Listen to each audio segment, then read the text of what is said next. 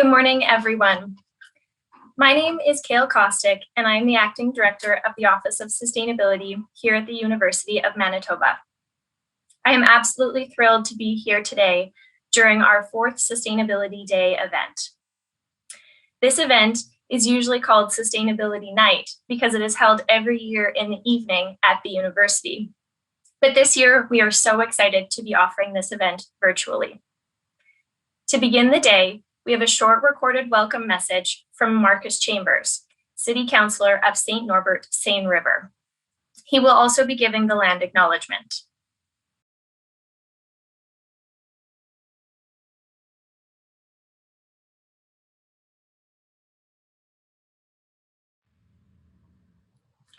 Hello, my name is Marcus Chambers. I'm the City Councillor for the St. Norbert, Seine River Ward.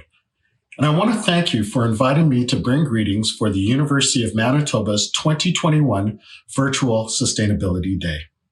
I wish to start by acknowledging that Winnipeg is located on Treaty 1 territory, the ancestral lands of the Anishinaabe, Ojibwe, Inouye, Cree, Oji-Cree, Dene, and Dakota peoples, is the birthplace of the Métis Nation and heart of the Métis Nation homeland. I'm both honored and humbled to provide greetings at this event. The selection of 17 key sustainable goals is a responsible and measured approach to tackling some of the most challenging issues facing mankind. Proper planning of objectives and the mapping of a pathway allows researchers and policy developers to do their due diligence and work towards sustainable solutions that benefit us all. As we reflect on the year 2020, we must recognize that it was one of the most challenging in recent history, in fact, of this century.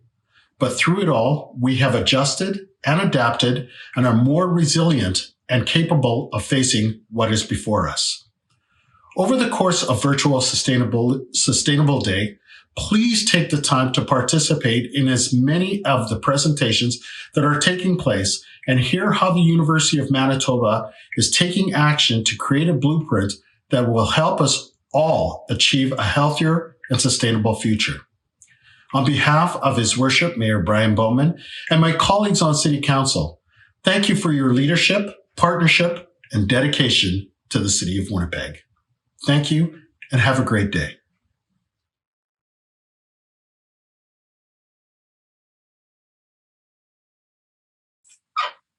Thank you, Councillor Chambers. And now for a brief overview of the day. Sustainability Day is a day of students, employees, alumni, and community members sharing their ideas, experiences, and passion for sustainability. Following this event, it is your task to take the presenters' passions and ideas and turn them into action to give our campus, city, and planet a more sustainable future. The theme of Sustainability Day 2021 is Take Action for the United Nations Sustainable Development Goals, often referred to as the SDGs. The day features 16 presentations shared by staff, students, faculty, and community members who are taking action for sustainability. Presentations will be as short as 5 minutes and some as long as 45, but don't worry, during every presentation, you will be able to ask questions in the question box at the bottom of your screen. After the presentation, your questions will be answered by the presenter to the best of their ability. Housekeeping notes will be shared at the beginning of every presentation, so you will have all the tools you need for a seamless experience. The day will also consist of 2 exercise or coffee breaks and a lunch break. We will be posting recommended short exercises hosted by Recreation Services in the chat for you to try if you wish. Following the presentations, our 2021 Sustainability Awards will be presented. This award nomination happens annually to recognize and celebrate the collaborative efforts of students, staff, and faculty to advance our campus commitment to excellence and leadership in sustainability. It is believed that the award winners' efforts on campus demonstrate leadership, advocacy, and a measurable and lasting impact on environmental, economic, and social well-being. Be sure to tune in at 7:15 p.m. On behalf of the University of Manitoba, I would like to thank the Honorable Sarah Guillemard, Mr. Terry Duguid, and Mr. Marcus Chambers for sharing their thoughts on sustainability and Sustainability Day. I would also like to thank our presenters and all of you for attending today. This day is a day of sharing and celebration of our community's accomplishments and connections. Connections that help us learn from our peers and network with others within the sustainability community. Today is also a day of forward-thinking action as our presenters share ideas about the future of sustainability. As awareness and concern increases globally for climate and the environment, so does the importance of gathering together, discussing issues, brainstorming solutions, and strategizing plans. You may be wondering, what are the United Nations Sustainable Development Goals? In 2015, the Sustainable Development Goals were created.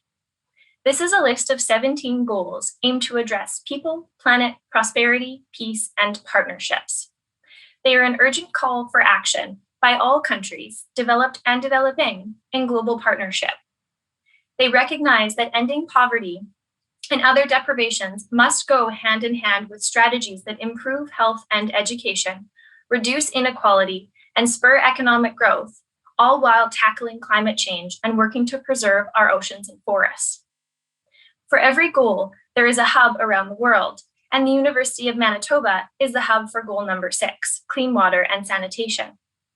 This has allowed us to further highlight and advance the research we are doing here on campus, and also provide us the opportunity to network with other SDG hubs around the world. The UM is the only Canadian institution on this list.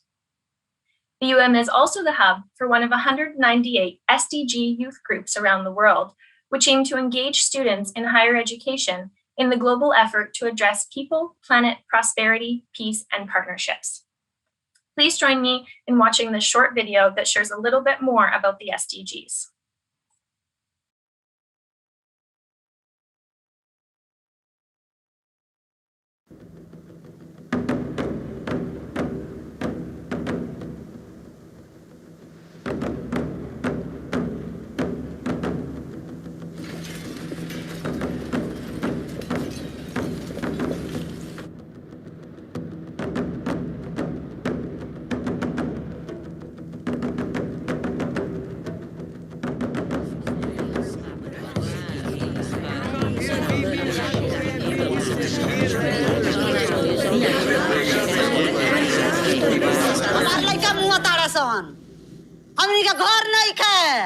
I was refugee in Pakistan, I was refugee in Iran, I was refugee in Dubai, and now I'm a refugee in France. Les gens, quand tu es handicapé, ils n'essaient même pas de voir ce que tu es capable de faire, mais ils te jugent à travers ton handicap. Haberme venido no fue una buena idea.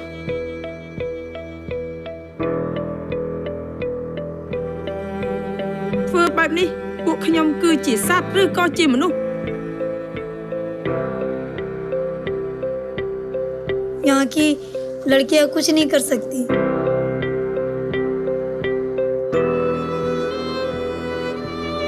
Light रहित, उजियार रहित, हमरो बाल बचाव उजियार रहे. Agama me fumiram bem e só na me bem muskel na me khorta. Porque se todo mundo tivesse alimento em casa, ela podia raciocinar.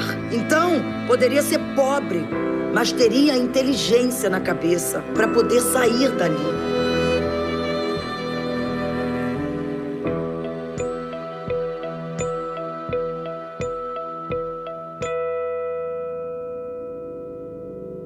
Parce que na mukil mutu azwana mission na onzamba tindelai. Ngape na za mukil pona mission na ngai me nzambe ndayebi. I've left my husband to be with a woman, and for me that's a huge step in my country as an African woman to do that. I do have a strong voice and I'm strong as a woman speaking for myself. Nous devons dire au monde que nous existons, que vous êtes là. Et je suis sûr qu'aucune misère, aucune pauvreté extrême n'est pas une fatalité. On peut la combattre.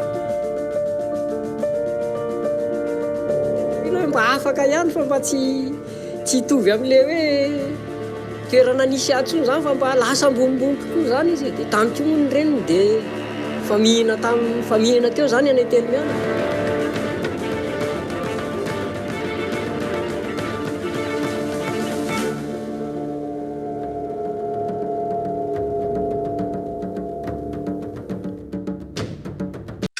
I hope that was informative and you learned a little bit more about the Sustainable Development Goals. And now, to really start the day, I would like to invite Dr. Michael Benaroche to provide us with his welcome remarks. Dr. Benaroche is the University of Manitoba's 12th President and Vice Chancellor and has been in this role since July of 2020.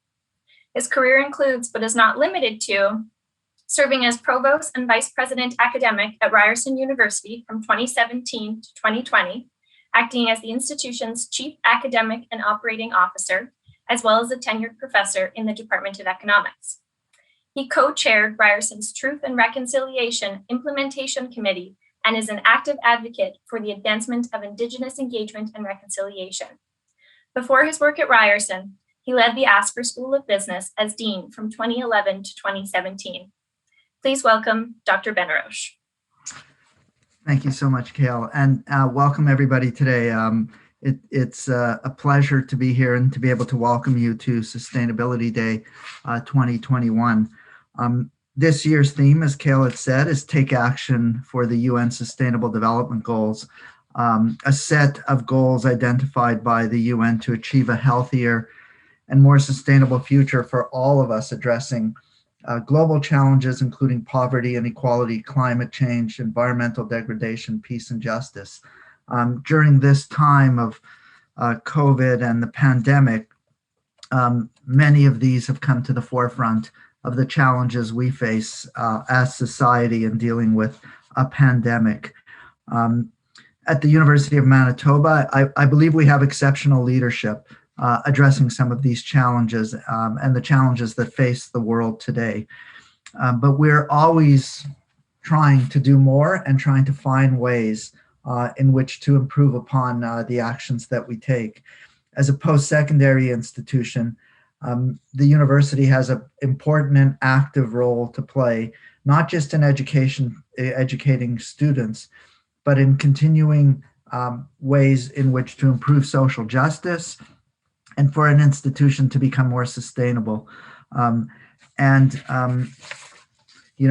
think for the University of Manitoba, faculty, staff, students, alumni, and our neighbors I know are involved, and I'm encouraged by their participation in the sustainability planning and initiatives at our institution. Today, you'll hear about the U of M Climate Action Plan created as a first step within the U of M sustainability strategy. It addresses U of M climate impacts with goals to reach reductions of 50% of emissions by 2030 and net zero by 2050. And we're working to make this plan available very soon. You know, as I look at the University of Manitoba and our infrastructure, it's an aging infrastructure. A lot of it was built between 1950 and 1970 when there were different goals involved in how we built our buildings. And so as part of this plan, we have to become really aggressive in upgrading and retrofitting our own buildings, but also when thinking about new buildings or thinking about ways in which we have to expand as a university, sustainability has to be at the forefront of our consideration. And I know that our sustainability office is promoting ways in which faculty, staff, and students can help reduce our carbon footprint, save energy, and reduce waste. Every year, the office highlights the efforts of our community in contributing to the betterment of campus through a sustainability awards. And I'm proud that the U of M has a dedicated team of sustainability leaders doing such work. I'd particularly like to thank the Office of Sustainability for finding a way to ensure that this annual event was able to proceed even in these unusual times. And I'm sure by 7:30 tonight, when the event is ending, you'll all be quite tired of being on Zoom all day. However, as I looked at the agenda, it certainly is worthy of everybody's participation and attention. I'm also heartened by the fact that all levels of government are bringing messages and participating in this event. If we're to reach the 17 sustainable goals of the United Nations, it's going to take an effort of everybody involved, from the federal government, provincial government, municipal governments, and all of the citizens of Canada in order to see this go forward. And so I'm encouraged by the engagement of all levels of government. Congratulations to everybody who's worked to reimagine this event in this virtual setting. Thank you to everyone who's participating, to the panelists, and to the speakers for supporting this event, and enjoy the rest of the day. Thank you. Thank you, Dr. Benaroche. We would now like to take this moment to take a short coffee break before we begin our first presentation at 9:15. We will see you shortly. Hello, good morning, everyone. Welcome to our first session. My name's Juanita. I am the manager with the Office of Sustainability, and I'll be your moderator for this session. Just a few housekeeping items before we get started. If you have any questions for the presenter, you can type these into the Q&A box at the bottom of your screen. These will be answered during the Q&A portion of our time together. If you experience technical difficulties, you can type your concerns into either the chat or the Q&A box. There's an IST staff member standing by to assist you. If you require any of the materials presented today in an accessible format, please let me know and we can get those to you. And now I will introduce our first speaker.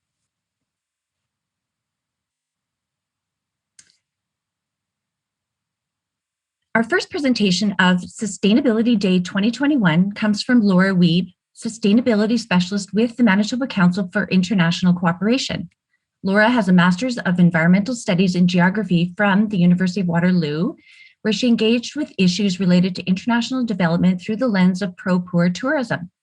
Laura will be discussing responsible coffee consumption and production and the Fairtrade coffee designation. Welcome, Laura. Hi, good morning, and thank you so much for inviting me to the University of Manitoba Sustainability Day. It's really an honor to be here and absolutely an honor to be the first presentation for the day. So I'm just going to go ahead and I'm going to share my screen here.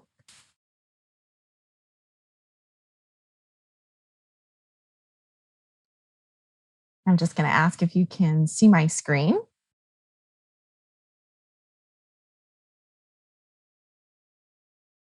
Hopefully you can see this here. Perfect.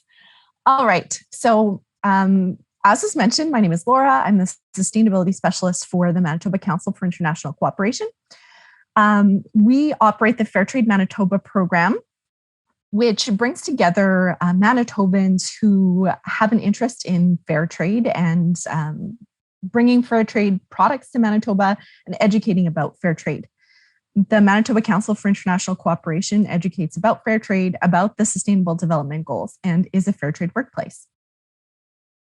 So I'm going to start the morning by asking a question and to see how many people are like me and to find out whether or not you're a daily coffee drinker. So I'm going to ask you, if you don't mind, to get out your phones or open a new web browser and go to slido.com. and see how many people are daily coffee drinkers. So you have a couple people who have signed in so far, and so far, our responses are all yes. We have a couple of no's now. So I'll just give you a minute to answer this question to see whether or not you're a coffee drinker.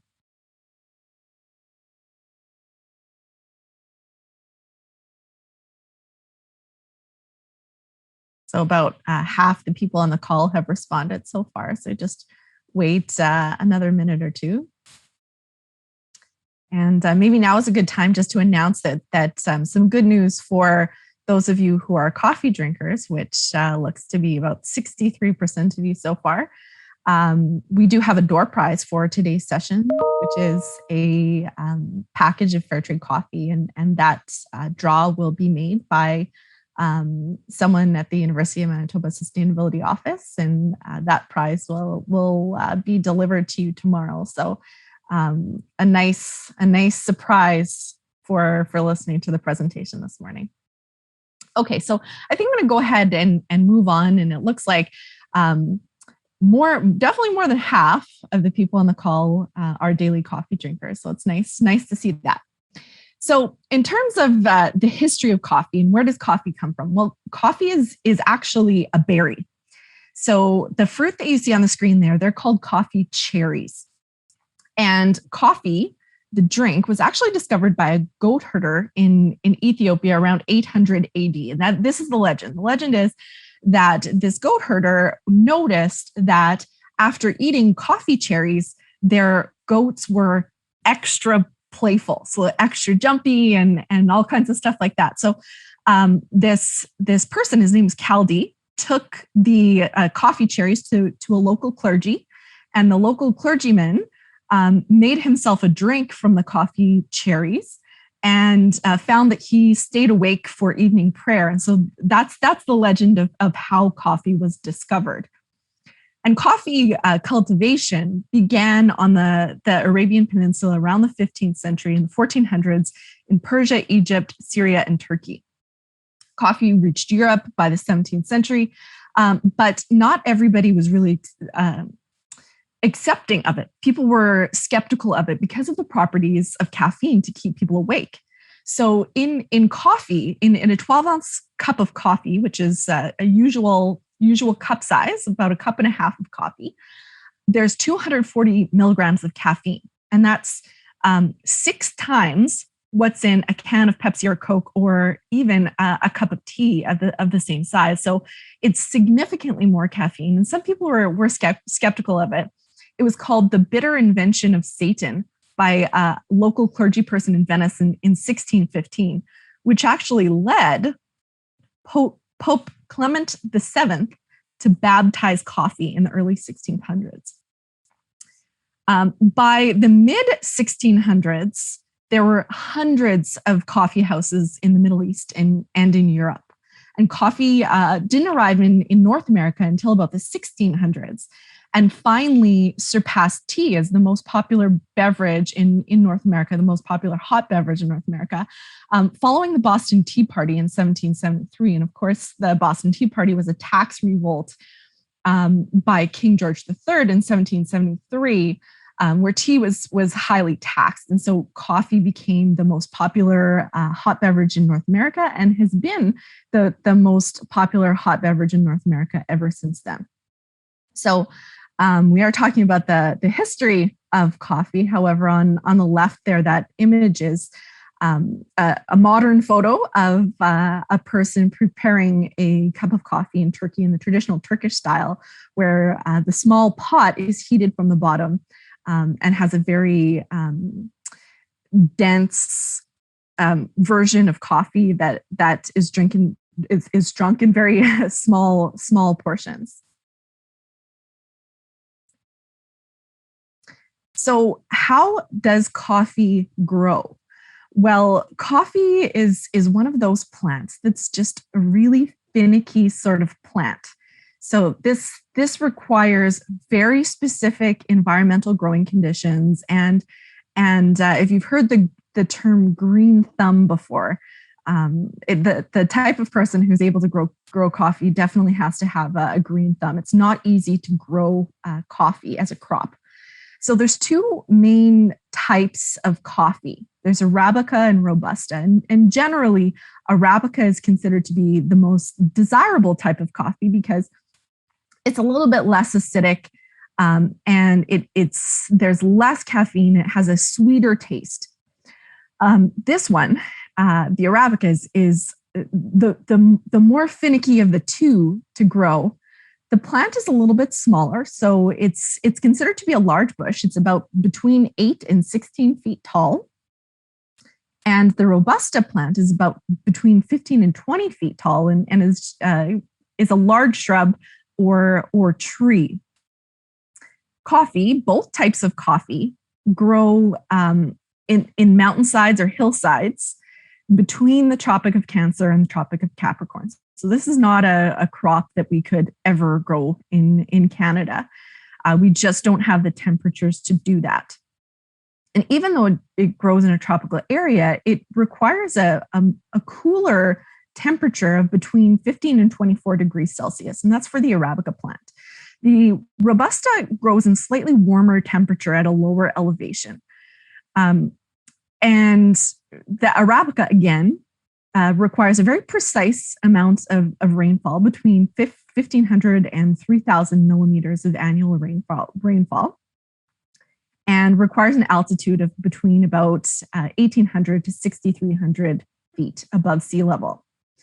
The coffee cherries, as you see on the right, take about 7 to 9 months to mature. So what we consider to be a coffee bean is actually the seed of the coffee cherry. And every coffee cherry has 2 seeds. Some types of Arabica, they only have 1 seed, and those are called pea berry, Arabica pea berry. So in terms of what happens in the coffee supply chain, well, it's a really complex supply chain. And for every type of coffee supply chain is different. Growers often don't know where their coffee ends up. And growers have very small crops. So their average crop size is between 1 to 2 hectares. That's about 2 to 5 acres of land. And so just to give you kind of some context, the average farm in Manitoba is about 891 acres or 360 hectares. So these are very small plots of land that people are growing coffee on. Processors is the next kind of step. So processing the coffee beans is a process called milling, where you get rid of the husk, the shell, the outside of the coffee cherry, and you're just left with that green seed on the inside, which is a coffee bean. Sometimes this is done as a part of a cooperative because the processing equipment is very expensive, and coffee producers are often not able to purchase this equipment on their own. Exporters will buy the coffee beans, the green coffee beans, from co-ops or directly from farmers to sell at an auction to then traders and brokers. Traders and brokers is where the money is. They buy, sell, contract bulk green coffee beans. They don't have, oftentimes they don't have any part in the growing or the processing of the coffee. But this is where the most money is made. And then they sell it to people who do the roasting and the final selling of the final roasted coffee bean, which is what we would often think of as coffee. So the roasters process it, roast the coffee, the green coffee beans to become the coffee. And then it's sold to customers. So this might be done directly from roasters, or it might be sold in bulk to retailers like grocery stores or restaurants. A retailer is any place that sells coffee products. And of course, the final person is the consumer. So about 125 million people worldwide depend on coffee for their livelihood, but 80% of the world's coffee comes from 25 million smallholder farmers who have a very difficult time having a reliable income from coffee. So again, these are very small farms, between 1 and 2 hectare farms. And coffee is a very volatile crop in terms of the amount of money that this brings in. The volatility of coffee comes from coffee crop production, the volume of coffee crop production. On high years, prices are low. In low years where only a little bit of coffee is produced, then the prices are higher for the producers. And it's very difficult to access markets. So to get that green coffee bean sold for an individual farmer, there's much more money in exporting green coffee beans than there is in growing. The growers will receive about 7 to 10% only of what the grocery store price is for a bag of coffee. So it's not very much when we look at the scheme of things. Another concerning factor is the average age of coffee farmers is about 55 years old, and the trend is rising. So this is problematic because coffee is such a difficult crop to grow. The knowledge of growing coffee is growing older with the population. Younger generations are finding it difficult to make a decision to become a coffee grower because it's not a reliable income source because of the volatility of coffee crops. And this is becoming more volatile with climate change. Gender inequalities, there's a lot of gender inequality in terms of land ownership, access to credit, leadership within cooperatives, and having a voice in business generally. On occasion, there is child labor in coffee production. In terms of some of the sustainability environmental considerations for coffee, so as I've mentioned, coffee requires really precise environmental conditions to grow and is highly impacted by weather and disease. This this disease and insect infestations are highly impacted by climate change. So the types of insects that are flourishing, the amount of insects that are there, there's periods due to climate change of prolonged drought punctuated by intense rain, and these make really prime conditions for coffee rust. So coffee rust is a fungus, and it's like an orangey brownish powder, which you see on the left, that's coffee rust. And one of the things problematic about this is that coffee rust is now becoming against fungicides. Fungicides aren't working on coffee rust anymore. So this is becoming really problematic. Tropical deforestation does happen sometimes with coffee. So coffee growers are trying to access new locations to grow coffee because of climate change. Oftentimes there's only coffee growing on coffee farms, which threatens the biodiversity and bird habitats. And coffee is one of the world's most heavily treated food products. So a world without coffee, this is kind of a scary thought that this is within the realm of possibility. And this is possible because of climate change, disease, insects, even 1 to 2 degrees difference in terms of average temperatures could drastically change the ability for coffee to grow. The aging population of coffee growers, coffee needs to be attractive in terms of wages and ability to support a family and education. And when we think about this, just take a minute to think, like, how would this affect people's lives in Canada to not have coffee? But really, how would this affect 125 million people who rely on coffee for their entire lifestyle and everything that they do?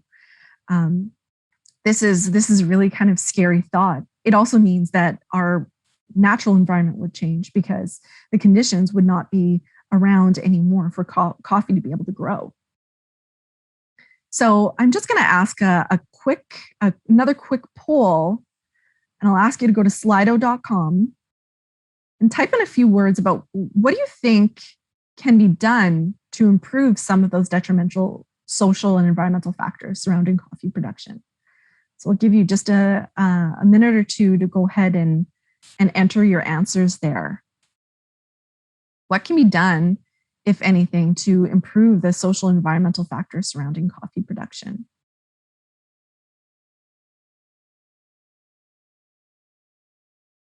And you can think about, while you're answering this question, you can think about some of the social factors, environmental factors. You see our first answer is popping up here. Fair living wages. Absolutely. This is super important. It has to be a viable income source.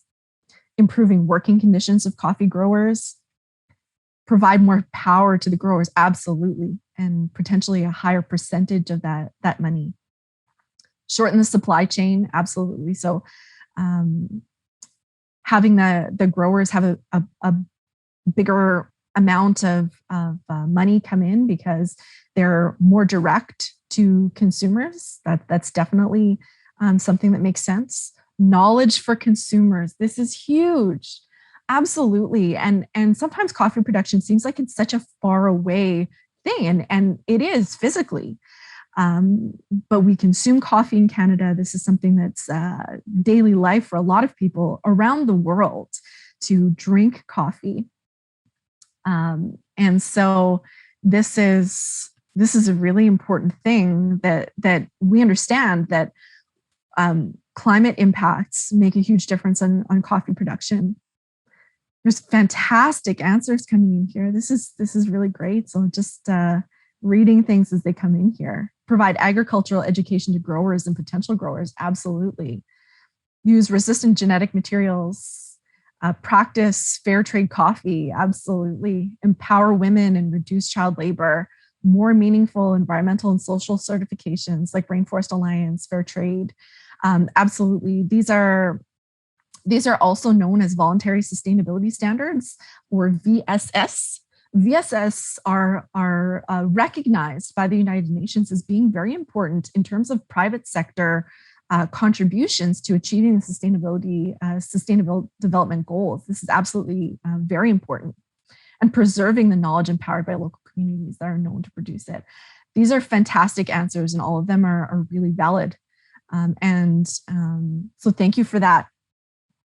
Moving on, I'm going to talk about fair trade. And fair trade does get at some of the issues that we discussed, and does get at some of the things that were mentioned in terms of what can be done to improve the conditions for farmers.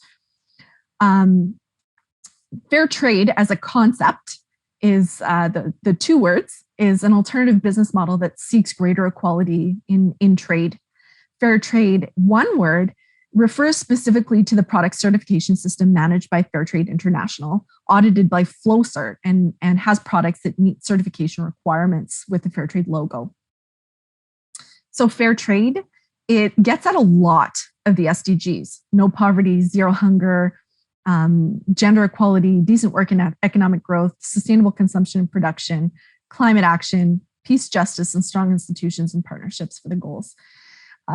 Fair trade has a very specific set of standards. Those standards include guaranteed minimum price, no child labor, regulated work hours and safe environments, restricted chemical use and mitigation of environmental impacts. And you'll notice a lot of times when a package of coffee has a fair trade logo, it also has a logo that it is produced without chemicals. So the certified organic, because fair trade already requires such strict environmental criteria that it's easy. They already qualify for that certification. So oftentimes they will go ahead and do that as well.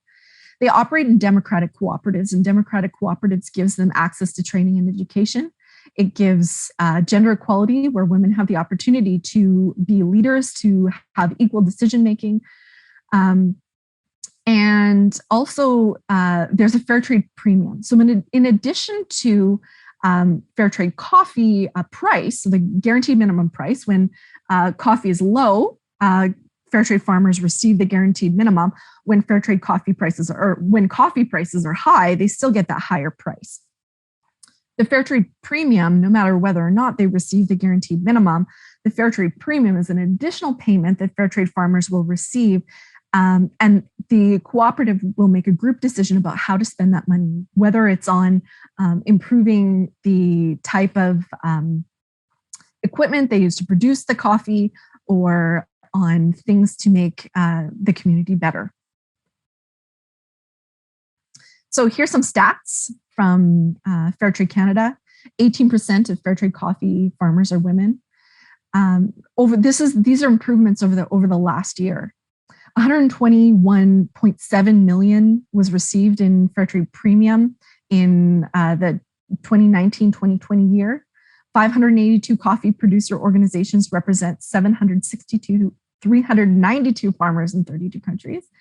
86% of all fair trade coffee comes from Latin America and the Caribbean. And 214,335 metric tons of coffee is sold as fair trade annually. So now I'm just going to show you a short video about a coffee producer organization in Colombia and what they're doing for Fairtrade coffee. Actualmente en Colombia, y yo creo que también no solo en nuestro país sino en todo el mundo, los productores cafeteros están por encima de los 60 años. Es un producto que, por ejemplo, en nuestra región se da solamente una vez al año, demanda mucho tiempo, también mucha inversión. Todos mis compañeros se fueron, salieron. Pienso de que los jóvenes se retiran del campo, no sé, ven como un futuro mejor para ellos en las ciudades, en algo así. Todo el mundo hablaba, hey, ¿qué estás haciendo? Y yo pues estudiando café. Pero para mí no es un futuro que yo diga que hay felicidad, hay armonía. Es que de pronto no saben lo que es el mundo del café. Yo creía que el café solamente era recolectarlo, nunca nos hablaron de una taza, que eran sabores, que se podían hacer muchísimas cosas. Creo que se ha logrado un empoderamiento de nuestros compañeros jóvenes porque los papás también se han visto como estimulados. Hombre, ya mi hijo está volviendo al campo, él no quiere aportarle a una ciudad, sino que quiere reactivar es lo nuestro. Mi nombre es Aurora Izquierdo y soy la directora de la Asociación de Productores Agroecológicos, Indígenas y Campesinos de la Sierra Nevada de Santa Marta y Serranía del Perijá. Entonces estamos en un lugar muy importante, muy energético. Creo que es el mejor sitio de la Sierra Nevada, donde pensamos que debemos cuidar todo el planeta. Soy una joven líder del programa de jóvenes de Azuaney y tengo 25 años. El programa de jóvenes de Azuaney inicia primero con un apoyo a los jóvenes, hijos de los productores, el cual pues es un apoyo económico que se les da para que ellos puedan acceder a educación superior. Reciben también un apoyo práctico donde pueden también venir acá y adquirir sus conocimientos con respecto a la cadena del café y así poder generar un relevo generacional constructivo y con unas bases fuertes. Bueno, mi nombre es Gustavo Andrés Vargas Clavijo, tengo 23 años, soy hijo de productor, estudiante también.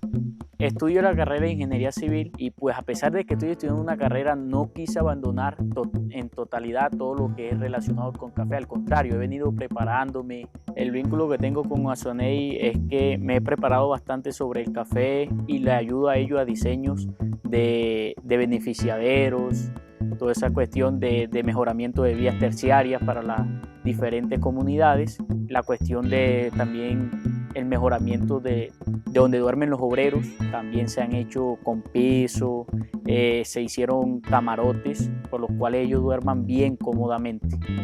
Entonces la parte social hemos venido mejorando para que los obreros tengan un muy buen trato, una muy buena alimentación y un muy buen pago.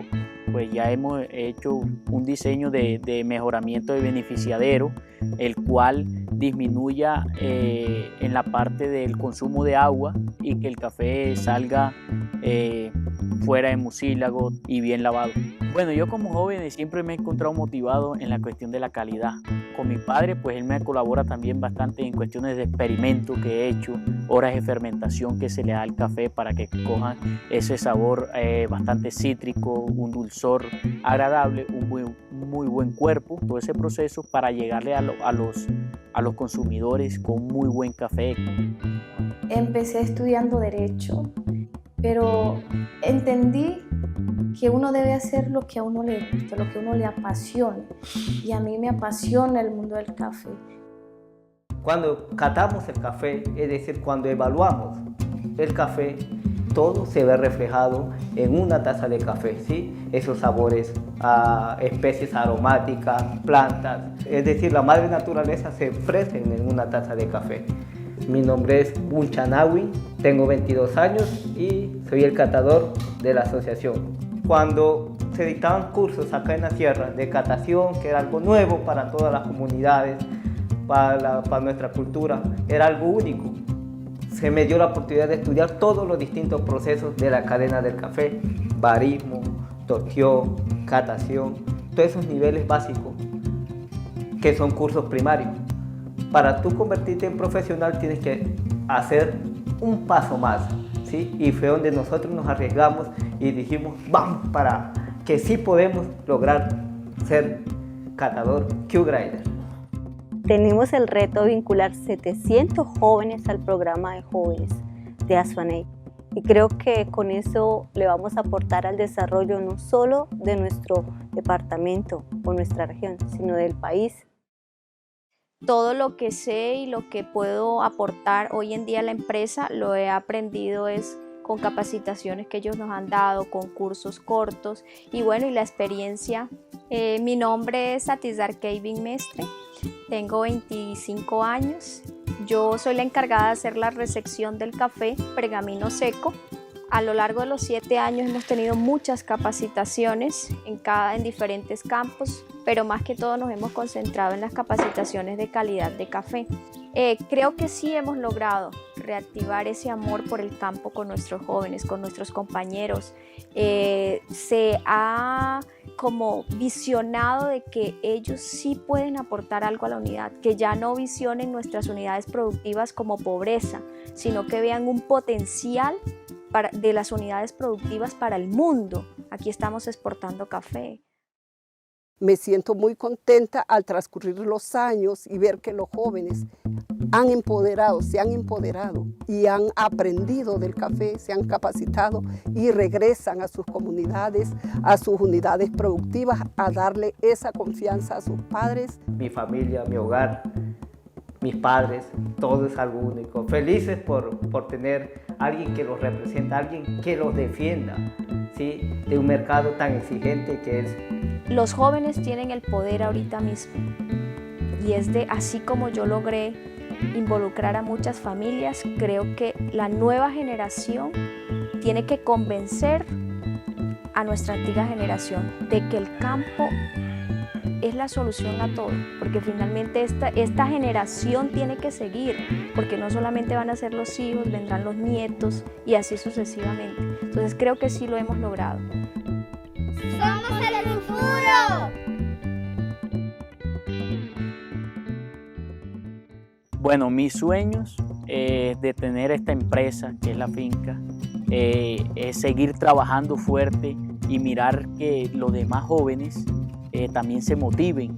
Bueno, yo creo que mi sueño es poder lograr que todas las familias cafeteras tengan ese empoderamiento con el mundo, con el cliente, con quien compra, que ya tengamos esa relación más directa. Y el último sueño que tengo es llegar a ser el mejor catador de Colombia y del mundo, pues si Dios me lo permite. Hay que soñar mucho con el café. Y pienso que tiene mucho futuro. Entre más día hay más consumidores de café y siempre los consumidores buscan un muy buen producto.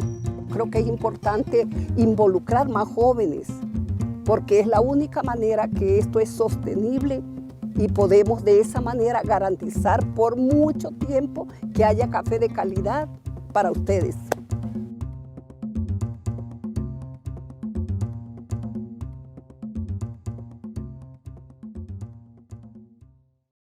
What an inspiring video, wasn't that? It's definitely wonderful to see how big of an impact Fairtrade can make on a community, and it's so inspiring to see how this community specifically has decided to invest in young people, which is incredibly important, as they mentioned, to making sure that there's a legacy of coffee and viability in terms of making money in the future, and to have that ability to live and make a living. So moving forward, what actions can you take to make the world of coffee maybe a little bit better? Well, some ways are to buy Fairtrade coffee. Fairtrade coffee is widely available in Manitoba grocery stores. Look for the Fairtrade mark. The Fairtrade mark is the big one on the screen, just to your right there, the green and blue. This is the Fairtrade logo. This is the mark that you should look for on your coffee. talk to your friends and family about why buying fair trade is important.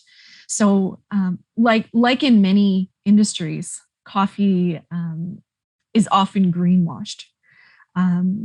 Fair trade certification is so important because they have third-party independent people who go in and check to make sure that organizations are actually doing what they say that they're doing.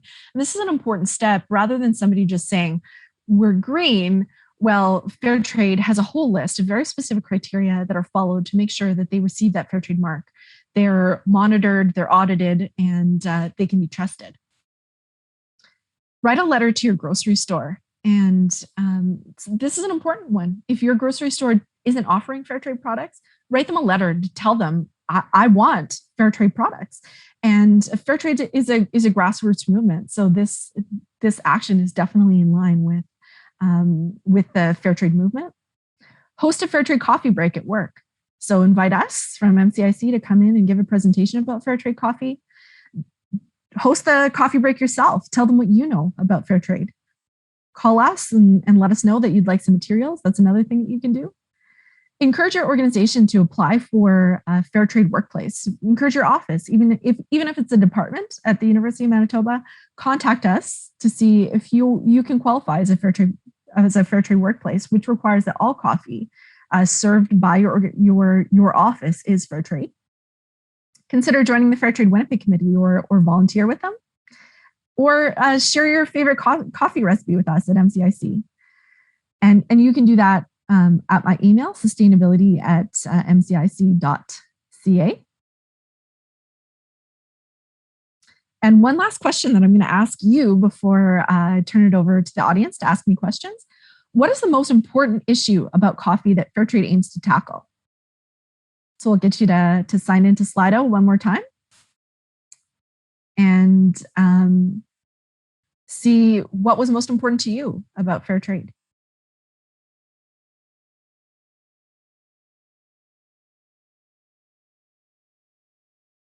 And as you're logging in there, please also think of questions that you'd like to ask.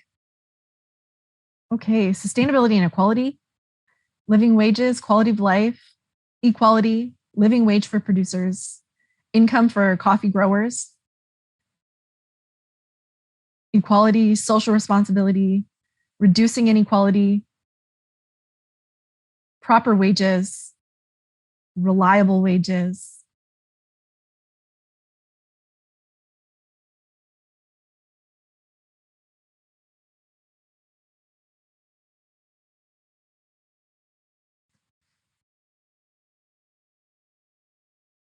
workers' freedom,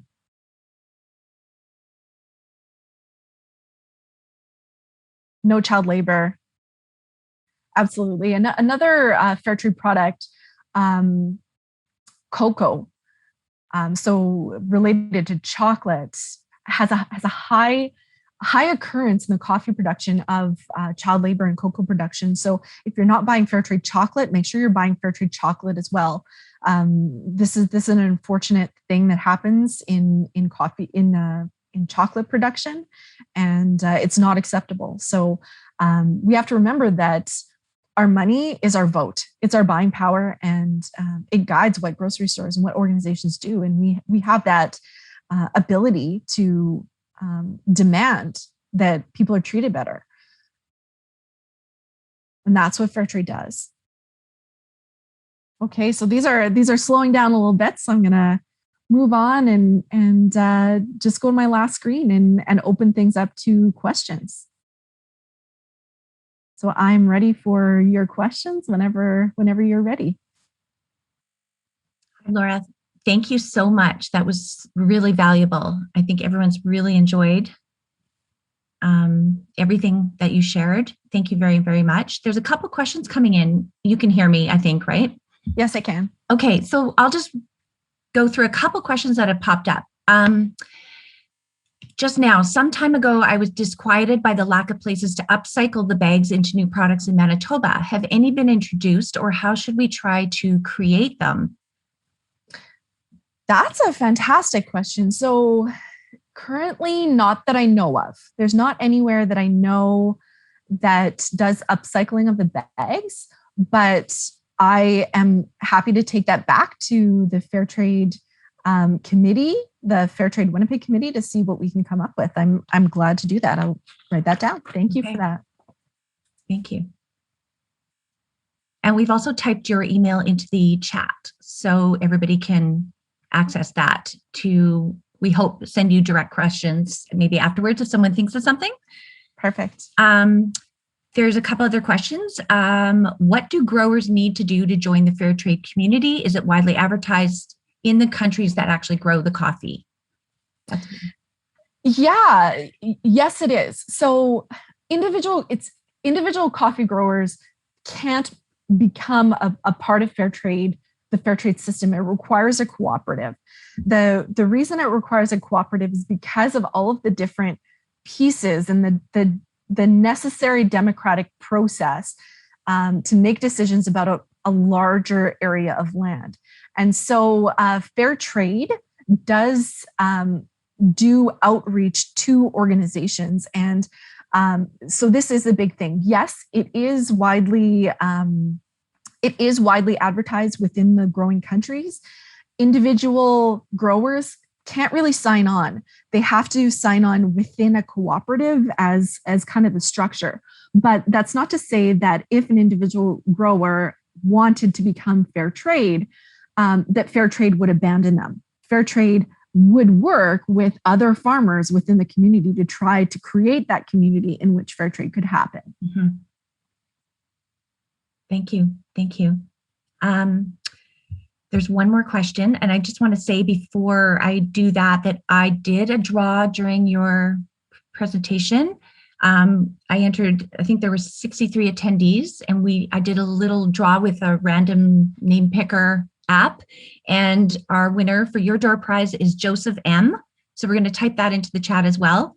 So there was, thank you to everybody. There's a lot of attendees today. There's one more question here. What types of volunteer opportunities are available within the Winnipeg Fairtrade Committee? That's a fantastic question. So right now, our programming has been limited to online discussions currently for due to COVID. However, once things open up again, there are opportunities to volunteer with Fairtrade Manitoba in terms of educating at events. So oftentimes Fairtrade Manitoba likes to do things like hot chocolate giveaways, or there's potentially plans to set up booths to provide information to general public. So the types of volunteer opportunities that are often available with Fairtrade Winnipeg are to educate others by providing them with supplied stickers, magazines, pieces of information, and just kind of generally promote what Fairtrade is all about by attending events and telling other people about it in a really grassroots sort of way. So if that's something that could be of interest to you, to spend an afternoon at a skating rink or out in a park giving away chocolate samples once things open up again, we'd be more than happy to have you. Increasing our number of volunteers is something that is on the docket for the Fairtrade Winnipeg Committee for this year. Okay, thank you. Okay, there's a couple more. We're going to squeeze them in before 10 o'clock.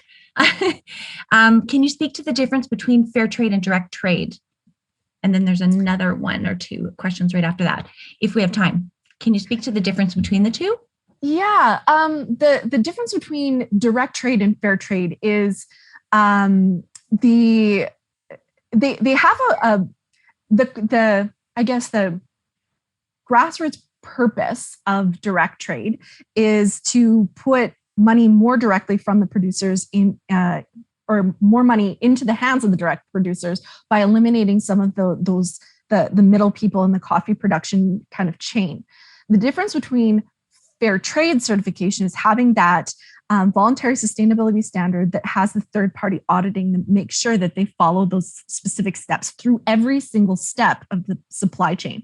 So fair trade doesn't apply only to the producers and only to the final sellers with the mark, but every step of the process must follow all of the parts of the fair trade certification. So that auditing process is kind of the difference between the two. They share the same values, but as we know, sometimes things kind of fall apart when we don't have that extra layer of checks.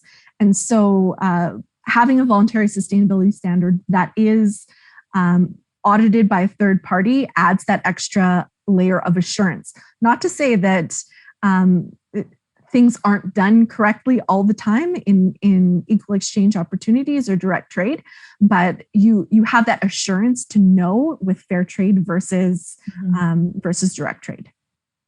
Okay. I think we have time for a couple more. Is that okay with you? I think our next session is supposed to start at 10, but we'll try to answer a couple more questions, as I think these are all really valuable. How do we hold businesses accountable to encourage sustainability practices? Are there resources that you recommend that are shared? That's a great question. And again, like I mentioned, voluntary sustainability standards are incredibly important in terms of private sector businesses achieving the Sustainable Development Goals. There is a resource called the Sustainability Map that lists all of the VSSs by sector. That resource is available on our website. So if you want to send me an email, I'd be glad to send that your way or provide more information about that. Okay. And just before we go, someone said, I've often noticed that Fairtrade coffee also advertises being non-GMO. Is this a requirement? Or are Fairtrade growers allowed to use GMO seeds? Fairtrade growers are not able to use GMO seeds. Non-GMO is a part of the environmental requirements of Fairtrade. Okay. Okay, thank you. Thank you very much, Laura. Thank you so much. Everybody. We really appreciate your attendance. Thank you so much. This has been really valuable. Appreciate it.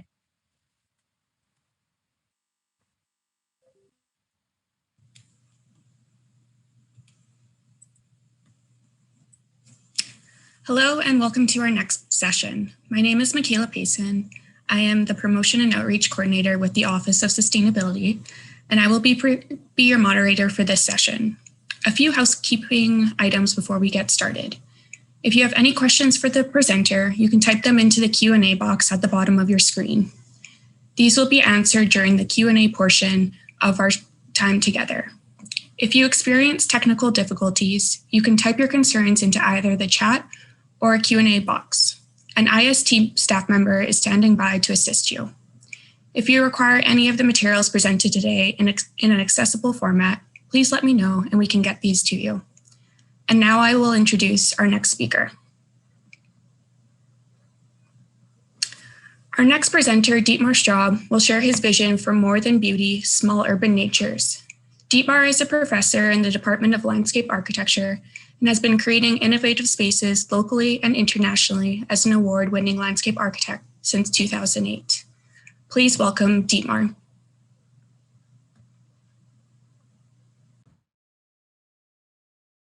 Yes. So thank you very much, Michaela, for the introduction. And I start to share my screen. Just check everything works. Do you see my screen and the image? Yes, we do. Okay. Then I will start right away. I apologize, I will read, as a non-native speaker, sometimes while being in a presentation, you can lose track, so I read. Sorry for that. I like to think that our designs, when I talk about our, so it's Anna Thormeyer and myself, our designs in talks never succumb to dogmatism or formalism, but rather provide doses of humor, irony, and sarcasm, and perhaps even some poetry. Our golden rule is to find beauty in spontaneity and imperfection.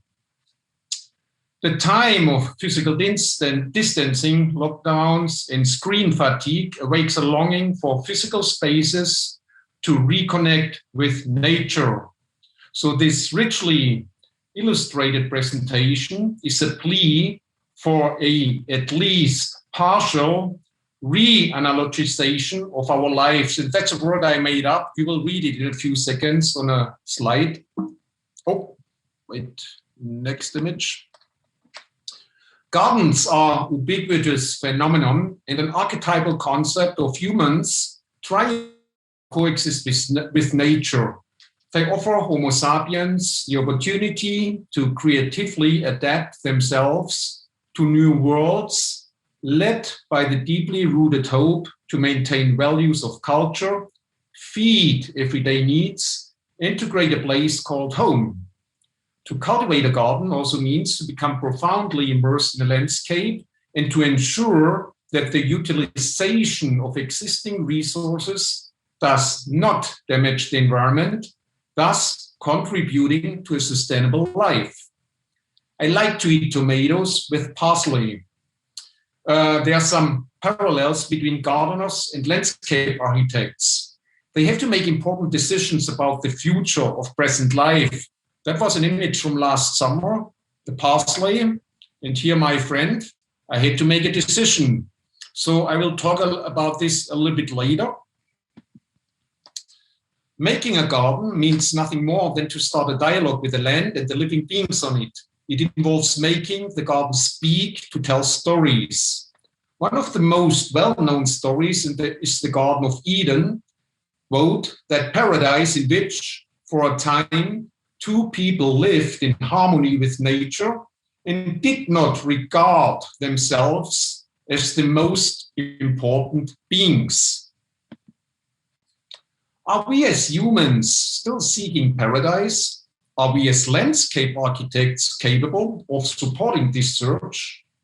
Regardless, the innocent garden remains a powerful, timeless medium to promote a socially, ethically, and ecologically responsible culture in environmental design practice. I think you know this image, Pablo Picasso. Claude Lévi-Strauss noticed in his The Savage Mind, it is common practice to separate science from art. This presentation is a plea to merge the concepts of science and art, theory and practice, engineering and architecture, philosophy and ecology. Bricolage. Heavily armed. It is a four-season war. Snow, dust, grass, leaves, along with noise, emissions, energy consumption. But what's about all those small creatures which can't defend themselves against the heavy storms and vacuum cleaners?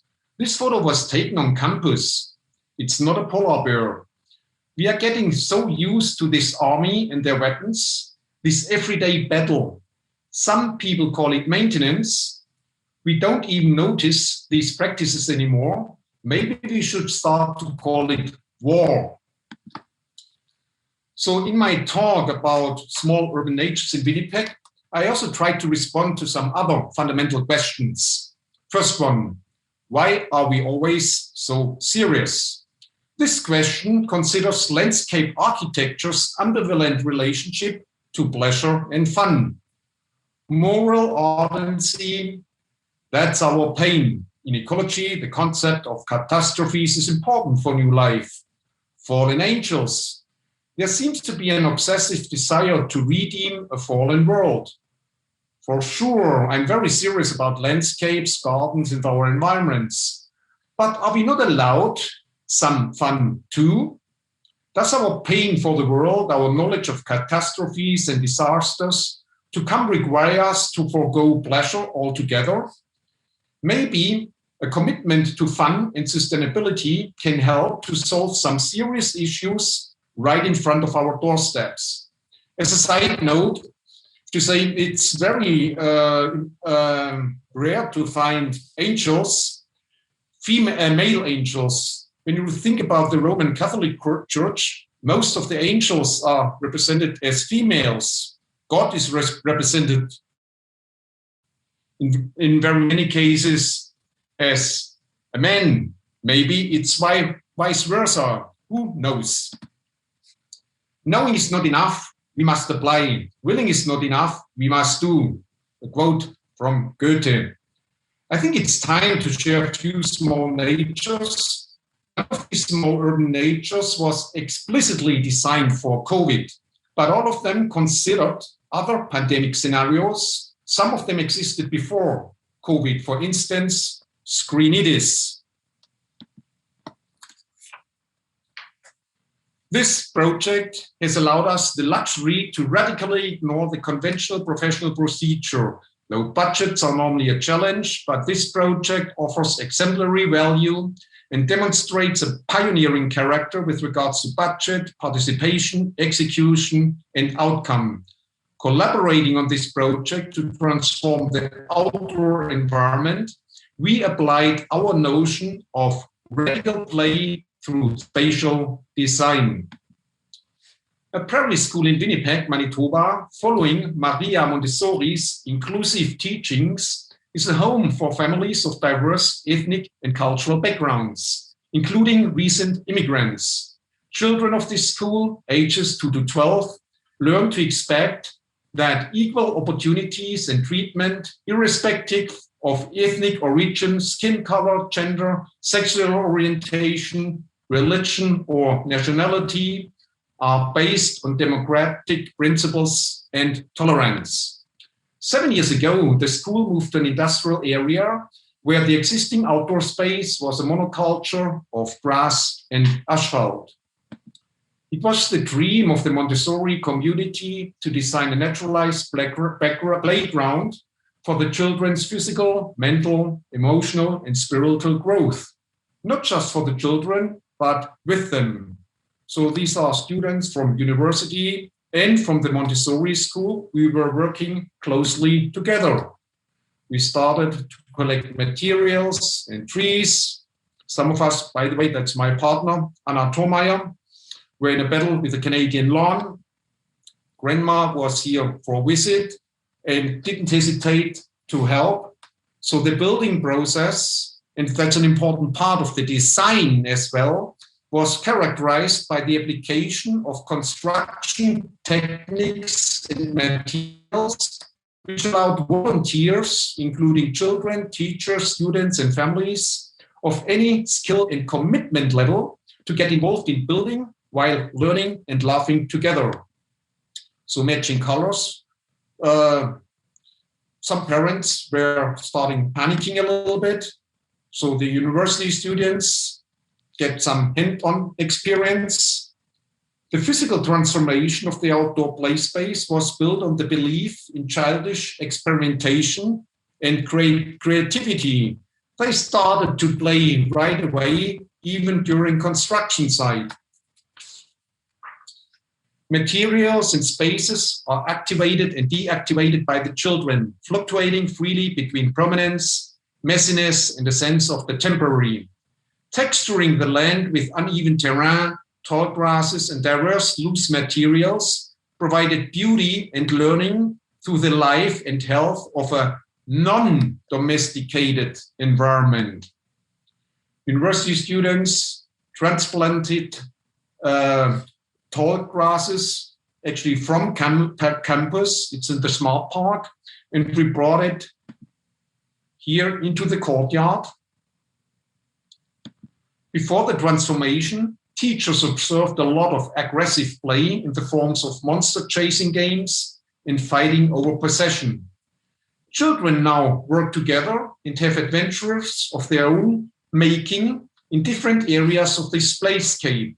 The new playground proves that naturalized environment increases creativity, cooperative play, and provides a stage for radical play and sustainable learning. And there's not a single play structure applied.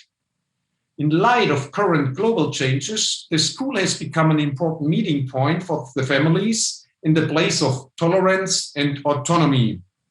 Silence Courtyard on campus.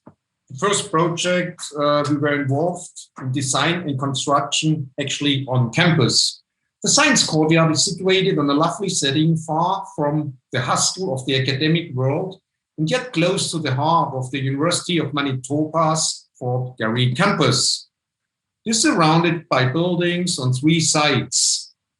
the Arms Building, the McRae Hall, and the Parker Building. The shady growth acts as the fourth facade and provides a beautiful transition from the courtyard to the Red River. A cafeteria on the main floor of the Arms Building attracts many people. However, the courtyard is hidden and inaccessible. That was set to change.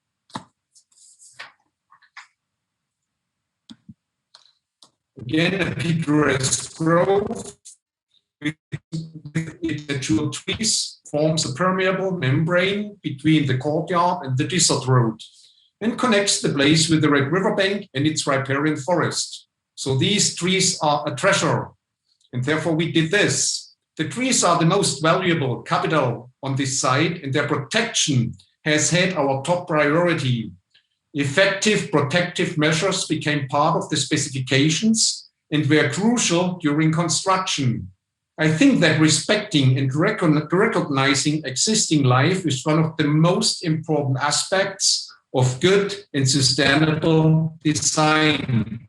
That's the root protection, not just the tree trunk. A spacious platform stretches like a bridge between the Parker Building and the McRae Hall. We moved this board of limestones and concrete away from the Arms Building shadow to catch the first rays of the spring sun.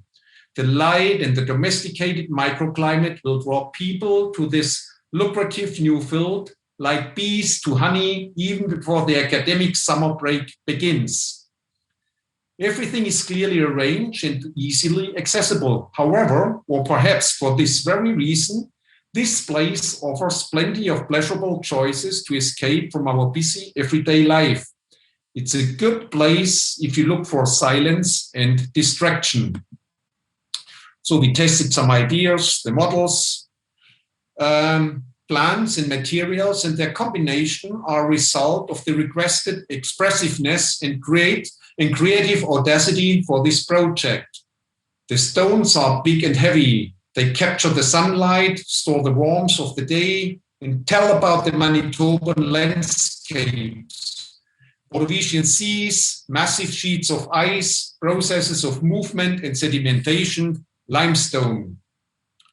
Or we made it to quarries, the Precambrian Schild. We moved and laid down, these rocks were moved and laid down by glaciers. There wouldn't be a need for a teacher in this classroom if these stones were able to speak. But perhaps some teachers would like to use this place to make the stones talk and to share their stories. So here, congrats, without him, without this guy, landscape, his knowledge and willingness to take risks, we wouldn't have been able to realize this project. You need partners in crime. Even if maybe certain details might look random, it's very precise, fantasy and precision. So there was a first use, was not intended, was not the plan, but again, people know how to use places for their joy and their advantage. Maybe you might remember Bullred, Bella, Angel, Rocky, Big Mac. They found their new home after a decent cut. Please take a seat. Very important here, that's a research part. It's a living lab. Joints can provide freedom within limits and subtly increase biodiversity. Joints and gaps between the materials are paramount, especially if you want to welcome unexpected life. I like to provide opportunities for seeds spread by the wind and insects on their search for habitats. And that's what we would expect in the future. So you saw the driftwood with fingernails painted in red, trees and perennials growing up on a gravel lawn, and species, rich flower meadows invite people and insects to stay and linger. Hopefully coming soon. We wanted to plant last summer, but COVID. That's the research part. We cover the topsoil with a layer of washed granite sand. It's almost like a mulch. The hope is that the weeds sleeping in the topsoil won't make it through, but the strong prairie plants are sending their roots through the sand. They will have access to water, in nutrients, so we don't have to apply pesticides. So physical plants is very interested in this part of the project, the research part. Another project. Sometimes we have to do less, almost nothing. Winnipeg is a city where people's individual calendar is comprised of 9 months of winter and 3 months of bad skating. Everybody has to live with this, with the extreme climate, even when it's 40 below. This was a design studio a few winters ago. Initially, we gathered snow from parking lots, mainly due to the fact that this building material is cheap and abundant. Tons of this snow was poured on a riparian clearing along the Red River in an elliptical form. The classical shape acted for us as the white heart of the academy, radiating elegance and forming the center for additional snow structures. A field of columns, as well as a generous dining room, completed the peaceful setting. The long dining table and seats were close to a large stock of trees, providing shelter and discretion. Students sketching an oval in the snow, moving the snow. Again, our building material was the snow that the prairie winter produced and threw out that year. We took the white stuff to a whole new level. We provided a commemorate snow stage for a rich design studio experience. The students carved snow, piled up stairs and rows of seating, level stages and ramps, sculpted snow banks, walls, and snow topographies. They monitored wind, weather, and snow drifts. This space became a focus of attention for passers-by all winter long, a moment of diversion from everyday life, a slight flicker of interference in this landscape. We also invented events and performances to present the snow theater to the public. We cooked and invited our helpers and friends for dinner. Goulash. We built our own furniture. That was the framework for the tiles. It had to be very engineered and efficient. And suddenly the sun started to work with us as our co-designers. Dancing, our piles started to dance. We didn't achieve everything in this project. For instance, we also wanted to bring some of the lost natures back, which see you on the left side. And that's this very thin layer in between.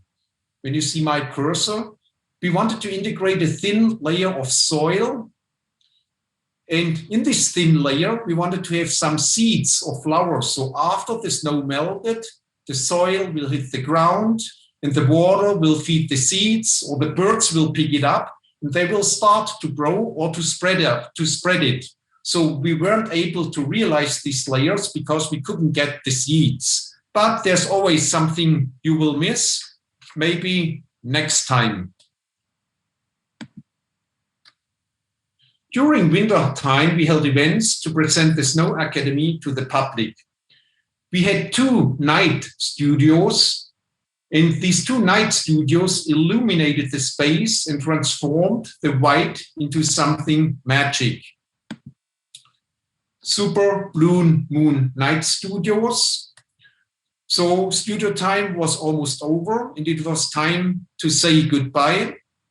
That's a project gone, never to return, and that's a very important lesson. Also, when you think about indigenous cultures, you occupy a place, you are there for a while, and then you move on. Also to allow the landscape to take a rest, to rejuvenate, to regrow. You don't overuse it. And that will allow you to come back maybe the next year and to live with the landscape there again, and the landscape will feed you. Landscapes take care for people. Last project, small sumac garden. We packed the garden with sumac. The hedges provide privacy and take us on a journey through the 5 seasons of the Manitoba landscape. Sumacs can grow up to 2 feet per year. The garden was quickly transformed into an all-encompassing spatial experience. Friends, visitors, and passers-by stop at the garden and enjoy the seasonal entertainment of colors and forms. The garden is situated in a neighborhood on a peninsular point of land hugged by the Red River. A house in Winnipeg had been renovated for a family of 6. After the work on the house was done, it was the garden's turn. The key actors in this garden are the plants. The branches of mature trees on the lot and neighboring properties had formed an expansive canopy over the area. But a large elm tree infected with Dutch elm disease had to be felled, and this created a clearing bathed in light. We used a simple trick to structure the space and allow it to develop its own rhythm. Sumacs love the sunlight. Irregular hedges of smooth sumac were planted along the lines of light. These green figures gather like strange creatures around the house. They define and separate all the functional areas without creating barriers or boundaries. It is a fresh interpretation of the ancient art of topiary. We designed and built this garden together with a family. Grandparents, parents, and grandchildren were involved. For years, the family stored old paving stones, concrete sleepers, sand, boards, and pea gravel on their property. After cleaning, all salvaged materials were recycled and reused. Our area of screens heightens the importance of physical spaces and activities where we can establish contact with nature. Again, sumac love the sunlight, and the uneven hedges of smooth sumac were planted along the lines of light. The plants seem to grow free and wild in this breathing ground cover. All plants have grown up to our complete satisfaction over the years and provide a pleasant welcome. The owners told us how they drift through the garden and constantly come across something delightful new. Each season has its own beauty. Friends, visitors, and passers-by stop at the garden and enjoy the seasonal entertainment of colors and forms. The sculptural hedges in this garden provide an almost paradoxical experience. They articulate and eliminate the boundary between private and public. The sumacs form a light canopy and a tranquil space between the house and the wide spreading treetops of the mature trees. Their multi-layered composition set the stage for diverse atmospheres and microclimate in this garden.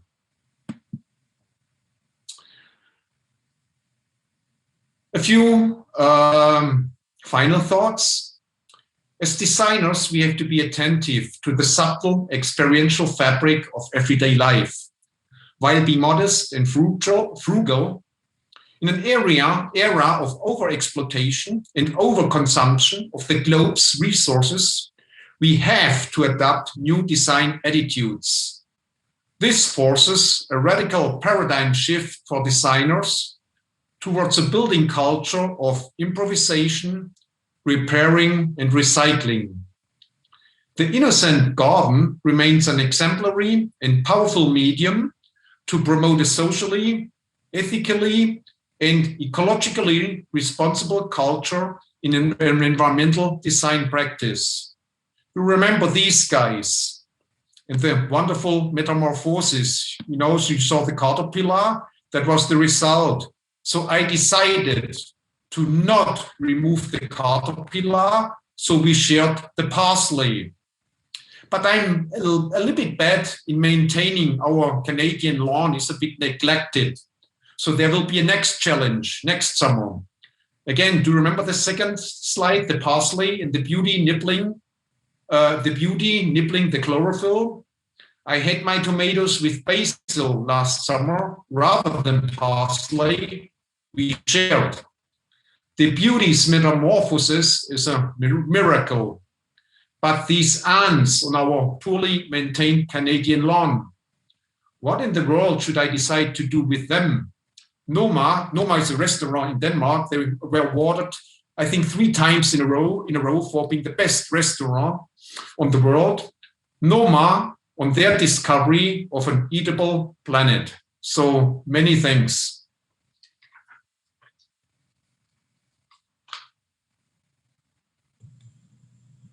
Thank you very much for your presentation today, Dietmar. Particularly enjoyed the insight on material use and vegetation that connects us to the landscape through your projects that you showed us today. So now we will begin the Q&A portion of your presentation. So we do have a couple questions that I will put out to you. There is a growing focus in engineering and architecture to incorporate local artists and First Nations history into residential projects like these. Is this something that is prevalent in the city right now? Is there a way to further communicate with and incorporate these parties? Gardens and landscape provide room and opportunities, for a wide range of different actors, for sure. Personally, I have to say, as a landscape architect, I would never refer to myself as being an artist. There's room.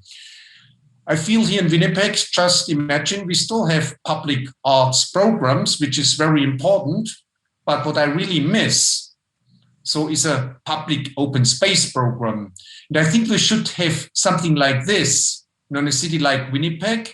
And then we could collaborate and we could try to identify opportunities on how to integrate maybe art into sustainable landscapes and gardens. Does this respond to the question? I would say yes, that was a great response to it. Thank you, Dietmar. I'll roll into the next one. So how do you define the type of research that you do? I call myself an academic practitioner, and I define or call my research by design, making. So it's applied research. So we test methods and sometimes construction techniques and plans. And this feeds back into a body of knowledge, which we can provide, also for our, professional environment. Because when you work in an office, you have to make money because you want to hire some of our, very smart students. And then you don't have time to do this kind of research. And I think that's on us in academia to provide new insights and knowledge. So it's research by design. Thank you, Dietmar. So our next question, first a compliment. I love your use of natural and existing materials. Do you have any projects planned for 2021? Yes, so it was just here. It's because it's small urban nature, and I'm so happy we are working on this project since, there was an agreement. I didn't expect that question, so it's a coincidence. Thank you very much. And we were working on this project since 3 years together with the school. They did some fundraising. And just a few weeks ago, we heard, okay, they have some money. And now hopefully we can start to realize the first phase of this project this summer. And what we integrate here, maybe also of interest, it's education should be entertaining, but also smart. So there are a lot of boreal ingredients. And even while designing this project, we use these boreal ingredients to produce our plans and our models. So that's hopefully maybe something for next presentation. So yes, there are quite a few projects on our agenda. That's fantastic and very exciting. Looking forward to it. So the next question, with the movement of material, how do you account for invasive species? That's almost always the risk, for sure. You have to account. That means you have to know or you have to be able to predict. And there's always a little bit a rest of risk. One thing I want to point out, when we discuss, even, maybe on a level talking about plants, about the native and the foreign, and also with regards to climate change, larger issues, think about the trees. So the palette of trees we can apply in our extreme climate is limited, but maybe in the future we might even have to apply or increase the palette because we have a lot of diseases. So my response to that, we always have to test very carefully. But talking about native and talking about gardens, I think to design and to work in a garden, it's always a relationship, to integrate the natives and the foreigns. Because, as we all know, we all love to eat potatoes. Thank you, Dietmar. Do you find that you can usually get native species to restore spaces? When not, how do you substitute them? Please, can you repeat again, Michaela? Sorry. Of course, yeah. Do you find that you can usually get native species to restore spaces? When not, how do you substitute them?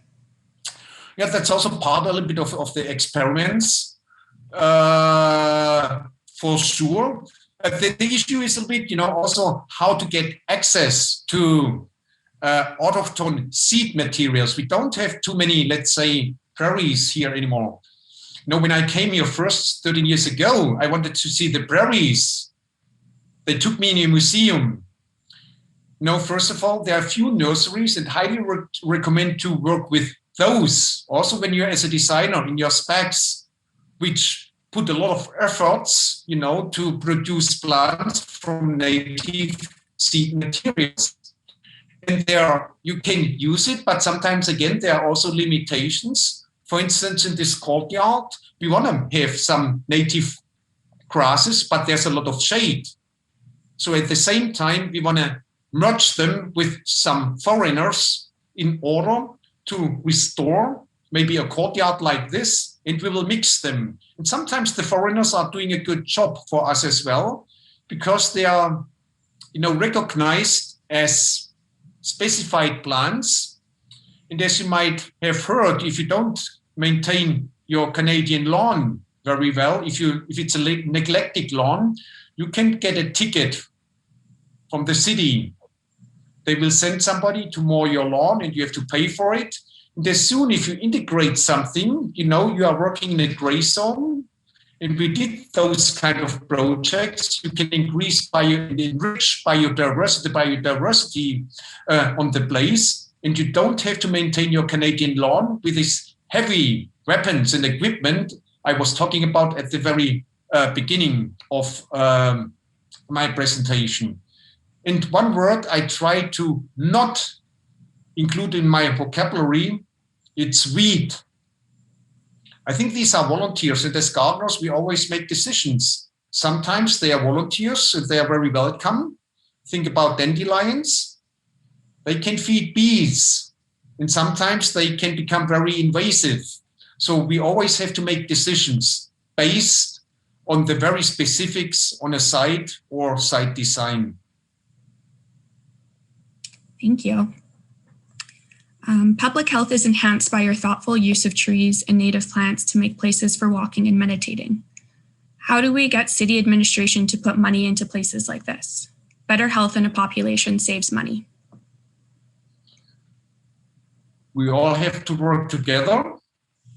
So we need action, and we need agents, and we need advocates for landscape and biodiversity. And I can tell you, it's not just the city. For instance, when we were working on this courtyard on campus, we had battles all the time with project managers, to allow us to go beyond the existing standards, which sometimes are I would even call them very primitive and banal, in order to increase biodiversity. One thing, for instance, campus, we still have our beautification day. It's great, to see the president adjacent with students to get some dirt underneath of the fingernails. But when you look on this images or pictures, they put perennials in planters right at the time when most of us students and maybe instructors and professors are leaving the campus. And then it's on the maintenance crews to water those plants. And I was asking, why can't we take some of that money, and buy plants and allow them to build their roots into the clay? And that's part of our courtyard, for instance, of that courtyard projects. But I can tell you, the mindset of a lot of people is not there yet. So let's work together. Let's be the advocate, for ecology, biodiversity, and good learning place design. Excellent. Thank you, Dietmar. Just one final question for you as well, too. You mentioned that the science courtyard was a living lab. Do you know what types of projects are going to be taking place in the courtyard that you and Anna designed? Yeah, we just start several ideas. So we want to test plans. So that was one of the standards. There are gaps. These gaps in between, the heavy stones, for instance, I always call them. I love to work with gaps because going back to the question, invasive, so somehow they're in a cage, they can't escape. Depends from the plant's tragedy. If they build up seeds, distributed by the winds, then they can escape. But here we wanted to fill those gaps with lean materials in order to test plants from a different hardiness zone. So the project manager thought, no, that's not part of our standards. What is a lean material? They wanted to have the regular topsoil in there. So that was a battle. Finally, we were allowed to put in lean materials. So again, we want to test plants which will grow right now in a different hardiness zone. But within that microclimate, we already are, within that hardiness zone. So it's a kind of plant monitoring. A second research project is really how to avoid pesticides in order, to prepare the soil for plants. Because we always talk about nature and we think we can get nature for free, these tall grasses. But if you want to establish a tall grass prairie in an urban context, you have to treat the soil first. And the most common method still today is to use Roundup. And we try to avoid that.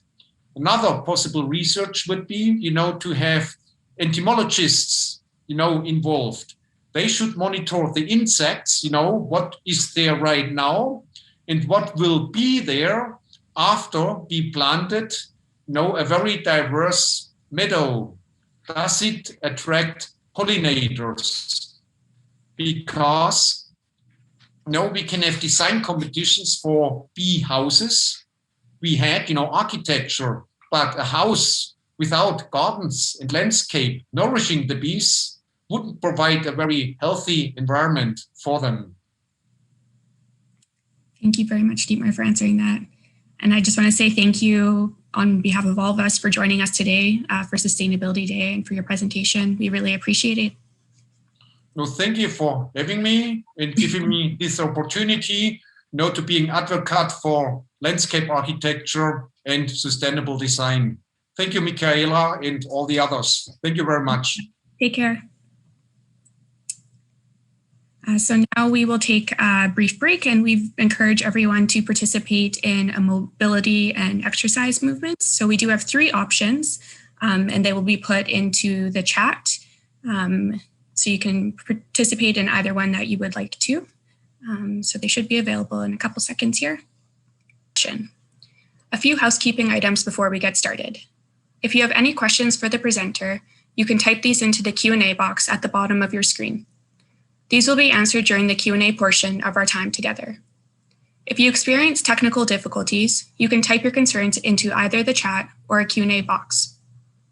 An IST staff member is standing by to assist you.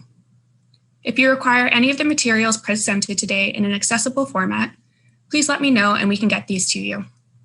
And now I will introduce our next speaker. Our next presentation will connect the values of equity, diversity, and inclusion with sustainability and the SDGs. Valerie Williams is a human resources professional and is the University of Manitoba's EDI facilitator, supporting organizational development through promoting a provocative diversity and inclusion strategy. Please join me in virtually welcoming Valerie Williams. Thank you, Michaela. Thank you for the invitation to participate in Sustainability Day. In preparing my presentation, I recognized I can do more to link my initiatives to sustainability. So the Office of Sustainability is going to be sorry they invited me, because I'm going to be hounding you so we can link up our initiatives to have the best impact for our community. I'm just going to open up my presentation. I want this to be informal, so please indicate any comments that you have in the chat, and I imagine Michaela will be monitoring it, or someone from the office will be monitoring it. Don't hesitate to ask questions, just unmute yourselves. I will have a call out activity, so I want to confirm everyone's able to unmute themselves, Michaela. Attendees cannot, but they will put it into the chat and I will read them out to you. Okay, well, that's going to be an unusual call out activity. We'll see how it goes. Fantastic, thank you.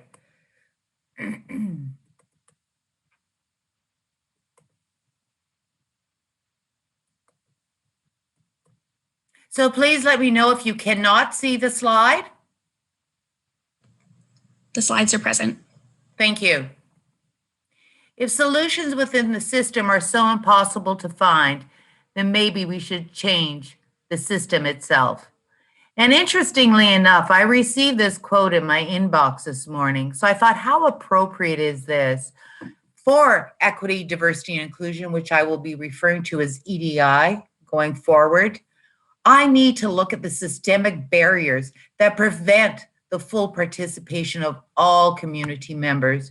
So we need to address the systemic barriers in our community and change those.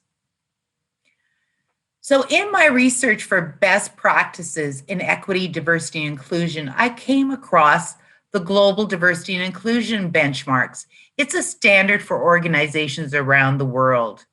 I have been using the GDIB for several years now to assess progress here at the University of Manitoba. The GDIB helps organizations realize the depth, breadth, and integrated scope of EDI practices. It assesses the current state of EDI and determines my strategy and informs my work. Measures progress in promoting diversity and fostering inclusion at the University of Manitoba. So I found this a really valuable tool that I rely on to assess our progress. Now, this is where, in the GDIB, this is where I first discovered the opportunity and the value of aligning my human resources EDI strategy to sustainability. In the 2016 edition of the GDIB, the authors and expert panelists decided to add connecting EDI and sustainability as a new bridging category, right in the middle. Align and connect, assessment, communications, and sustainability. So it is a relatively new and progressive practice to include EDI and sustainability initiatives together. Sustainability, like communications and assessment, links with all of the categories outlined in GDIB and in the Equity, Diversity, and Inclusion program. The ultimate goal of EDI is to help create a community where every individual feels welcomed, respected, supported, and valued to fully participate and have access to all the opportunities afforded in the university. The ultimate goal of sustainability is to enable future generations to live comfortably in a safe, clean, and healthy world that respects human work and aspirations. So where does EDI fit into all of this? EDI, by its nature, deals with human rights, wants to protect our human rights. Sustainability efforts, especially when it comes to climate change, also deals with human rights. So what is the link? And if you can please enter that in the chat, what is the link between EDI and sustainability?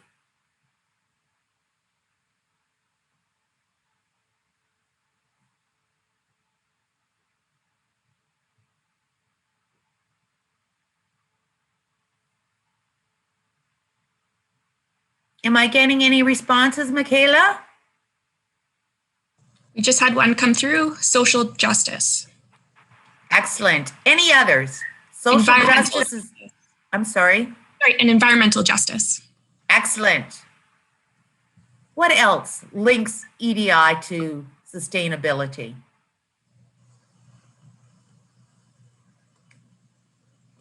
And they're both right? It is our human rights. Both programs are concerned with our human rights, to protect our human rights and advance our human rights and social justice. A premise of the sustainability movement is, I succeed when you succeed. This means all individuals will do best when they work collaboratively and compete with fairness and respect. This premise is in concert with the values and ultimate goals of EDI work.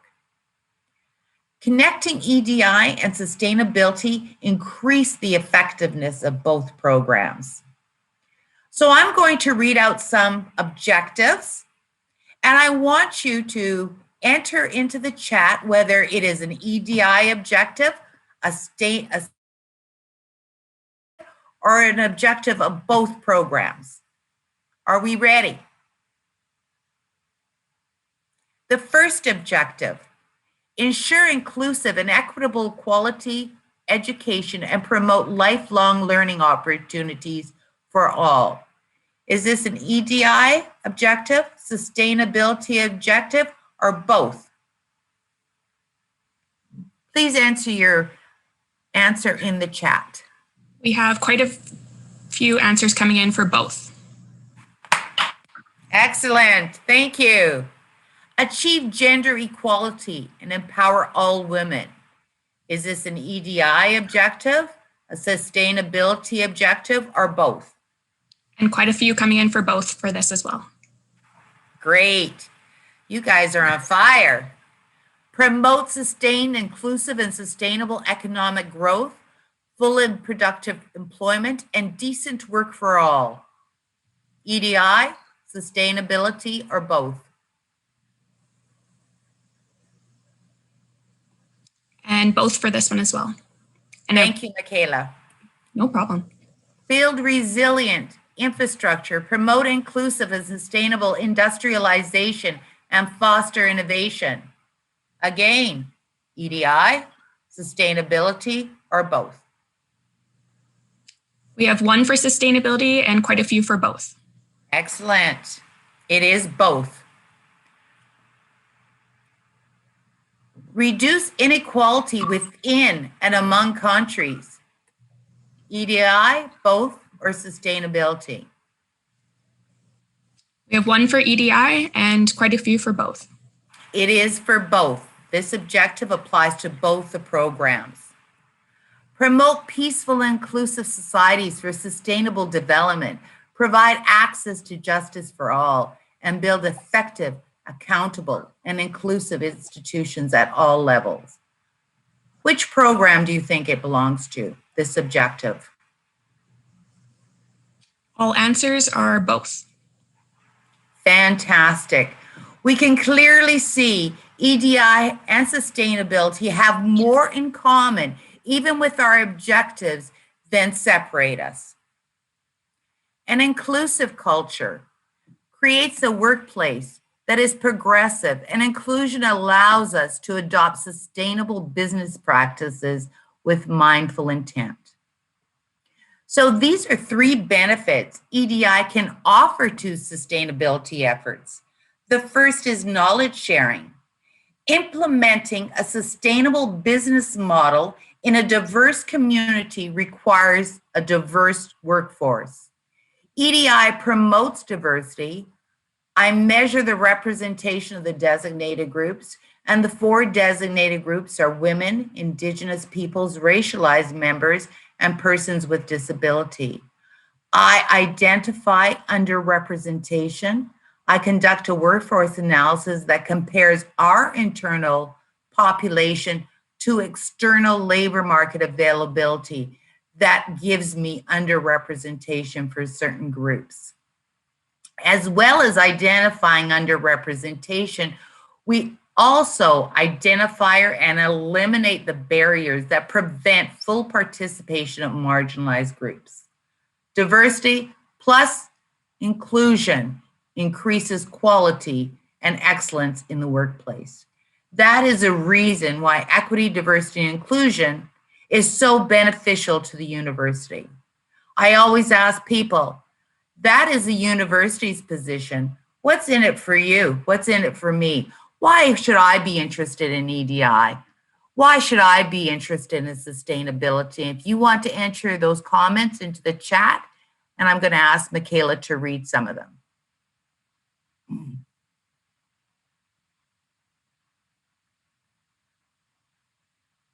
I've given you the reasons the university is invested in EDI. What are our reasons? Why would we be interested in EDI and in sustainability? What's in it for us? We have one response saying equal opportunities for all. Excellent. Much of the success in my career is going to be dependent on building relationships, and that's going to be building relationships with people different than myself. As well, I need to treat people with the appropriate measure of respect in order to have good working relationships. I don't need to know everything about your background in order to work well with you. I do need to know something. So we need to build our capacity in EDI and sustainability. Collaboration. EDI fosters a culture of inclusion where all individuals feel welcomed, respected, and valued. And we all have access to fully participate in all of the opportunities afforded at the University of Manitoba. Collegiality is highly valued at the university. It is important that we work well together. And often we have to spend time developing relationships in order to do that. We have to get to know people.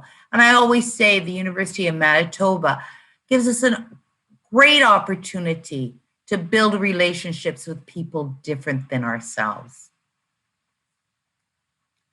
Longevity. Diversity is our future. Canadians are not having more children. Canadians are not reproducing at a great rate. Baby boomers are retiring. We are becoming dependent on countries of Asia, Africa, and Latin America to fulfill our immigration needs. And the Indigenous population under the age of 30 is becoming the fastest growing segment of our workforce. We are going to have more diversity. Teams that are diverse outperform their competitors. Teams that are diverse are more engaged. And teams that are diverse impact how the University of Manitoba sees itself and how we are seen by our external community.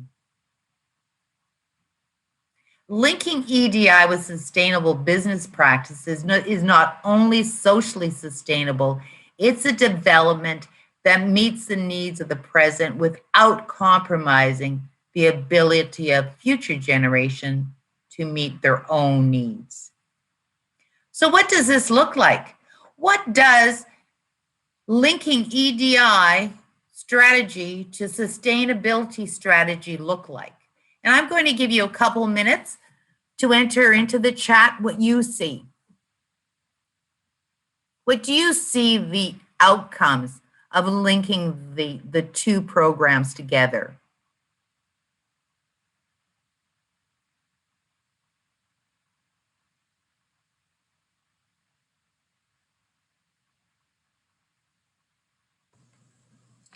More diversity in the kinds of research we're seeing.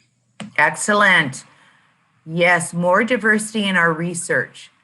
More diversity is going to impact every level at the university. So by linking EDI to sustainability, what do you think that will look like? A realization that climate change needs to be tackled globally, which can only happen when people are no longer experiencing human rights violations. Diversity of perspectives represented in sustainability programs and decisions. Excellent. Anything else? More diverse graduated and potentially ending cyclical poverty issues once these graduates enter the workforce. Yes, we have to give fair access to all members of marginalized groups. Fantastic, thank you. So I've taken the best practices. Is there another comment there? There is more practices to achieve sustainability and universal prosperity. Thank you very much. That's an excellent one.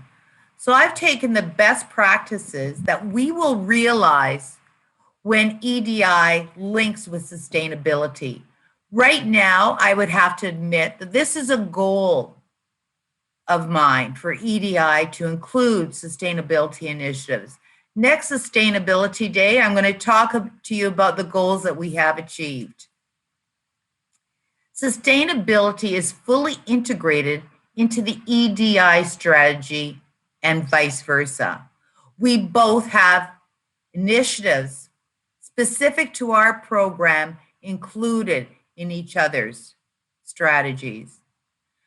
The University of Manitoba takes a leadership role in influencing and supporting the connection of EDI and sustainability initiatives locally. So we need the support of senior leadership. That is the way the University of Manitoba is structured.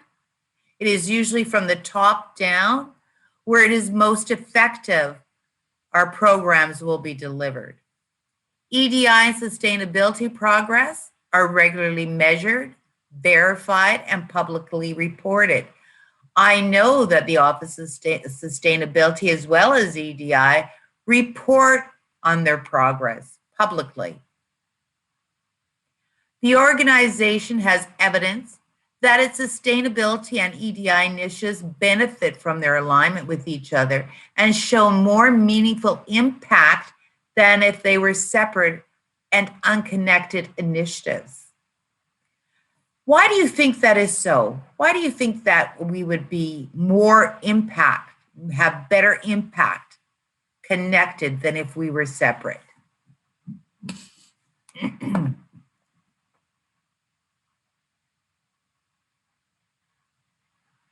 The more diverse perspectives we have informing our work, the richer our work will be.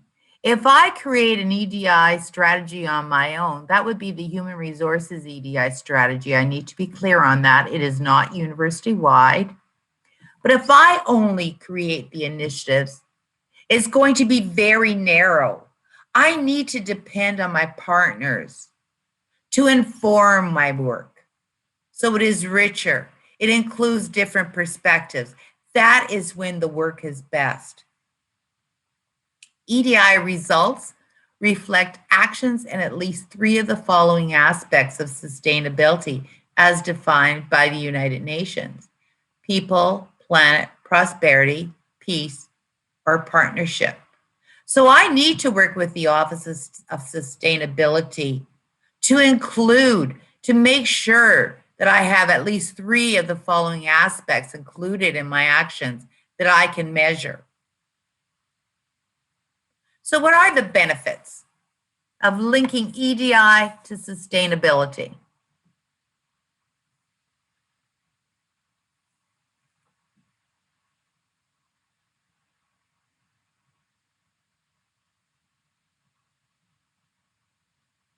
What is one benefit?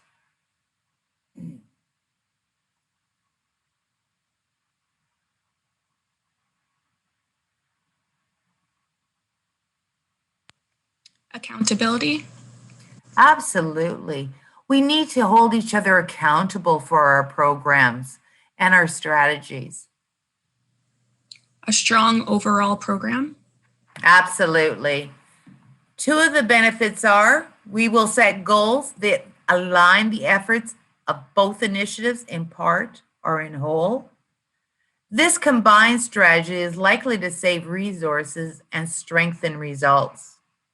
So I know for myself, I'm looking forward to building a more informed strategy with the Office of Sustainability. Is there another comment there? Yes, we have two more, or three more, sorry. Greater, both will be successful. Yes. One is involving everybody makes it much less likely that some person or group will bear the burden or reap all the benefits. Excellent. And the third one is community working together. Fantastic benefits. Thank you very much. We want to have the best community possible, and we don't want to exclude voices. And we have to be careful that we're inviting different voices, particularly people different than myself. I don't want to have tunnel vision in creating initiatives. I want to rely on others, and I'm going to invite others different than me to inform my work. That is when we're going to be successful in EDI and sustainability, when we have a number of diverse voices informing our plans. Are there any questions or comments?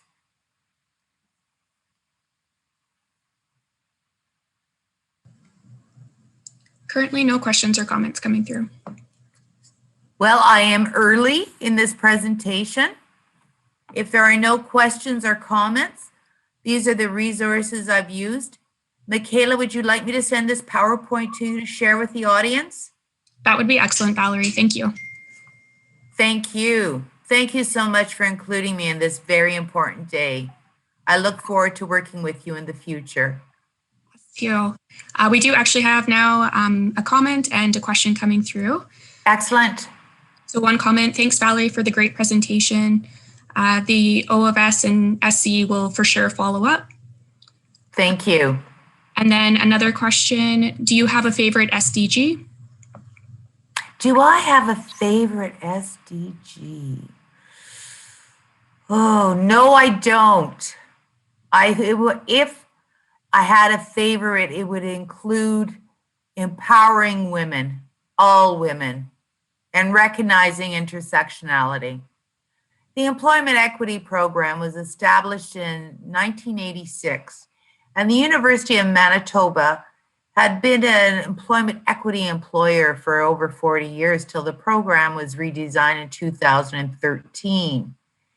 And it was recognized that the only beneficiaries of employment equity were white women. So I like the SDG of opportunities for all women and empowerment of all women. I think that would be one of my favorites. Excellent. Thank you, Valerie. Thank you, Michaela.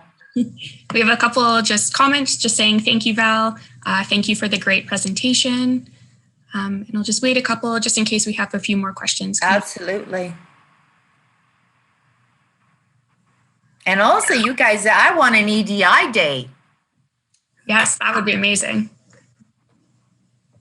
Has that been in the talks at all of making that a possibility? We are in the process of developing a community of practice for EDI, so I will be inviting all of you, particularly the Office of Sustainability.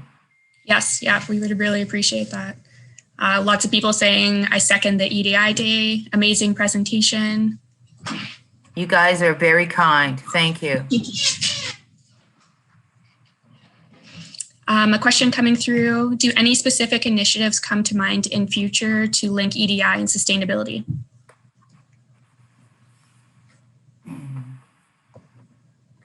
How we can leverage the opportunities to include diverse voices. I think that would be the first initiative. How can I support sustainability? What do you need from me? Excellent. Thank you. And then I have a comment coming through. Senate just announced yesterday that there is earmarked money for EDI events. Looking forward to it. Yay. Yes, the President's Task Force on EDI made several strong recommendations to the President in December, and I guess that announcement was based on those recommendations. I think the landscape of EDI is going to be enhanced over the next few months, and I'm really looking forward to it. There are several faculties, units, and departments that do, promote diversity and inclusion and have initiatives on their own. I work in human resources at the Fort Garry campus. Jackie Gruber is a Rady, Faculty of Health Sciences EDI director, and she has 2 or 3 people working underneath her. So I think in order to have a more strong program, we need to centralize our efforts, and I think that's going to happen with the recommendations made to the President. That's my hope. Definitely. Thank you. Another comment, a challenge will be coordinating efforts for sure. Glad we have early links with you as we move forward. Yeah, I'm thrilled about it. I'm setting up a meeting as soon as you guys kind of recover, because I know you worked really hard on this day. So I'm going to give you a week or 2, but I'm going to be setting up a meeting to talk about our first steps. That sounds great, Valerie. Thank you. I've noticed some universities do have an EDI calendar on their websites. I as well have an EDI calendar, but I'm going to enhance it to include sustainability events and initiatives on that calendar. Great idea. That's the first thing we're going to do. Calendar events. Looking forward to it. Awesome. Lots of great comments coming through.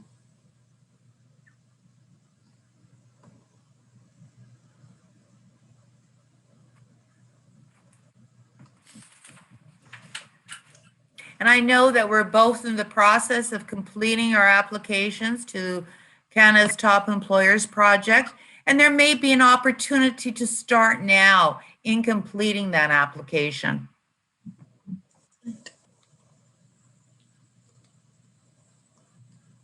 Perfect. Looks like that is all of the questions and comments that have come through so far. Well, thank you, Office of Sustainability. I look forward to meeting with you in the next couple of weeks. Thank you all for listening to me. Have a great day. Thank you very much, Val, for joining us today. We really appreciate it and look forward to starting some important initiatives in the future with you. Excellent. Bye-bye now. Bye. Take care. Hello, and welcome to our next session of Sustainability Day. My name is Jessie Klassen, and I am the Engagement and Project Coordinator with the Office of Sustainability. And I will be your moderator for this session. A few housekeeping items before we get started. If you have any questions for the presenters, you can type these into the Q&A box at the bottom of your screen. These will be answered during the Q&A portion of our time together. If you experience technical difficulties, you can type your concerns into either the chat or Q&A box. An IST staff member is standing by to assist you. If you require any of the materials presented today in an accessible format, please let us know and we will get those to you. And now I will introduce our speakers. Kevin Hankamer and Vanessa Vermeulen are from the Campus Planning Office at the University of Manitoba. Kevin and Vanessa have created a valuable tool for students, staff, and faculty alike to better understand our exterior spaces and urban forests on campus. These inventory tools can be used to support research, learning, and planning efforts at the university. Welcome, Kevin and Vanessa. Hi, everyone. Thank you, Jessie, for introducing us and for asking us to present today. Very exciting to be part of Sustainability Day. So as Jessie mentioned, my name is Kevin and this is Vanessa. We work in the Campus Planning Office. So the Campus Planning Office, just to give you a bit of background into kind of what we do. So we work with the Office of Sustainability and Physical Plant, as well as the greater campus community to guide physical development and manage space resources on campus. So campus planning examines the campus as a whole, establishing planning frameworks for the university's campuses and lands, so buildings, landscapes, transportation systems. And on our other side of the office is space planning, and they analyze individual spaces, both existing and new, ensuring that campus space fulfills the university's academic and research missions in a way that best supports learning and research objectives. So today we're going to present on two of the projects that we're working on. One is the exterior space inventory and the other is the tree inventory. Vanessa's just going to share her screen with you here. So the exterior space inventory, which you see right now, and the tree inventory are important tools to help us plan, maintain, and enhance our campus landscapes. The exterior space inventory is a collection of data that is centralized in an easy-to-use interactive map, which you see here. So this is kind of a GIS-based map. We are working on having these maps up on a U of M website sometime soon. So look forward to that. We're not sure where that will live just yet, but we're in the process of updating our websites. So the intent of this inventory is to act as a planning tool to support an upcoming landscape master plan. However, it's grown a bit, and we do feel that it is a useful resource that can help support research and learning on campus. So just to get into the exterior space inventory here a little bit, it looks at the elements that make up our campus landscape and organizes them into broad categories such as roads, pathways, open spaces. Vanessa's opened up the layer list here where you can see some of these broad categories. There's also more detailed subcategories in each of these broad classifications. So, for example, under pathways, there are multi-use paths, sidewalks, recreation trails, buffered bike paths, that type of thing. So with this map, for each element, you can click on it and find out some more details that tell you a bit more about that item that you're wanting to learn more about. So if you were to click on a pathway, you can then tell if it is designated as part of our active transportation system, what the surface material is, if there's lighting. So we can see how this will work for both kind of the general campus community as well as for us as a planning tool. So we can see this one that Vanessa's clicked on, Curry Place. It's primarily unit pavers. It's quite wide. There is lighting. So this definitely helps us with our planning efforts. But again, there's a lot of data in here, and we're just kind of at a starting point right now, and we're hoping to build it. We also like to have the idea of sort of open data. So our hope is that this grows and that there's input from not only on kind of the facilities and management side of things, but also the greater campus community. There's opportunities here to highlight, student work or kind of active research. So we see this as an important tool going forward. So we're just going to run through a couple of examples on how to actually use this. So there will be a little bit more of a kind of a user guide when this is out on our website. But Vanessa can kind of go through here. As you see, she's pulled up a table at the bottom of this map. And this is called an attribute table. And so the attribute table is where all of the information is stored for each of these kind of shaded polygons that you see. So let's use an example for a sustainability initiative. So if we want to look at green spaces, so our open spaces, we can click on an open space and find out if there's irrigation, if there's lighting, who it was designed by and when. As you see here, where she clicked on the quad, and there's, it was designed, I think it was 1993, Hilderman, Whitty, Crosby, Haney and Associates. So there's this type of information that we have stored. So say we wanted to use this to look at what we call supportive landscapes. So our supportive landscapes are things like boulevards, kind of little green buffers that you see in parking lots, kind of these leftover areas. So currently right now, they are typically sod and have to be managed or maintained in some way, whether it's cutting, trimming, that type of thing. So if we were to look at how we could use this from a sustainability point of view or from a research point of view, maybe you can look at these areas. So Vanessa's kind of highlighted all these supportive landscapes. And maybe we look at replanting this in the future or reseeding this with, a native species that would help with biodiversity and reduce in maintenance and maintenance costs as well too. So we do have in our physical plant department, there's a native revegetation strategy that looks at introducing different grass seed that doesn't need a high level of maintenance. So this is kind of an example of how you could use this for a benefit. So maybe what we'll do next is planting beds. Yeah, good idea, Vanessa. So we're looking at planting beds. Another could be like a student research project where this highlights all the planting beds on campus. So within our planting beds, we've started to collect information of is there native species? Is it annuals versus perennials? Is there irrigation nearby? So irrigation being able to hook up a hose, that type of thing. So I could see a student project for maybe food production where you want to highlight all these different planting beds that exist on campus and what could potentially be used for food production. We have some right now at University Center on the roof deck.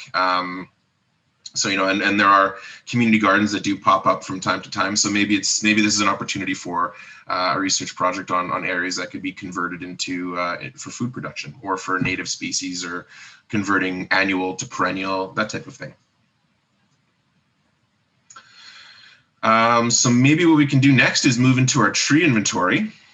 So this was a project that we've been working on with our operations and maintenance and our architectural engineering services, Office of Sustainability to collect information for every tree that exists on campus. And what we have here are the freestanding trees that we see on the core campus. The riparian corridor and Southwood have been covered kind of under different projects, but what we have here is a tree inventory that we'll use as a planning and maintenance tool for managing our urban forest.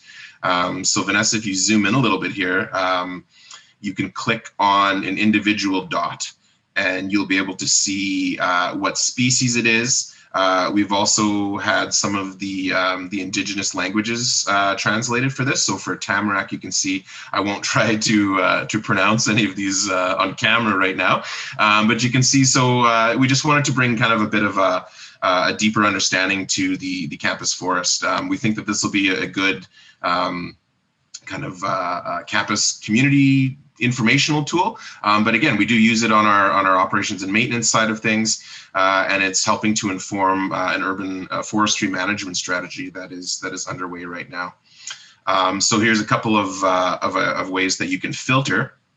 So Vanessa's going through the filter functions right now, where say we wanted to find all of the elm on campus.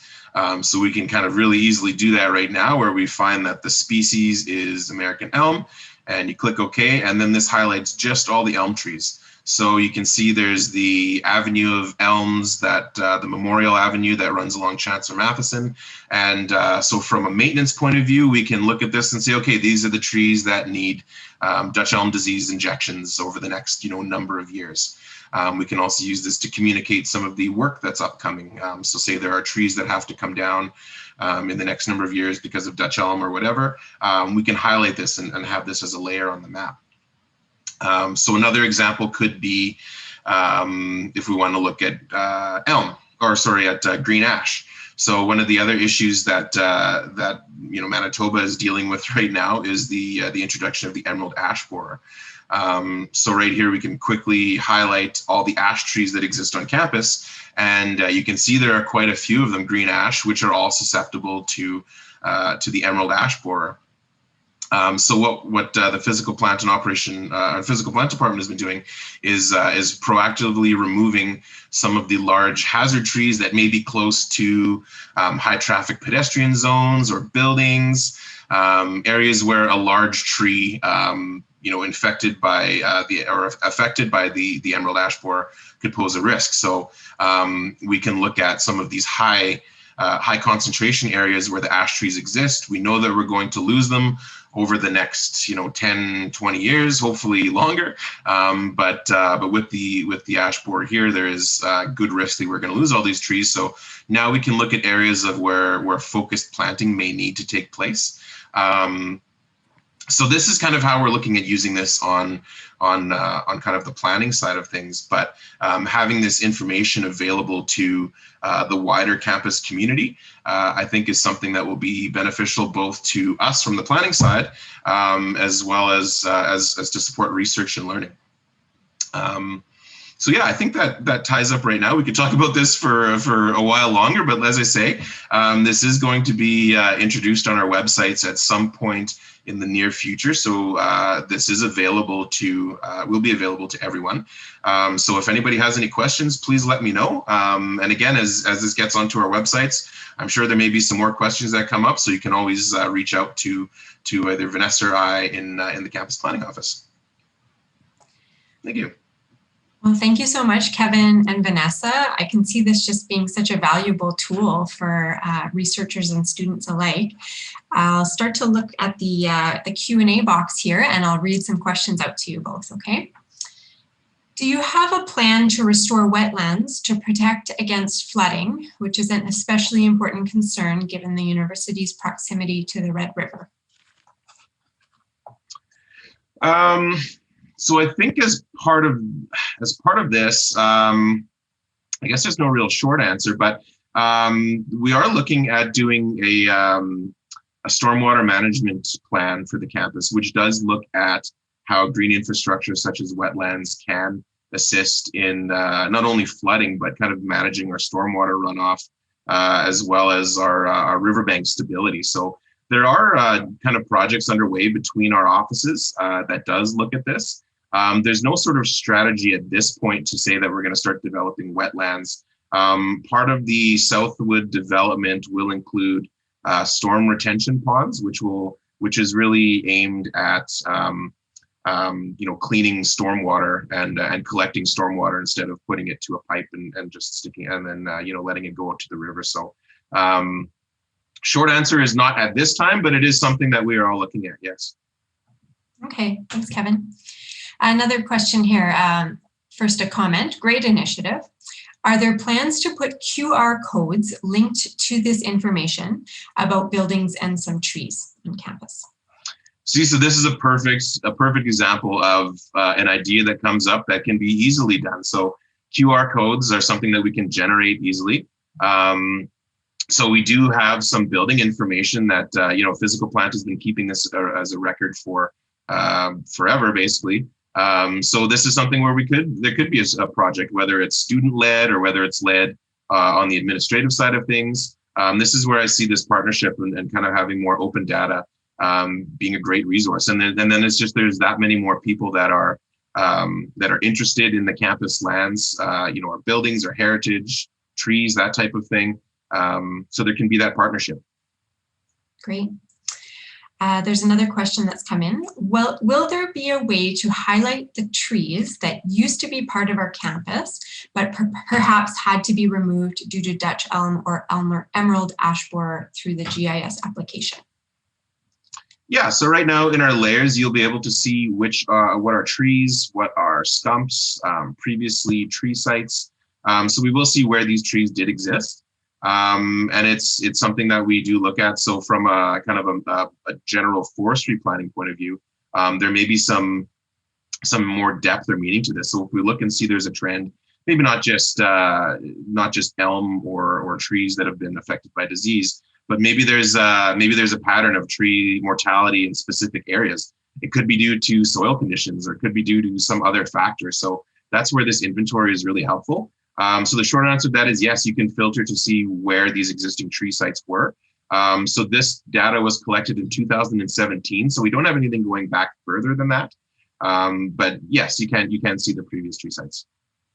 Okay, a couple more questions. This comment says, super interesting. In regards to EAB, is the university planning on injecting any ash trees or will they be removing them all? So this question might be better posed to our operations and maintenance, but I do think there are some trees that we're looking at injecting for ash. Not a ton, because it is quite expensive. It's not a guarantee that it'll keep the tree, but we are looking at some of the suitable individuals on campus that might be worthy of kind of having an injection. So. Yeah, there are some instances on campus where we're trying to preserve some of these kind of high importance trees for as long as we can. But primarily, it's kind of a two-step strategy. So there's some injections, and then looking at removing some of the high risk trees, and then some of the other trees we're just kind of leaving in place, as long as possible. Okay, thanks.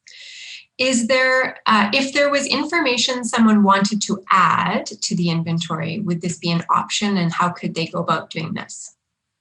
Yeah, absolutely. So I think we're still a little bit, since it's quite young, I guess. There is a way that we can add data into this inventory, kind of from the outside. So right now, this will be essentially locked for editing, the public map.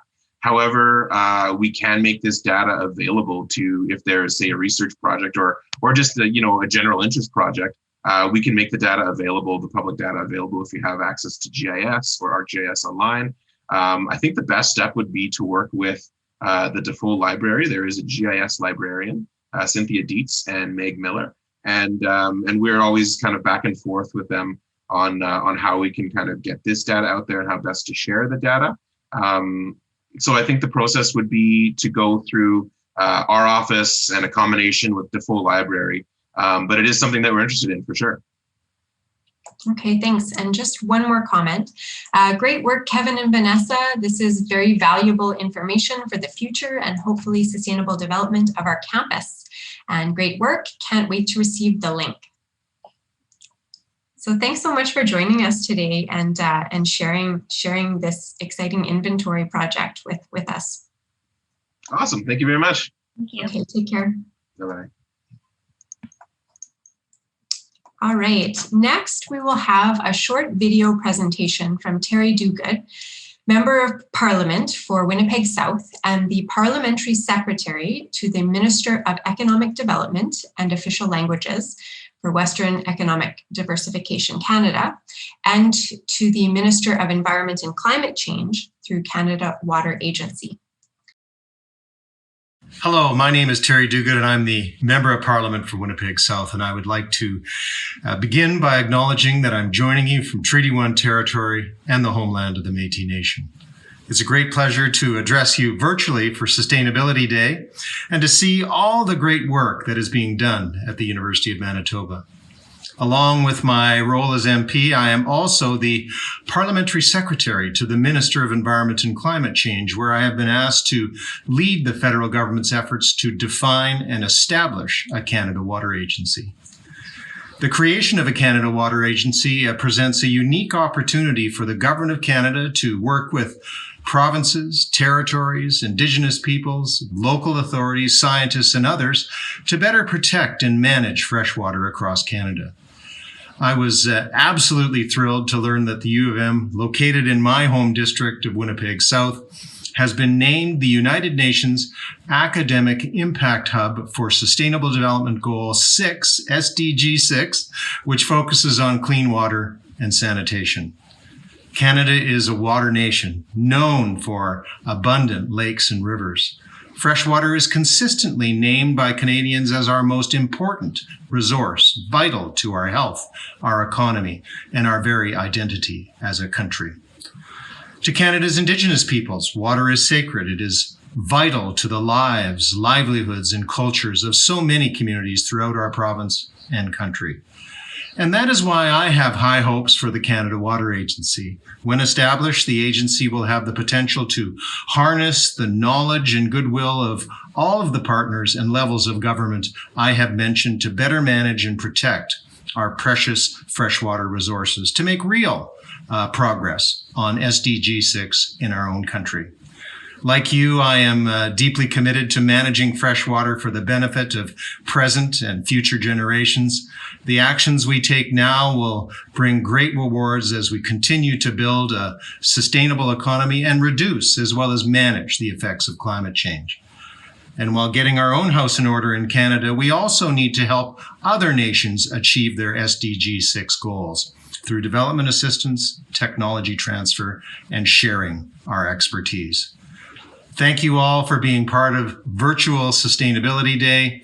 I know that your knowledge and perspectives will enrich the discussions taking place today and help advance progress on SDG 6 here and around the world.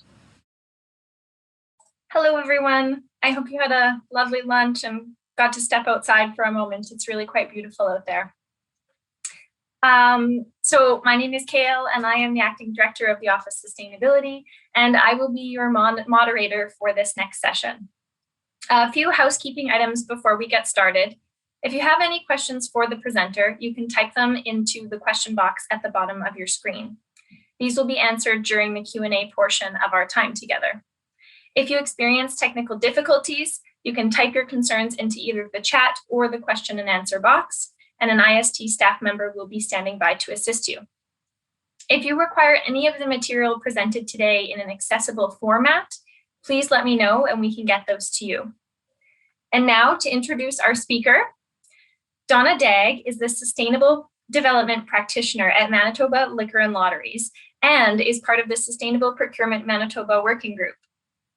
Donna assists with advancing the corporation's environmental goals, which include minimizing waste, conserving water, reducing carbon emissions, and advancing responsible procurement.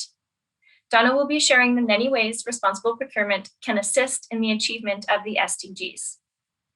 Donna, I will pass it over to you. Hi, everyone. Can you hear me?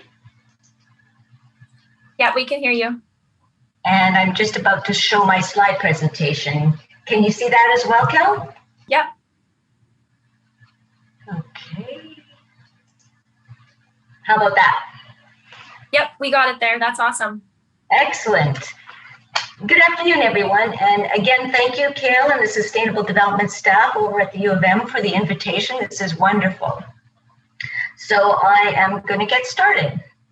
My presentation today is on government spending and the Sustainable Development Goals.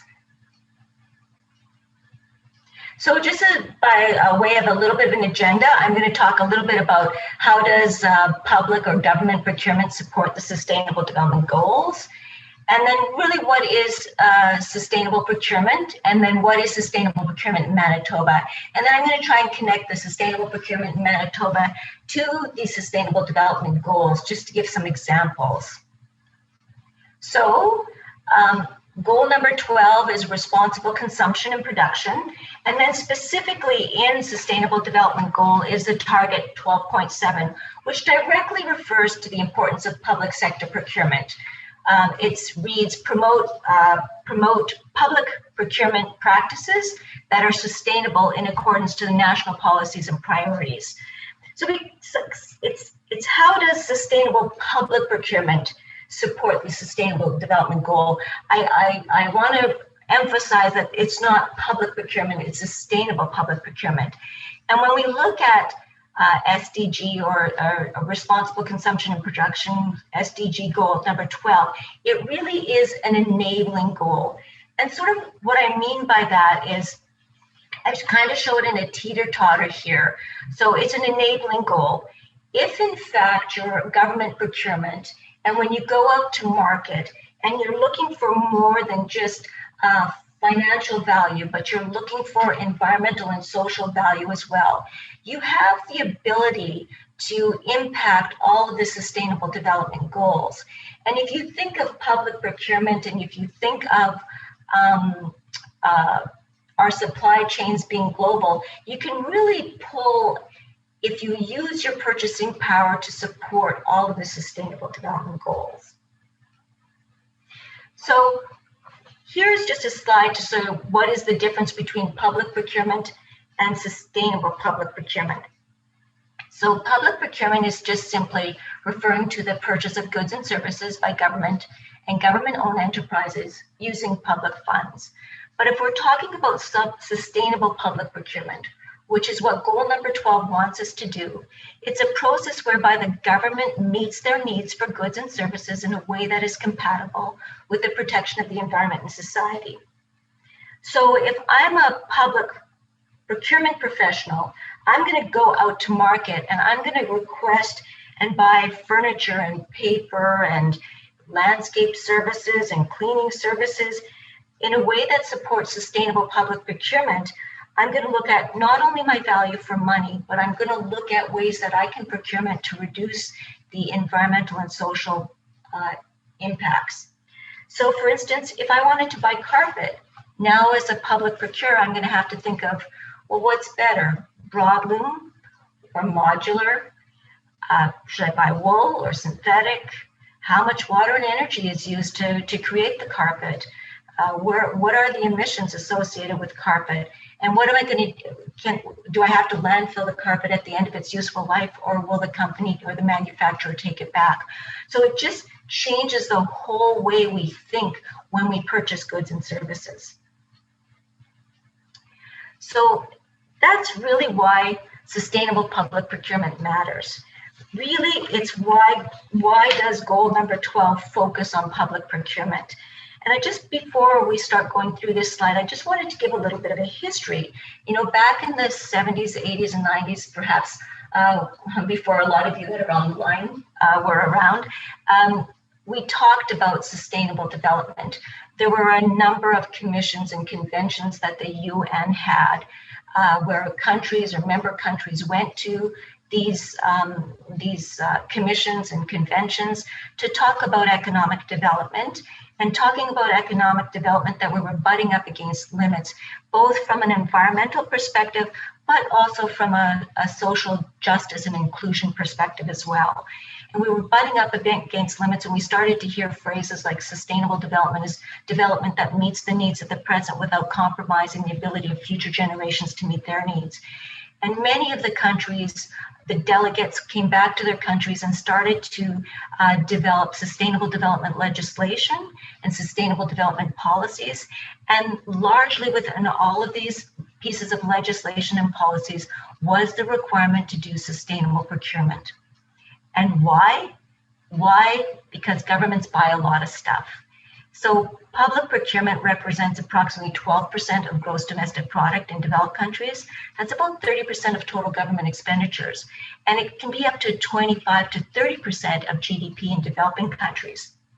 So given the enormous funds spent on public procurement, sustainable public procurement can have a great trigger on market transformation. And if I'm a manufacturer, I'm a supplier, and I want those government contracts, I'm going to slowly change the way I'm manufacturing goods and services to get those contracts from the government.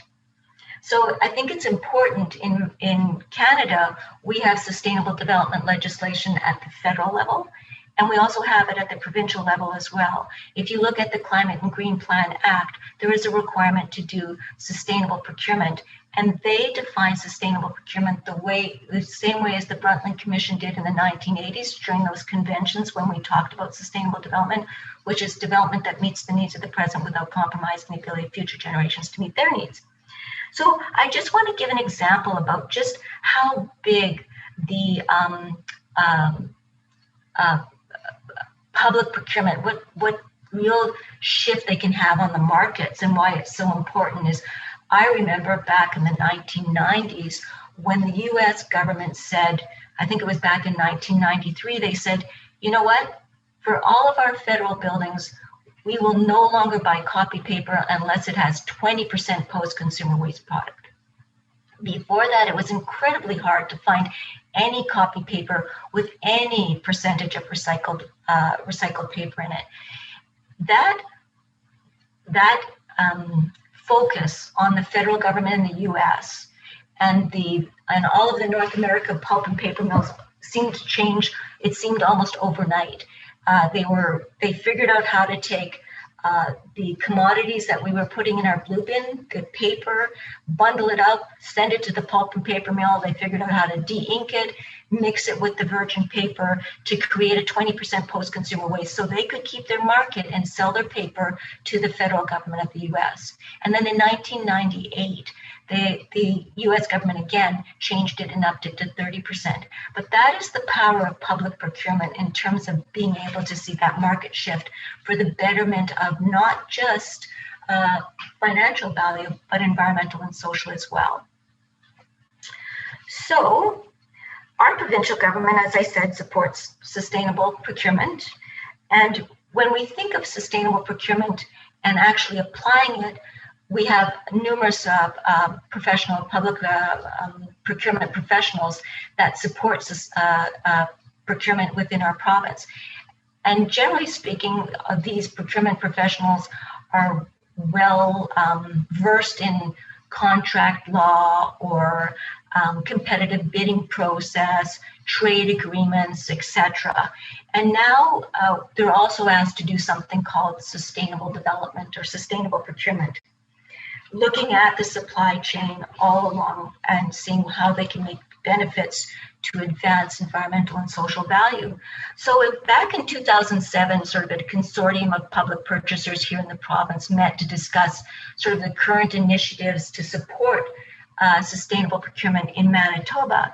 And we kind of discussed, what resources were needed to support the purchase of sustainable goods and services, what characteristics make goods and services better. I'm buying paper, I'm buying concrete, or I'm buying landscape services or cleaning products. What's the difference?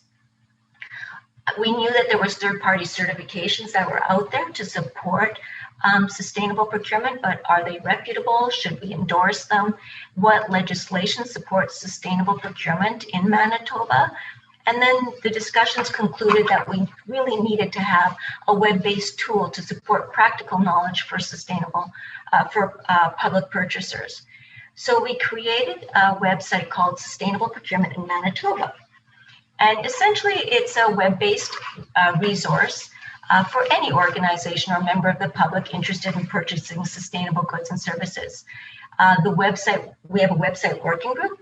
We meet on a monthly basis, and basically our main focus is to advance the information or edit the information, because sustainable development is always moving forward. So a lot of times we have to edit the existing information to make sure it's up to date, to make sure that it's a really good, useful tool for public procurers to advance their purchasing in a sustainable manner. And our working group is made up of a number of different members. We have members from the City of Winnipeg. We have members from the University of Manitoba, the regional health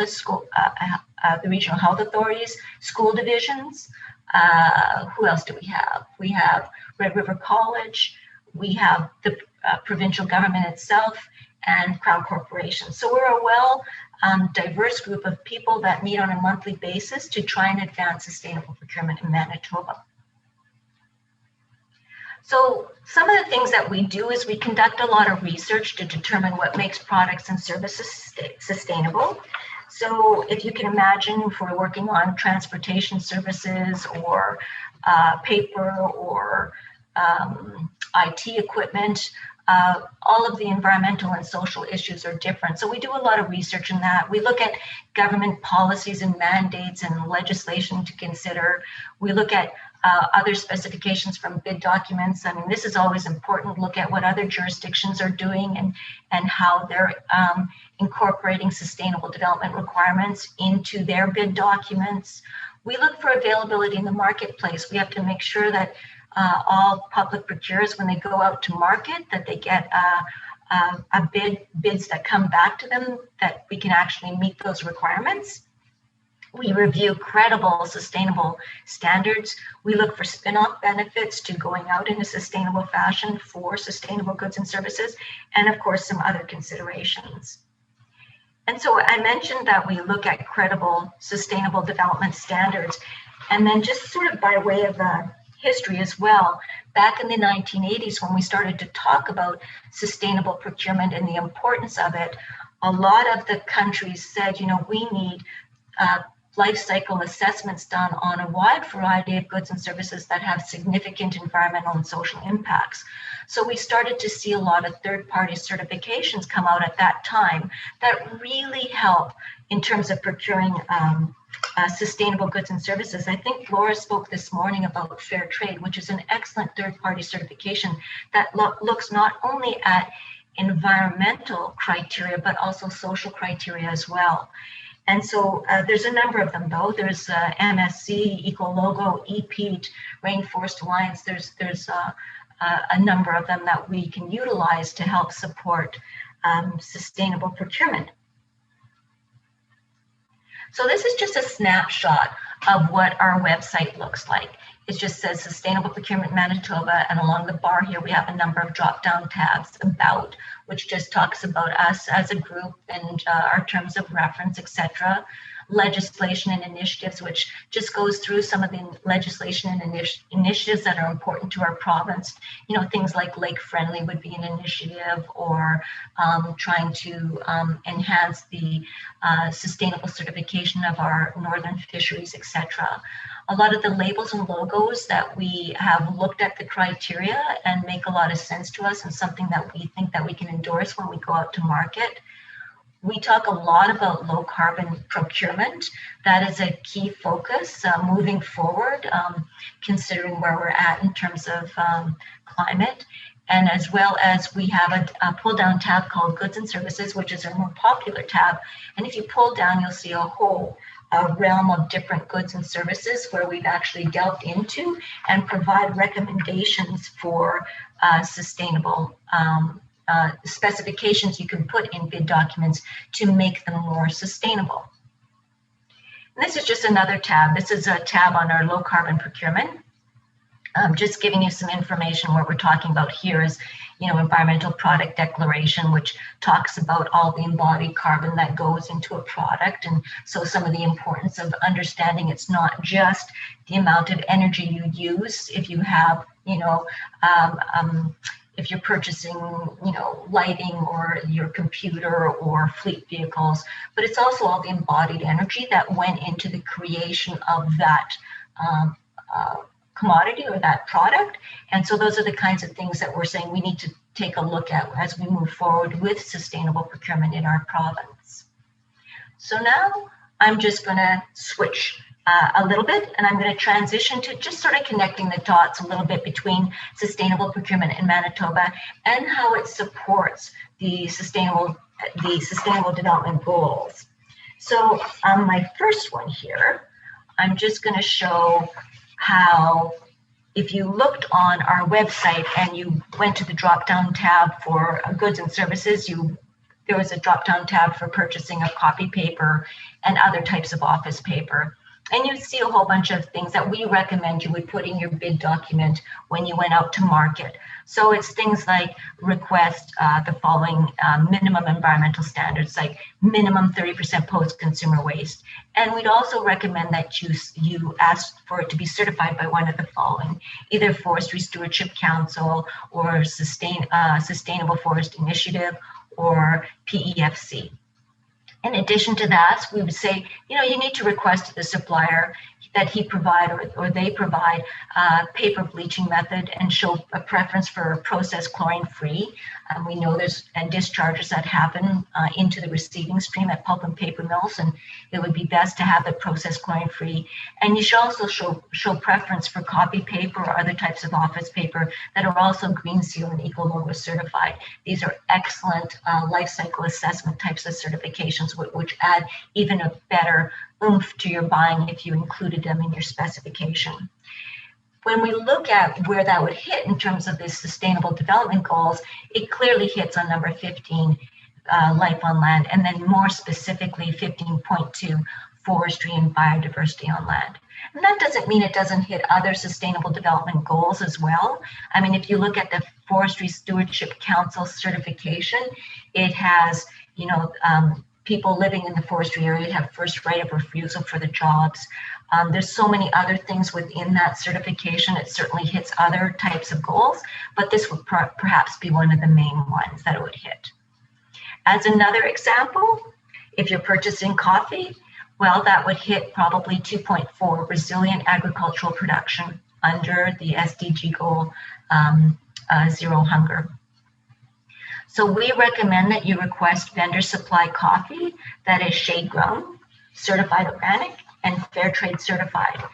And we also recommend other things to consider is that if you're going out for coffee, if you also need to have sugar, tea, or cocoa, you should also make them Fairtrade as well. So again, you look at this and there's certainly other sustainable development goals that, that what we're requesting would hit. But this is just an example of one of these sustainable development goals that it would support. As another example, purchasing seafood and freshwater fish, we would recommend you go out for MSC certified fish. We know that the MSC certification is a robust certification that talks about healthy fish stocks. It takes an ecosystem approach when it evaluates the fishery, and it makes sure that the fishery is well maintained and there's a really good chain of custody. And just as maybe an interesting did you know, in October 2014, Waterhen Lake Fishery, located in Manitoba, received their MSC certification. And this fishery, known for its walleye and pickerel, is the first North American freshwater fishery to receive MSC certification. So MSC certification is not just for seafood, it's also for freshwater. And I was reading this morning, or I saw a news release this morning, that our provincial government is supporting eco-certification of our fisheries in Manitoba, and so it's really key for us, you know, for those other things to consider. We know it's an important part for our province to look at an ecosystem approach to manage our fisheries so that they will be around us for years to come. It's also very important because a lot of the walleye and pickerel from these fisheries goes to European markets, and European markets want sustainably certified fish. So we need to certify our northern fisheries in order to maintain it as a financial benefit for our northern partners. And I think this is my last example, and this one, of course, would hit climate action. If I went out for courier services, what kind of specifications or requirements would I put in my bid document? Well, I'm going to ask the courier service to choose initiatives to enhance fuel efficiency and reduce greenhouse gas emissions through one or more of the following: smart route planning, using emission-free or low-emission vehicles, selecting the right size vehicles for the service, or programs to improve their driving behavior. So these are just some of the things, again, you can put in your bid document to support. And these are just 4 examples of many that I could choose from. So in closing, before I take your questions, these are just hopefully after this session or after today's sessions, you can take a look at Sustainable Procurement in Manitoba. Got the web link there, or you can follow us on social media. Again, it's always being updated, and we love to hear from people so that we can update it with more information as it comes forward to make sure that we're procuring from a sustainable perspective. That's what I have, Kale. Up to you. Thanks, everyone. That's awesome. Thanks so much, Donna. That was great. Yeah, I agree. That website is actually such a wealth of information. So I put it in the chat, and I recommend that people take a look through that and find out what pertains to you. And there's just some really fun facts on there too. Or if websites aren't your thing, feel free to follow Sustainable Procurement Manitoba on social media as well for tips throughout the year. I will open it up for questions now, so I'll give everyone a minute. But if you've got anything you want to ask Donna, now's the time to do it.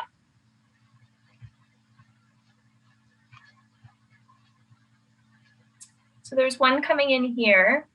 Donna, what do you feel like is the biggest area of procurement that you think Manitoba has to work on, and also what's something that you feel like we've done well?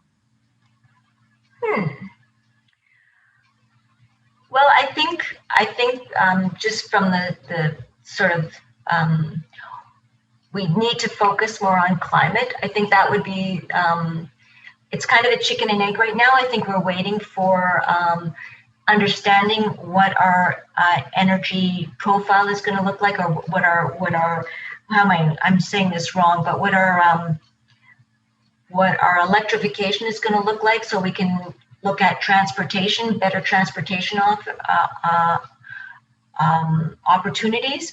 We know when we look at the Climate and Green Plan, the biggest portion of our greenhouse gas inventory is associated with transportation. So I think as we move forward, we're looking for opportunities to advance our fleet vehicles and make them electrify our fleet vehicles. So I think that would be what I'm most looking forward to. And I think our province has done a wonderful job really embracing sustainable procurement and looking at it holistically, not just looking at lowest cost, but looking for all of the significant value and how sustainable procurement can really reduce those externalities, whether or not it's toxicity to our waterways or health impacts, those kinds of things. So I think we've embraced sustainable procurement very well, but I think because of the urgency of greenhouse gases and climate change, we need to step up a little bit on our ability to move into a transition to the electrification of our vehicles. Yeah, that's a good point. I feel like there's a lot of irons in the fire, and there's a lot of potential in the next coming years to really advance this for sure. Yeah. There are a couple more questions. The next one is, do you track which provincial departments use the sustainable procurement site? And if so, how often? So that's an interesting question. We do not. We track metrics on our website to determine who is going on to it, but not specific to the government, to a government department itself. It's open to everyone, our website. So lots of people go on it. We can't tell whether or not you're specific to the government or not. But we do have newsletters that go out on a quarterly basis and on a 2-year basis. Actually, the last Sustainable Development half-day session we had was at the U of M. So we have these half-day sessions specific for public procurers to kind of keep them up to date on the newest advances or why the government is looking at. The last one we did was on climate and low carbon procurement, because we know that as we advance forward, this is a key interest to our provincial government. So we try and keep in contact with public procurers through our newsletter and through sessions we have on a yearly basis.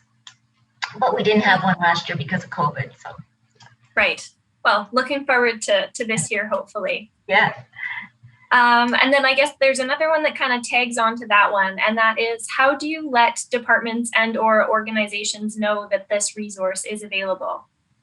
Yeah, so again, so we've been doing this since 2007, and we have a lot of uptake when we have our half-day sessions, as well as our newsletter, as well as we get a lot of support from the provincial government, endorsement by the minister, that kind of thing. So we're out there. I can't pinpoint whether or not somebody from a specific government department is doing, but I should also say that governments are also starting to do collaborative buying, which is making sustainable procurement even easier, right? Because we're all going together and putting in these sustainable requirements on a much larger buy. So that's a really interesting and beneficial way of doing sustainable procurement in the province of Manitoba. Yeah, there's a little bit of word of mouth there too. Hey, if one person hasn't heard about it, the other person probably has. Yeah. Okay, there's another question that just came in. I would like to hear about the role of sustainable procurement to include buying from Indigenous Northern communities to reduce poverty and create community development. The second part of that is, are there barriers in that regard? I think of the need for stamped timber. I would be completely the wrong person to talk about that with. I mean, I'm not a procurement professional. I'm a sustainable development practitioner, but there are trade agreements. There's responsible procurement requirements. There's different avenues that I can't speak well enough on to really answer that question. But that has been a question by local, by through Indigenous businesses. Those kinds of activities I know are being looked at. They're being looked at by the city level, they're being looked at the provincial level, but I could not speak comfortably on that to give a really good answer. But it is part of sustainable procurement. It absolutely is part of sustainable procurement. Mm-hmm. Definitely. There was a follow-up just saying thank you so much. And maybe the question is, does your sustainable procurement consider all of the SDG goals? So again, I showed that sort of teeter-totter, and I'm going to say absolutely yes. I mean, if you look at the supply chains for every single good that we purchase, I mean, if I'm buying a computer, you know, some of the parts are being mined in Africa, some of the assemblies being done in Korea, some of the packaging is being done in China, and then it comes to me. It's hitting so many different pieces of the supply chain. It's using energy and water and packaging and transportation, and there's so many social issues. And if I can delve into there, and I can create really good sustainable specifications in my bid document, I can really help to maybe hit 5 or 6 or 7 of those sustainable development goals. And that's why, you know, if governments all over the world are doing sustainable procurement, and because we buy so much, we can really transition the way our goods and services are manufactured. So that's the real beauty of using sustainable procurement or government procurement to push those manufacturers. And we've seen huge benefits over the years as a result of governments all over the world working on sustainable procurement. Yeah, the example I always think about is the toaster, and how there's so many different aspects of how the toaster got to the shelf and what areas it touched before it got there. So yeah, I would tend to agree. Yeah. Well, it looks like that's all the questions that we have for now. Donna, I wanted to say thank you so much again for joining us and sharing your knowledge. We really appreciate you being here. Thank you for having me. Okay, have a great rest of your day. Bye, everyone. Thanks, everyone, for joining that presentation. We will take a short break, and we will be back for our next presentation with Danny Mann at 1:45. We'll see you then. Hello, everyone. We are ready to move on to our next presentation. Welcome for anyone that is just joining us. My name is Kale, and I am the Acting Director with the Office of Sustainability, and I will be your moderator for this session. A few housekeeping items before we get started. If you have any questions for the presenter, you can type them into the question and answer box at the bottom of your screen. These will be answered during the question and answer portion of our time together after the presentation. If you experience any technical difficulties, you can type your concerns into either the chat or the question and answer box. An IST staff member is standing by to assist you. If you require any of the material presented today in an accessible format, please let me know and we can get those to you. And now to introduce our speaker. Danny Mann is a professor in the Department of Biosystems Engineering. Danny has research expertise in agricultural ergonomics, agricultural safety, and assistive technologies. Today, Professor Mann will be introducing the Sustainability in Action Facility, also known as SIAF, which is located on the west side of the Fort Garry campus. This facility will be available to the university community for experimental learning and demonstration opportunities in the areas of sustainability. Danny, over to you. All right, thanks, Kale. I'm going to see if my sharing screen works here. It works. We got it. All right. So, yes, I'm going to essentially be using today as sort of an introduction to the campus of this facility that our department has envisioned over the last sort of 15 months, I guess, since we envisioned or came up with the idea of this particular site. I'm currently on sabbatical since July. My sabbaticals turned out a lot different than I had expected it would. And probably one of the benefits is that I've been able to devote a bit more time to this particular initiative. So I wanted to start off by giving a vision for what this facility, what we hope it to become, what we have decided to call the Sustainability in Action Facility, probably a not particularly creative title, but coming from a bunch of engineers, it seemed like it was a very appropriate and efficient type of title. As Cale mentioned, it's located on the west side of the Fort Garry campus, sort of behind the fisheries building, adjacent, well, not adjacent, but sort of tucked in behind where you can see an Investors Group field from it and so forth. What we hope it to become is a facility that's available to the entire campus for experiential learning and demonstration opportunities in areas of sustainability. And I've listed 4 different areas here: northern or urban food production, renewable energy, building practices, and utilization of waste biomass fiber. Not because we see those as the only areas where we would hope to be involved, but simply because those are areas in which our department already has some activity. This is an overhead view of the site. Was taken, I believe it was in end of November, from a drone, and it sort of shows the what's available at the site. You'll see a large building in the center. Sort of to the left is a straw bale building, actually, and then there are a number of smaller outbuildings. And you'll see, sort of to the right of the picture, there's a fair bit of open space that over the last number of months we've done a fair bit of cleanup of the site. There is a fair bit of open space that is available for new ideas and new opportunities. But yeah, so if you sort of envision, looking up to the top of this screen, that would be towards the fisheries building, and over to the left would be where Investors Group Field is located. So I've just got one slide to represent each of these existing areas of work in sustainability that our department has been involved.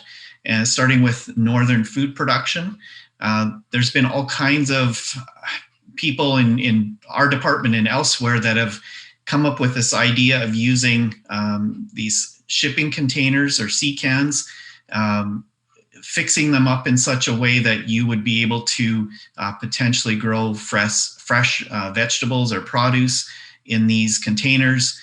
So you sort of do the retrofitting here and then ship them up to remote communities and enable those individuals to be able to grow some of their own food. The chamber that you see on the screen right now is set up in such a way that we've been growing tomatoes in it. Hasn't been a lot of maintenance of these tomatoes over the last months because of COVID, but they seem to have been flourishing in there nevertheless. Renewable energy is certainly another area that fits well within sustainability. The picture on your right, I'll start with that one first, depicts some of the different technologies that are available at the site. In the background, to some extent, on the wall of that large building, there are some panels that are mounted on the wall, and those are essentially harvesting the solar energy coming from the sun and using that to heat in one case, one of the panels is heating air inside the building. The other case, it's heating glycol, which we're then using to provide supplemental heating inside the building as well. More in the foreground of that picture, there's a photovoltaic cell, which is, converts solar energy into electricity. And so we have these various technologies that are present on site. There is also a wind turbine. It's not present in this picture, but there is a wind turbine on site as well.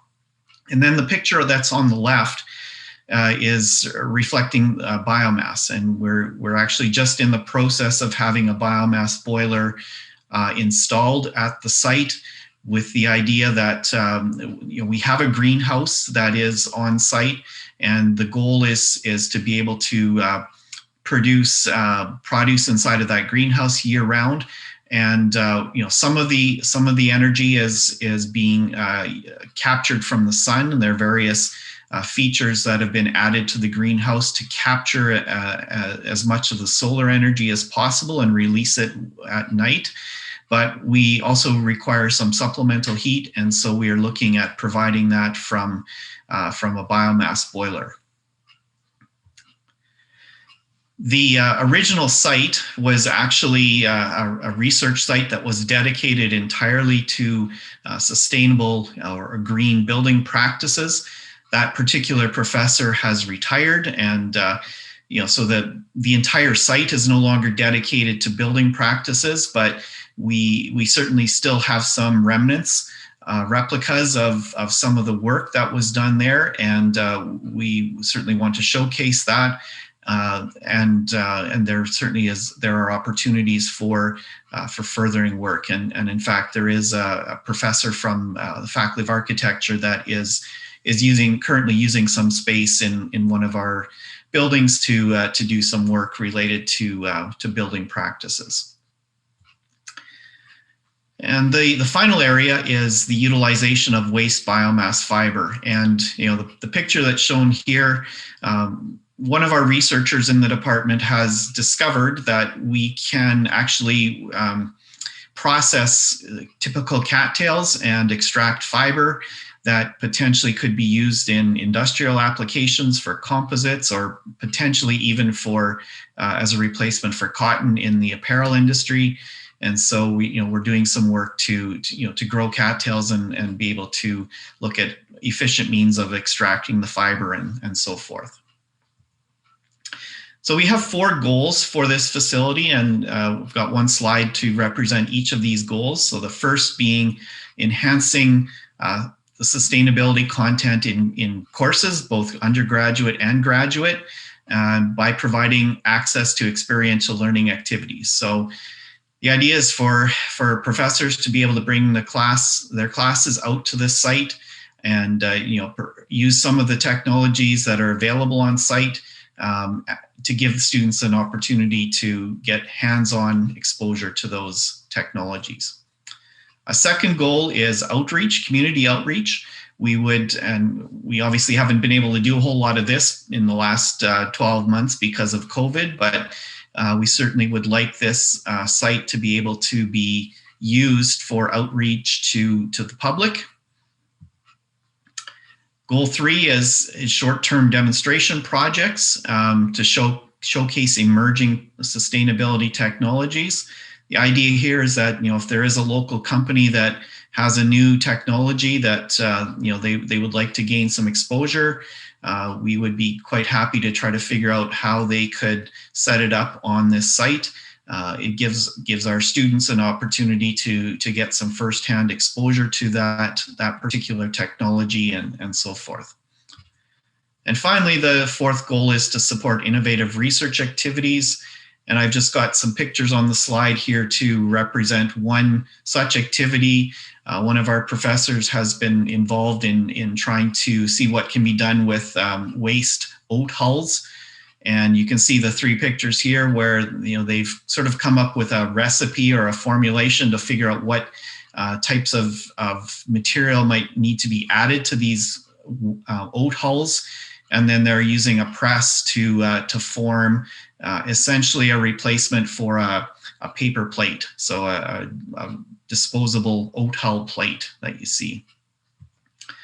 Just to the last couple of slides here, just to talk about our immediate and future plans.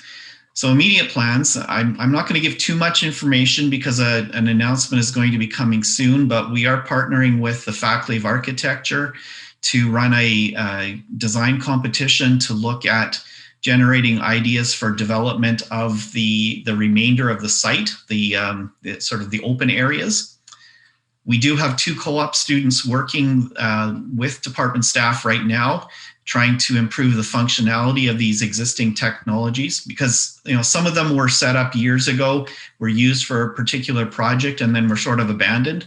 And so we are endeavoring to sort of get them all back to being functional, and ultimately to make the information, the data that's being collected by them, to be accessible online in some manner. And as I mentioned, we are installing a biomass boiler. In terms of future plans, we certainly want to increase the number of technologies on site to demonstrate controlled environment food production. We've engaged with some initial conversations with professors in the Faculty of Agricultural and Food Sciences, and have some ideas of how to proceed there.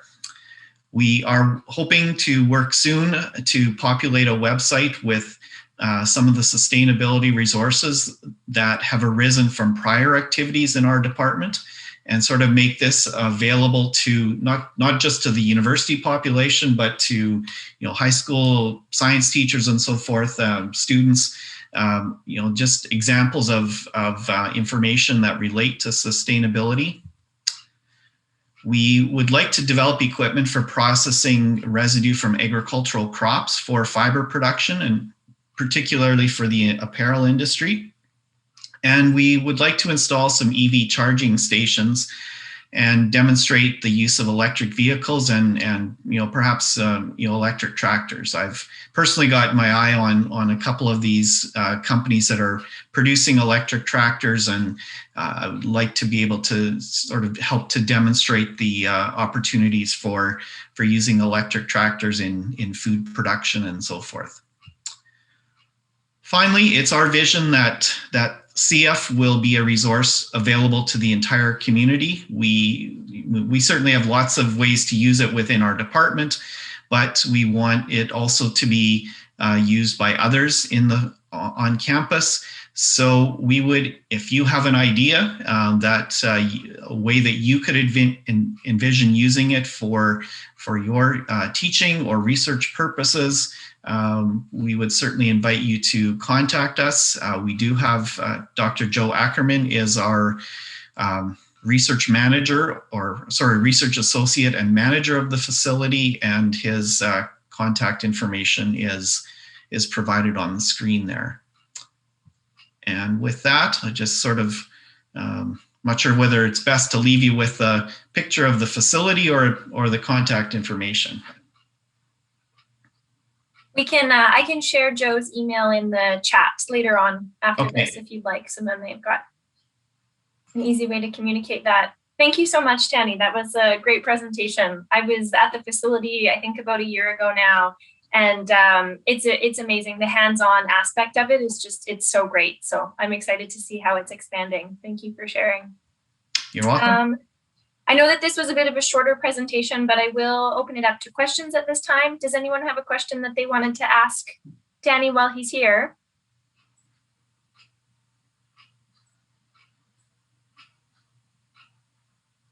I don't see anything coming in, but I'll share Joe's email. So if anything comes up, then somebody can send something your way. Absolutely. Okay, thanks so much, Danny. You're welcome. Have a good rest of your day. I will now be passing it over to Juanita.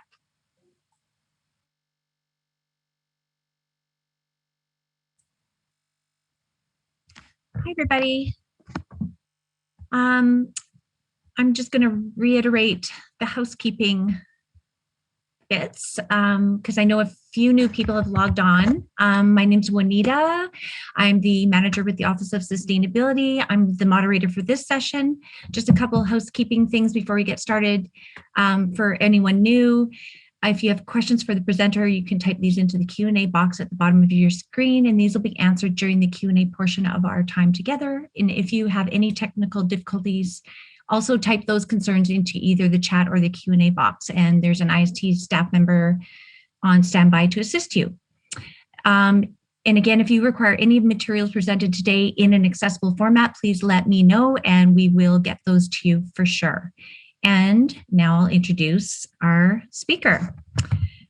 Bill Dowie is a graduate student in the Faculty of Environment and Geography at the U of M. Bill was the principal consultant at Ecoplicity Environmental and has participated on a number of boards and committees, including Gardens Manitoba and Green Action Center, and is the current GSA rep on the UM Sustainability Committee.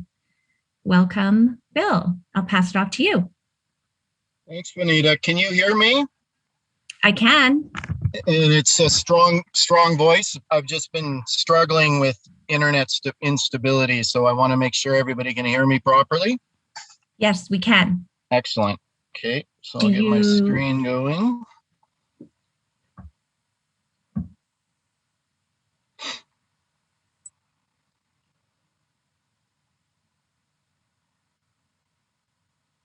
And how does that look?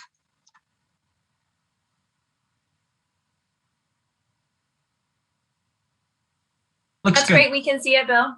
All right, good. Thank you. Welcome, everybody. I appreciate you joining. Certainly, I would be outside at 4 degrees ambient, but I just looked at my temperature sensors that I have around the yard to monitor my microclimates. And the hottest spot in my yard right now is 14 degrees centigrade in the sun. So spring is on the way. So today, and I'll start my timer because we're a little shorter, probably about 40 minutes. So today's, it's going to be a workshop. I realized I pivoted quickly when I saw the format. So I encourage you to put the chat in if you have any questions. I'll pause every 7 minutes or so and ask Juanita to see if there's anything there. And in the middle of the presentation, we're going to have a quick little activity. This is something that I would have done with, say, Dr. Shirley Thompson at NRI for a half a day. So you're getting a smattering of what can be done. So we're going to refamiliarize ourselves with the United Nations Sustainability Development Goals. That was the theme for today. We're going to look at landscape scale and sort of get informed on how that can interact with the backyard, residential backyard, essentially. And then my question is, what do I mean by linking? Because that's sort of what I said up here in my, I guess my title slide for some reason isn't there. Anyway, I said, how do we link SDGs to the landscape scale? Hopefully some of you, I was in a Senate meeting, so I wasn't able to attend, but I did link in with Dietmar. So hopefully some of you saw that. Just looking at the description of the presentation is going to overlap slightly with what I'm going to be speaking of. Certainly when Dietmar says, which will allow children and butterflies to immerse their bodies into an environment, it is absolutely along the same lines as what I want. So we're looking at why am I doing this particular presentation? When Kale approached me to potentially put my name in, well, I know that this is an opportunity for me to sort of get my butt in gear to keep going with my thesis. There absolutely is a gap. So if you Google SDGs and backyards, nothing's going to come up. Basically, you're going to see The REACH is going to start talking about the community garden and certainly the larger scales. And we will investigate that in a minute or so. I'm all about pragmatic research. So I'm interested in the SDGs, not as so much from an institutional global level, but how this can actually become useful for homeowners and for sort of the average person.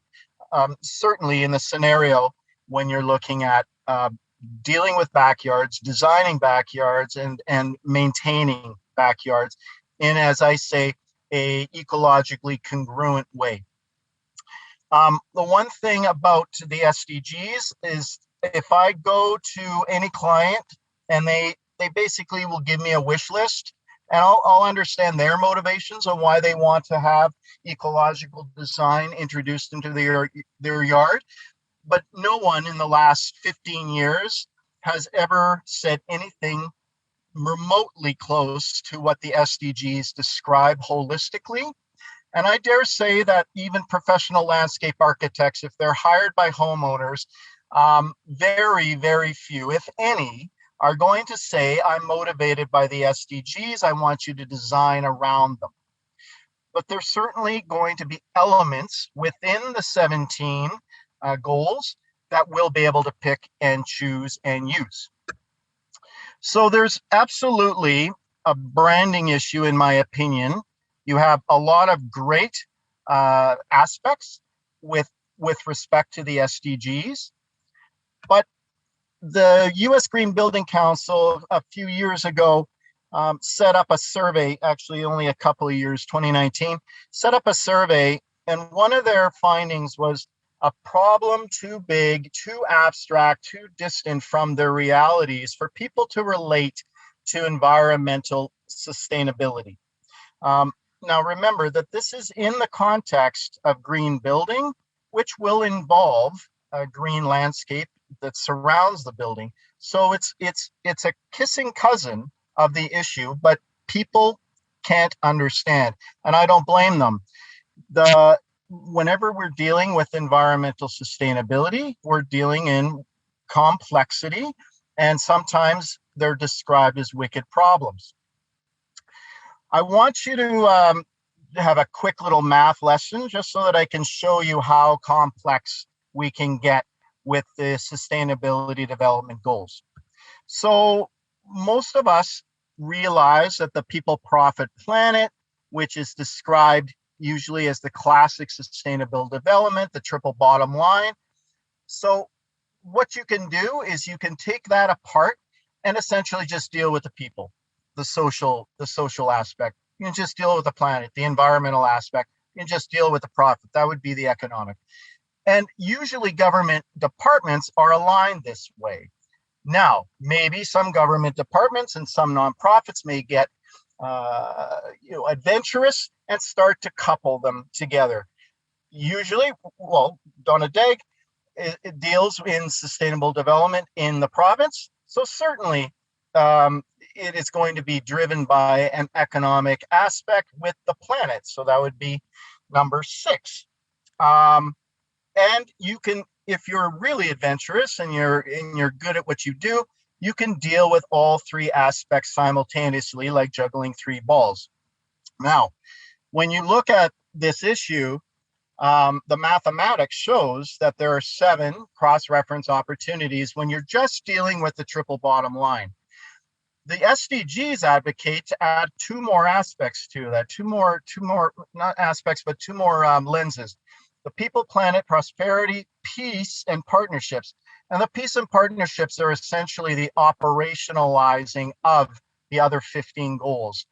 The mathematics, though, shows when you start looking at the combinations, you have 31 now ways to approach.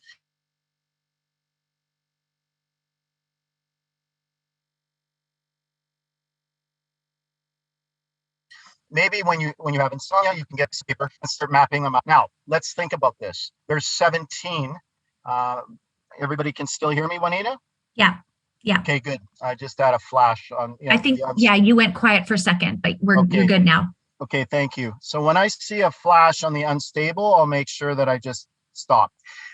When you look at 17 different aspects mathematically, and if anybody remembers their binomial theorem, there's 131,000 plus combinations of dealing with these goals. That's why it's complex. Mathematics doesn't lie. So let's get informed with some aspects with the community gardens. And we have this UN piece that I found a few days ago.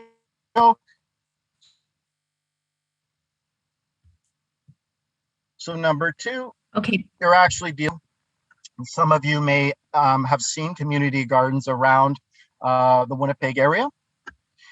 And while you're gardening, you're physically being active. And so not only are you physically being active, but you're immersed in nature. You're hearing the birds. Hopefully you don't have your iPod on, and you're actually getting a more robust mental health. And of course, it's almost, this is one thing about the goals, is 11, in terms of my research, this is almost the meta goal, right? Because I'm very urban centric. I'm dealing with a thesis on urban ecology. I work with city planning. I'm out of the Natural Resource Institute, which is very interdisciplinary, with the help of my home unit of environment and geography, dealing with a lot of wildlife professionals. So the 11 in itself is itself. And then when you're growing your own food, when you're dealing with building nature with your own hands, you are dealing with the responsible consumption and production. So we basically have, out of the 17, we have 4 now circled, and we're going to work our way up with the other aspects. So here's an example that can inform us. I just attended a webinar on the park systems and how they're important for the social well-being. It was out of New York State. So the examples that they were using were from the city of New York. And so here's just a little piece of Battery Park in New York City, and how they've been able to not specifically address the SDGs, but absolutely mirror them. So they have a category of energy. They're looking at all their structures, making sure that they have different kinds of electrification sources.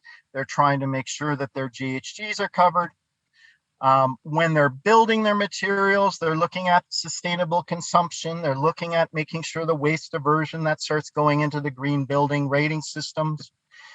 Because most of their park is on watershed, waterfronts and shoreline, they have to be very cognizant of water, both above ground and the life in the ocean. And here's where we start getting sort of merging into the scale that I deal with, looking specifically at the biodiversity and the habitats.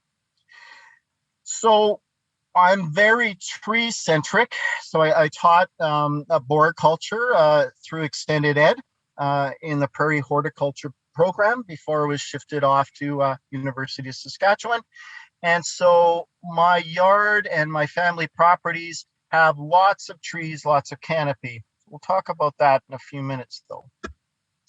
So when I'm looking at my yard, this is one of my family properties. I hoarded material for decades. Always had a vision that I would build some sort of a cabin in my yard.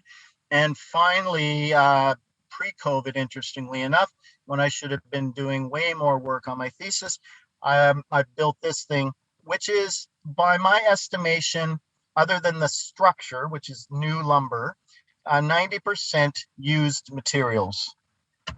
And it's 99 square feet, so it's just perfect for the bylaw. So sustainability, sustainable consumption, sustainable building materials, waste diversion. There's a compost pile just around the corner across the street from this little cabin. And the construction and demolition materials over the years I've picked materials off the street. Everybody knows that I want to gain materials, so they always give them, drop them off. So this cabin is actually made from 9 different doors as part of its facade. So my research fortunately finds other people thinking of the scale that I need them to think of. So Steiner is a landscape architect, an emeritus prof, I believe now out of Pennsylvania. And so the habitat scale, we just sort of looked at the examples of driving from landscape down to the site level. And so there's another book that I just came across when I was researching this project, Wheeler. And so you can see his chapters are setting it up in terms of physical scale as well, going from the international planning, which is perfectly aligned with the global institutionalization of the SDGs. Let's face it, it's the United Nations, down to neighborhood planning and site planning, which I'm sure the architect this morning spoke of. So here's our activity that we can do. So we're at about 14 minutes. So what I would like you to do for the next, say 7 minutes, that'll bring us to 2:25. I'd like you to take a look at this landscape, this pictorial that I constantly use. It's a cornerstone slide for many of my presentations. And you can cheat, take a look at the arrows that are gray and they're pointing at things, but there's a cluster of descriptions that I've hidden underneath the ellipses. So I'd like you to take a few minutes in the chat, and then I want you to tell me what are the opportunities for environmental sustainability, for landscape ecology, for naturalization. What are they doing here? And try to list that. So does that make sense, Juanita? Yeah, I think it does. Okay. Let's see how it goes. Yeah, and we'll get back at 2:25. If there's any questions that people have in the interim, please feed them to me. Yes, I will. There's a few answers coming in already. Excellent. Yeah, I'm purposely not looking at the chat, so I don't want to be biased.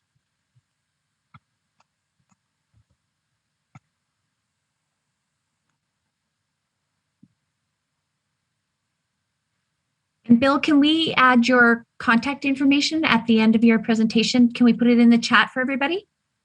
Sure. I have my LinkedIn at the end slide. Okay. And you certainly can add my my email, or preferably I'll put in the chat a better email. Okay, that would be great for sure. Okay, thank you for that.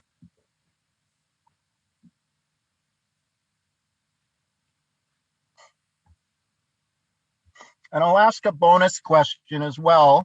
Who amongst our participants are practicing some sort of ecological design activities if they're lucky enough to have a yard, a space? That'll be a bonus question. And list those activities.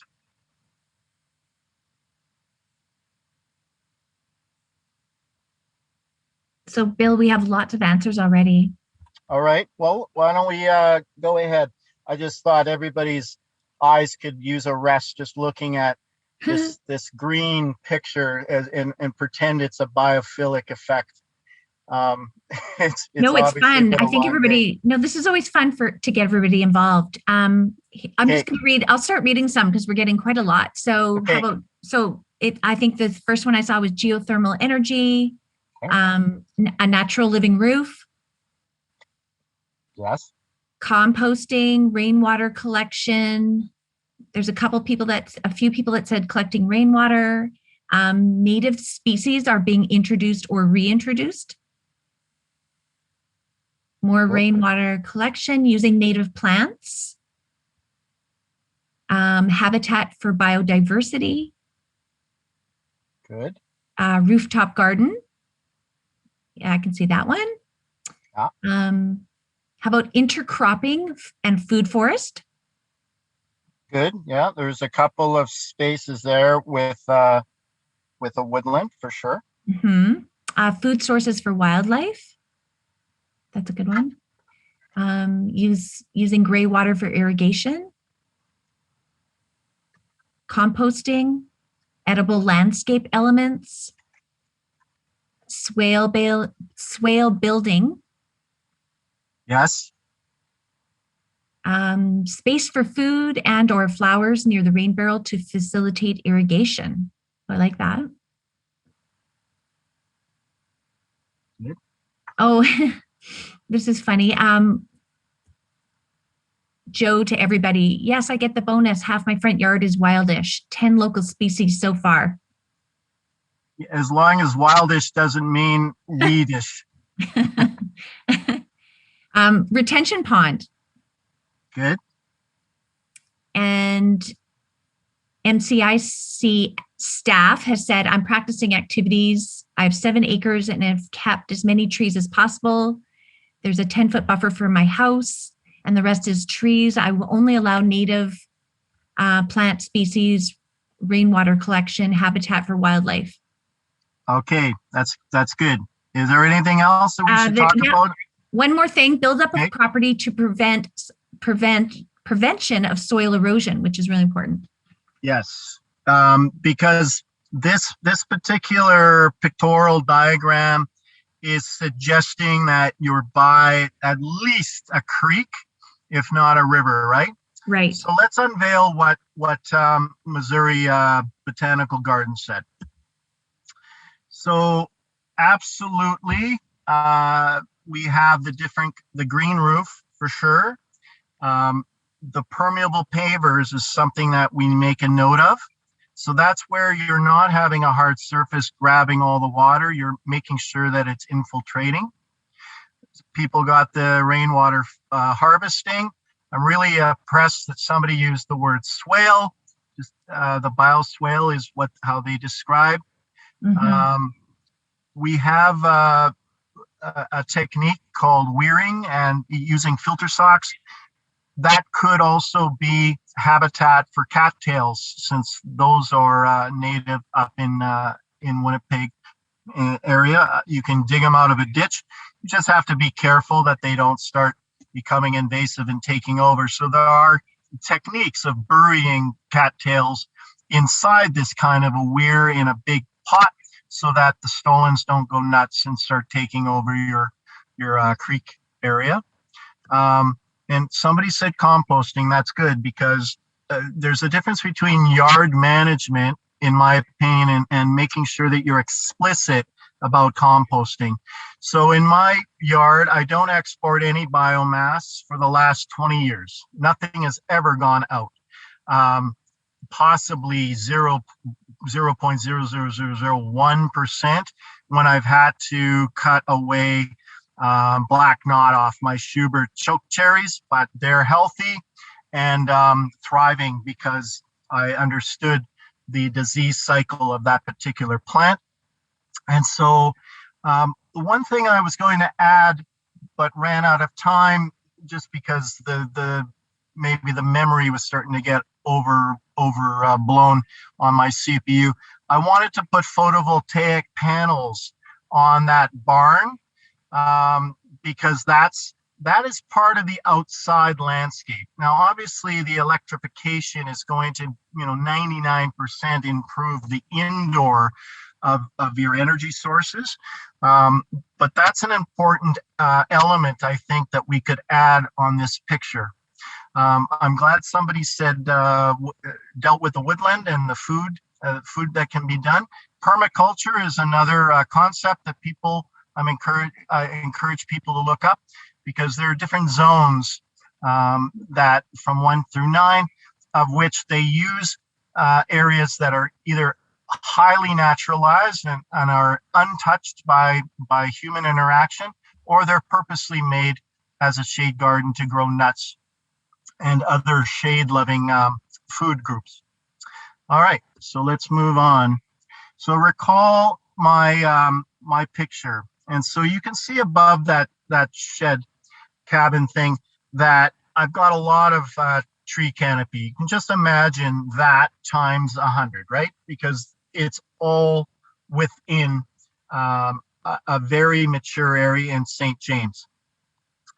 So the reason I point this out is because when you start looking at landscape from a resilience lens, from a more engineering infrastructure viewpoint, you start getting into these things that are circled.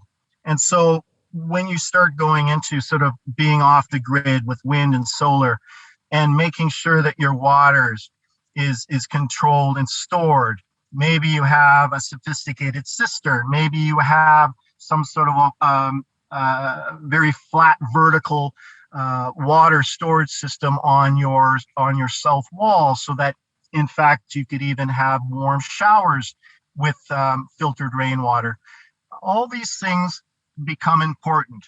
The problem, though, is that you start looking at the dependence on the traditional infrastructure, which involve the natural gas, the electric systems, all of the cables. If you're not in an area of town that has their communication infrastructure buried, I'm not in there.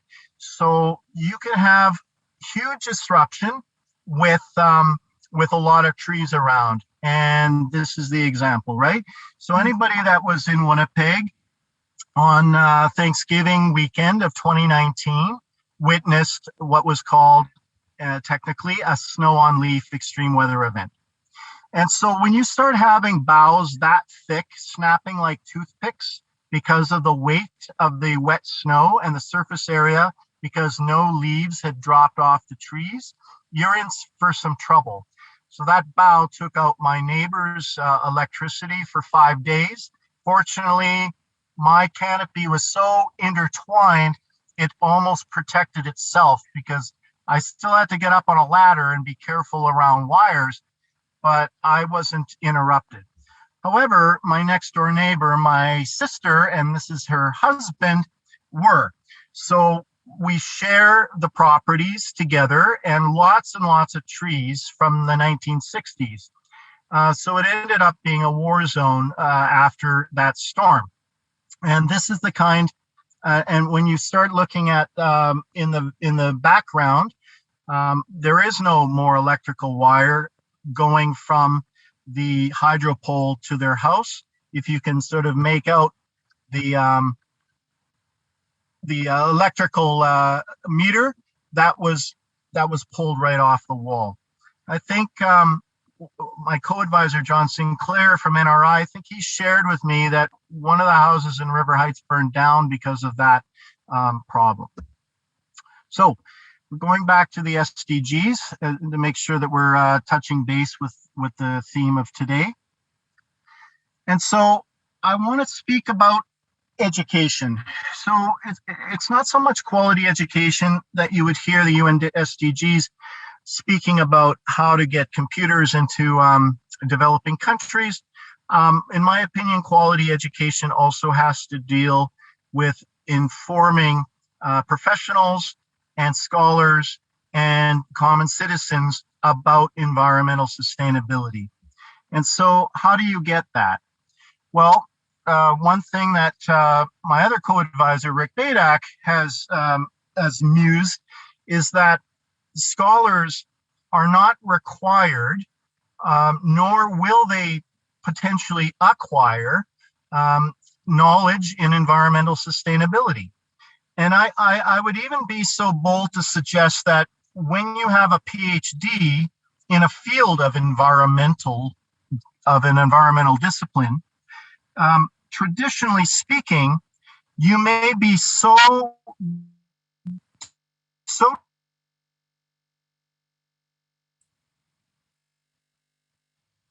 Bill, you just cut out. Deep in a silo. So what I was saying is that people may be in a silo.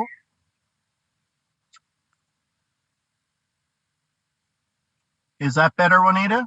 Well, you just cut out again for a second. Yeah, well, I paused that time. Okay. Okay. Okay.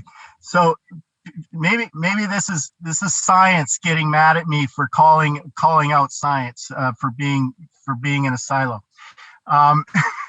So people have to understand that even if you have an advanced degree, that there's always opportunities for learning, and that you need to be able to get out of the research bubble. That you should be embracing interdisciplinarity, and that whether you're a citizen with or without a backyard, whether you're a son in the field or in the lab or in front of the classroom, or whether you're a practitioner, ecologist, all those people should be working together all the time. It should not be dependent on one project, sort of one and done, and then that's it. You know, it's no longer important to speak to the aspect of thinking holistically in an integrative way. So there are ways of learning very easily about how to do ecological design. So all those great ideas that came in the chat. So here's a regional example. Fort White Alive, our nature preserve right in the middle of the city, has a program called Naturescape. And then the Canadian Wildlife Federation has a national program that maps landscapes that are doing backyard conservation. And in fact, they're contemporary down in the States. They're not related, but I'm sure they work closely together, because the National Wildlife Federation shares information and mapping strategies with the US and in Canada. All of these certifications I have for my yard about 20 years ago plus. So I was an early adopter. Speaking of that timeline, in the early 2000s, there was a very great program under the USDA, and they were sharing with me tip sheets, glossy 8.5 by 11s, and they mailed out the whole kit and caboodle up to Canada for free. So they're really into sharing information. Hopefully there's an opportunity to share this particular slide, because it's difficult to find this program now. Maybe it's better now that Biden is back in power. Some of you are going to understand that there are green rating systems that could be useful to inform us on backyard scale biodiversity and wildlife conservation, leadership in energy and environmental design, which is out of the US Green Building Council. They have traditionally, before they started to revamp their system, spoke specifically of sustainable sites. I noticed that there was a presentation on the campus landscape. And so there's better ways now to actually look at the campus beyond just the ASHE STARS program.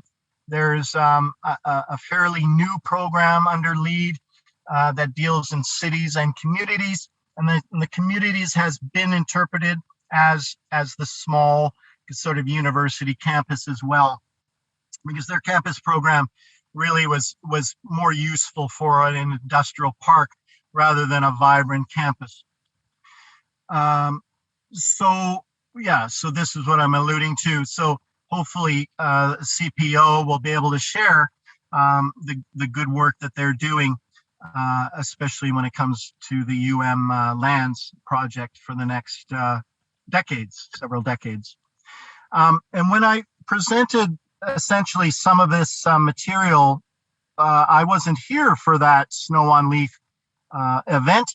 I was in Vancouver presenting at Eco City, and I learned from fellow presenters about this Envision green rating system that essentially is geared to the horizontal infrastructure. So the large scale land projects that are being renovated, that deal with the electricity, the sewers, all the stuff that's basically underground. What are we going to do above ground to make sure we capitalize on sustainability initiatives And this is driven by the civil engineers and the public works people out of the States, and it's being a strong uptake in Canada, in vision, especially out of BC.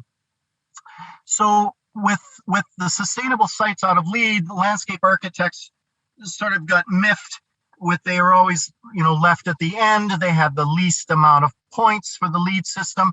So the landscape architects, along with other stakeholders, got together and created a program called Sites. There is no maximum, and when their minimum is 2,000 square feet, that might sound a lot, but it's not. It's like 40 by 50, right? 40 times 50 is 2,000. So any residential scale can use Sites as an informative way of designing. And when I got into this, I met a gentleman, John Morgan, who is a graduate of NRI and started his own business and kept going, but sold off his plant propagation part of his business. And so I learned more about sort of ecological design through the native plant lens. And these are the two companies that are still prominent in Manitoba, and really the only ones, Prairie Flora and Prairie Originals.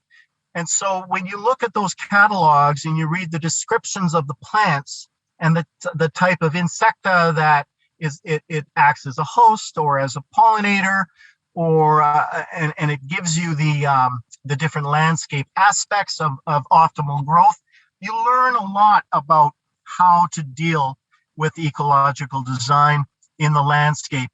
And there's a couple of participants, as we recall, Juanita, on the chat, that spoke about only using native plants. So I really commend that person.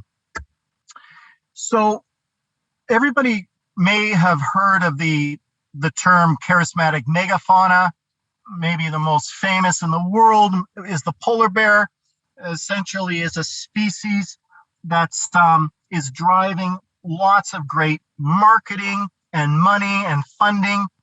So there is what's called a charismatic microfauna. It's not a term that's used as much, that's for sure, but probably the most famous one, at least in North America, may be arguably the monarch butterfly. And the nice thing about the monarch butterfly is because that insect is intergenerational, and it connects North American wide from Mexico all the way into Canada, as you know. So when people come to me and say, I really want to, make sure that I have a landscape that'll attract butterflies, they, by happenstance, are essentially asking me to do ecological design. Sometimes I have to remind them that not only will you be attracting butterflies, but all types of pollinators, including bees and wasps. And they freak out a bit until, again, they're educated more, so that and if I'm lucky enough, usually I'm designing in the winter and not in the middle of the summer, but in case there's ever little maintenance things that I have to do with a client, and I'm lucky enough that a bumblebee is nearby, then I'll pet the bumblebee, because the bumblebee has no use for me. It just wants to make sure that it's really going into that throated flower. And so then they realize, okay, well, maybe bees aren't so bad. Bill, sorry, I don't want to interrupt, except that we just have 5 minutes left. So I just wanted to give you that warning in case you want to do a little quick Q&A. Sure. I got 36 minutes on my thing, so sure, okay. That's perfect. That'll be perfect timing. Okay, great. Okay, and so we're going to go into a real life example to finish off the presentation. So perfect timing, Juanita. There is a client that I met at a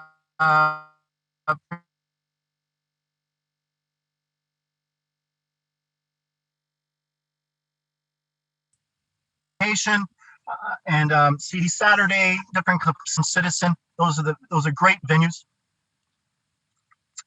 I'll just stop. Those are great venues to go into. And so here's a real world pragmatic example. I did a presentation, it was called From Gravel to Garden. So a client in Elmwood area bought a house, and the real estate agent literally said to this client, it's a low maintenance backyard. You don't have to worry about a thing, because the previous homeowner basically paved it with limestone. So what we did is we made a point of getting her to dig into that limestone, get down to the gray soil, and then I brought in what's called just three-way mix.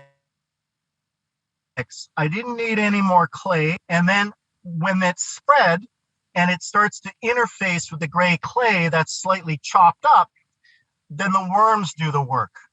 And now it becomes bioproductive. So the soil went in place, and then I built gardening boxes around the soil so that essentially let the dump truck do the work, right? And the back lane neighbor donated this fence, said, you know, I don't want to have it. I'm going to be putting up a garage. Do you want it? Maybe she paid $100 for all that material in wood. So I gathered all that wood and transferred it over, rebuilt it, made sure that I kept all the gray clay that I was excavating by hand out of the post holes, so that I would be able to mix that with other soil amendments. And there's the new fence. And then that's what happened only a couple of months after a gravel. So that's her food garden within a season of productivity. So it was quite impressive how much nutrient rich that soil became, and all the plants loved it. That's gorgeous. It looks fantastic. So essentially what I think our presentation has shown are all these things that are circled are opportunities to bring the SDGs down to a practical backyard scale level. If anybody wants to try to make sure that, you know, number 1, 8, 10, 16, 5 are addressed, perfect. Just off the top of my head, if somebody like that woman donated half of her food to a garden grow op, CSA, then number 1 is covered. So there you go. We just thought of a new one. So I really appreciate your time. Like I said, I'd be outside watching my downy woodpeckers and the nuthatches that are starting to migrate back into the yard. So if anybody has any further questions, Juanita will gather them in the chat. Mm-hmm. And there's my LinkedIn, because I was an early adopter. Just Google me as William Dowie LinkedIn. I'm the only one in the world that has that name. Okay. Thank you very much. Bill. Yeah. We'll leave that for sure in the chat. Thank you for giving me your contact information via LinkedIn. Thank you. This was super interesting. We really, really appreciate it. And I guess we're perfect timing, right? Thank you so much. And all right. So you're going to stop sharing with me? Perfect. Okay. So if that's it, I appreciate your attendance. Thanks very much. Okay, I think we're ready to go to the next presentation. I'm just going to remind everybody that if you have any Q&As, you can add them into the Q&A box at the bottom of your screen, and they'll be answered either during the presentation or at the end. And again, if anyone has technical difficulties, you can type concerns into the chat or the Q&A box. And we're here to help, and we have an IST member here to help as well. So I'm going to introduce our next presenter. Joe Ackerman is a research associate in the Department of Biosystems Engineering. Joe's current research focuses on post-consumer resource technologies, including gas cullet as wastewater filter, biomass and fiber as fuel, compost maturity procedures, and bioplastic from agricultural byproducts. Today, Joe will be sharing information on microplastics and how to reduce exposure to them. Welcome, Joe. Well, thanks. Can you hear me? Yes, perfect. Okay, good, good. Let's see, I'll figure out how I can share my screen. Actually, maybe I don't want to. Maybe I just want to look at you for a while. Oh, I've lost. There, okay, I can see myself and you. Okay, well, hi. What should I say? Good day, eh? This is Sustainability Joe. I figure I might as well, everything's sustainable these days, so I'll go with the flow. And our topic today, shout out to Bob and Doug McKenzie, is our topic today is microplastics and if you should worry about them or not. And a wise man once said, worry is a complete waste of imagination. So best to take your concern and put it into changing the situation for the better. Action is always better than worry. So as an intro, let's see what we got here. Oh, let's see. How do I share my screen? I have to go back. I'm sorry, everybody. Where are we now? Can you see my screen? No, we cannot. Just you. Just me. Okay. Well. Okay, I had it all. It was all good.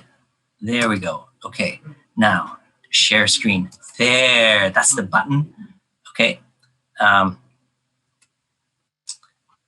And there. Now, can you see my screen? Are you watching my screen now? No, we're watching you. I thought all I had to do is hit the green button. Well, Click the green button and then it'll give you the option of what screen you want to share or what app you want to share. Okay, good, thanks. Okay, so we got back to here. Share their screen. There we go. It's coming in now.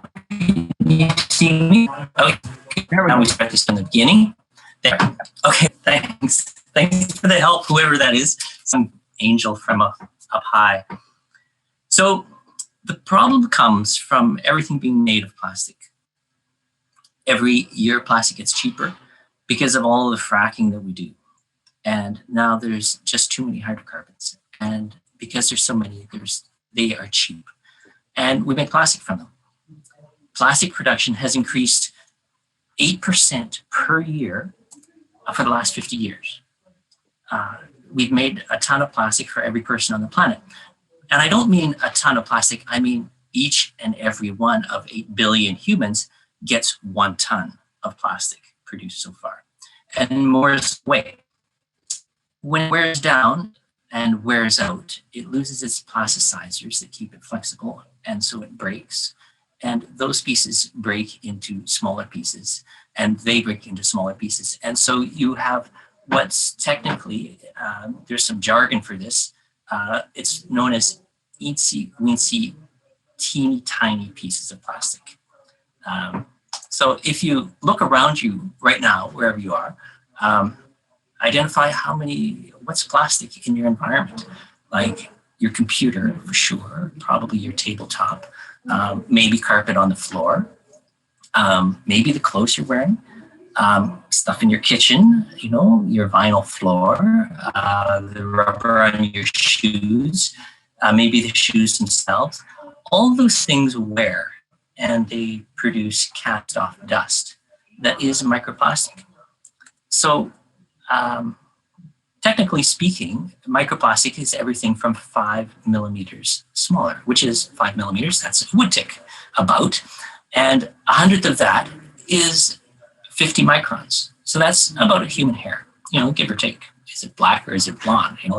Differences there. And 1/10 of that is spider silk. So that's 5 microns. Now, 5 microns is also like a portly bacteria. So we're getting very, very small here. You can only see spider silk if you catch it in the light just right. Now, if you take a 50th of that, you get 100 nanometers, which is a large molecule. There's very few, once you get that small, things begin to be different from the way they are when they're larger. So that is the full range of microplastics. They even go smaller, and we don't know how to measure them down at that size. So, and each size poses some kind of risk for different organisms. For instance, like a whale will choke on a car tire, and a bird will choke on a bottle cap, and a copepod will choke on a polymer that it was algae. So there's choking hazard and association, which means mistaking plastic for what you thought was food, and you eat it and fills your belly and won't move along. And so you're not hungry for supper, but then the downside is you starve. So there's other risks too. One is sorption. So being lipophilic, some of the bad large organic chemicals in the environment can sorb onto the plastic, and the worry is that they will then desorb once you eat them. And also there's leaching, which is, the plasticizers and flame retardants and stabilizers that's in the plastic, and the color and all that will leach out once it's in your system. And then there's also the nanoplastics, which are a strange breed because they're so hard to measure. They are small enough, they can cross membranes, and they can enter your bloodstream and maybe go into cells. And maybe they will mind their own business when they're there, but maybe they won't. So all that is the worry. And there I go worrying again. We've been told all along that plastic is inert and non-reactive. But when enough of it is sitting in your gut or in your cell or in the it puts you concern. It's like must wait, and it has a place at the table, so to speak. And do we really want it there? The science of microplastic is quite new. And that's what makes it such an interesting topic. We're just now learning how to collect it and analyze it. And when you think about it, when you have to separate out teensy-weensy bits of plastic from all other teensy-weensy things in a spoonful of soil or goo in a net or goo in a bivalve, how do you do it?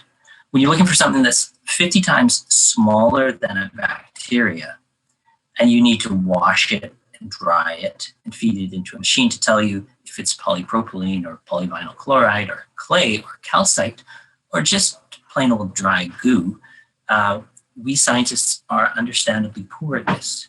We have big hands. That's why most research on finding microplastic in the environment is using big pieces, like 50 microns or more, because you can see it. You can pick it up with tweezers. Some scientists even admit they're likely missing the bulk of the microplastics in their sampling work. The other problem is most work done in labs is they use ground up plastic, and they add this to a fish tank of some kind of critter, and that will give them results that they're looking for, hopefully. But they're very specific, and they're not readily translatable into the wide world. So work on farm organisms in nature is quite rare, and research on communities in nature is even more rare.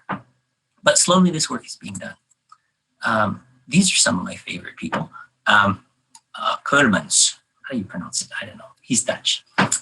So these guys just did a study, a long-term study, looking at 4 levels of microplastic and nanoplastic in ditch sediment and its effect on the tiny critters over 3 and 15-month period of times. And the length of time, this kind of length of time is quite rare also. So out of the 20 species that colonized the treatment, they found impairment of one particular species, which turned out to be a keystone. And in that kind of setting, the entire ecology suffered because it was a mover and shaker and very important to it. So greater amounts of plastic do greater harm to the worm world, at least, but likely to other worlds. and these studies have yet to be completed. In the meantime, what can we do? Well, I have 2 more studies that will give some suggestions. First off, this one is by Caterino. I have no idea what is Caterino doing in Scotland, but there they are. They looked at eating mussels and the contribution to total annual plastic intake by people. Mussels are filter feeders, and polyester clothes shed fibers into wastewater systems. And some of that enters the sea, and some of it enters mussels. And sure enough, they found about 4 microplastics per gram of soft tissue. Now, mussels make up a pretty small proportion of the Scottish diet. So the annual contribution via mussels is only 125 per year. But just wait. If it takes you 20 minutes to cook supper and you set the table first, you put the plates out. In that 20 minutes of cooking supper, and in the 20 minutes that it takes you to eat that supper, there's microplastics that come down in the dust in your house that now you're eating. So compared to what the average Scot, or maybe the average Canadian, we don't eat a lot of mussels here, ingest from microplastics from mussels, just the dust fall, just at dinner time alone, at 13 to 68,000 microplastics per year. So this is a good lesson on mussels get the bad rap for being a source of microplastics, but no, cooking dinner is way worse. Okay, the second study was done in Paris. There. They measured microplastics indoors and outdoors in 2 apartments and an office. Now, basic story is outside is cleaner, like 20 to 30 times cleaner as far as microplastics.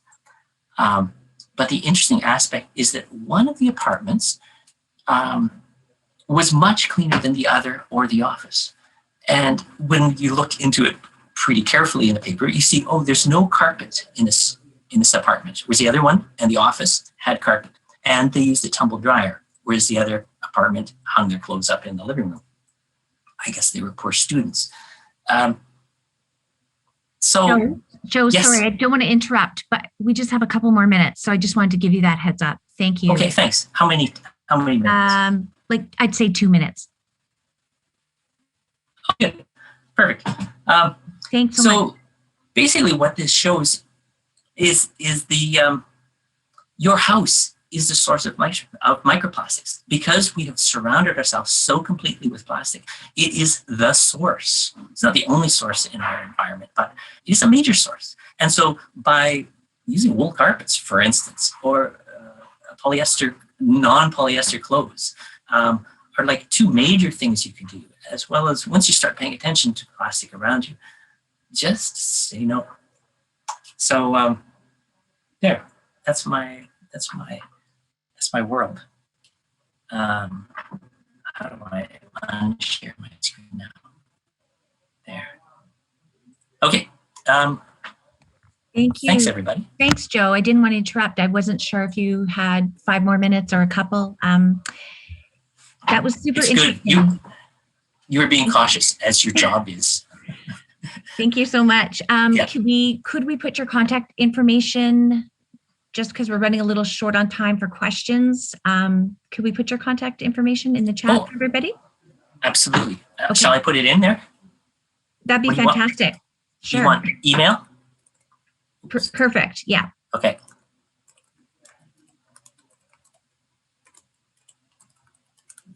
Appreciate your time. It was really interesting. Thank you so much. Okay, good. Well, thanks, everyone. I'm sorry my voice was not clear enough. No, it was good. It was good. It was good. Thank you. Okay. Great, Anita. Thanks. Good hosting. Thank you. Bye. Thank you. Hello, my name is Jessie Klassen, and I'm the Engagement and Projects Coordinator with Office of Sustainability. And just a few housekeeping items if you are just joining us. So I'll just pull those up now. If you have any questions for our next speaker, you can type those into the Q&A box at the bottom of your screen. These will be answered at the end of the presentation. If you have any technical difficulties, there's a staff member from IST standing by. So just type that into the Q&A or the chat box below. If you require any of the information presented today in an accessible format, let us know. And I'll now introduce our speaker. Jeremy Murphy is an urban planner, project manager, sustainability specialist, and principal consultant at Sustainability Solutions Group. Jeremy is also an instructor in the Simon Fraser University Community Economic Development Program and one of the two co-founders of the Hive, Vancouver's social impact co-working space. Jeremy is the lead consultant developing the UM's Climate Action Plan. This plan will fuse sophisticated energy and emissions modeling with opinions and inputs from all over campus to produce an exciting set of big move, low carbon actions to get the university to its net zero emissions by 2050 goal. Welcome, Jeremy. Thanks, Jessie. Yeah, thanks for inviting me to Sustainability Day. I have a short presentation I'm going to share with you all, and take about maybe 10 or 15 minutes to present, and then happy to take some questions if we have time.